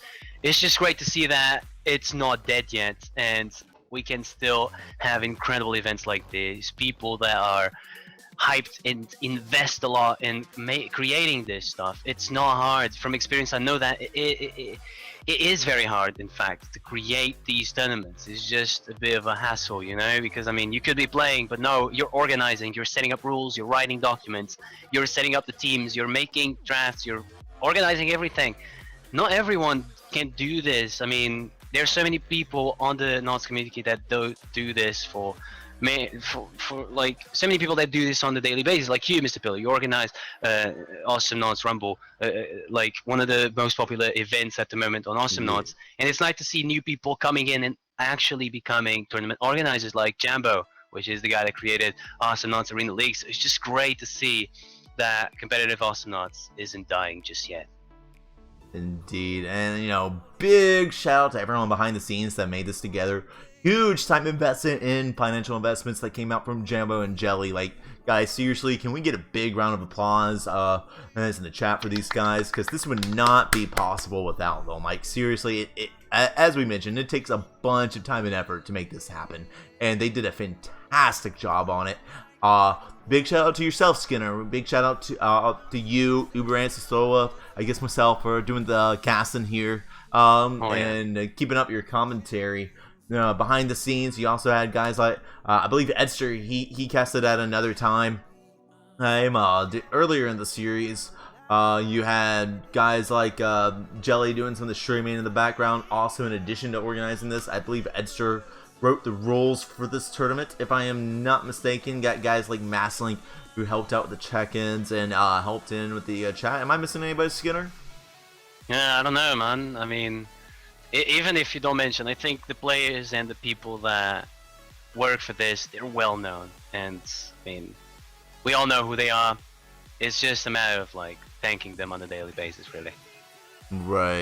Right, and thank you for Geronimo Games for sponsoring this tournament. You know, dishing out the prizes and load it, and all your DLC is courtesy of them. I believe the prize money itself is courtesy of, what do you call it, Jambo. So again, seriously, thank you. Oh yeah, for sure. Well, if that's it, I mean, I think it's time for us to say goodbye. Billo, do you have anything to add? Yes, sir. No, I don't, actually. Oh, okay. Yeah. Alright, that's it. I mean, that's a goodbye from me, from Mr. Pillow. We hope to see you guys anytime soon, and hopefully we can just continue to have these great tournaments and events throughout the future. So for me, it's a goodbye. I hope you guys have a good one. See you soon. Later, gamers.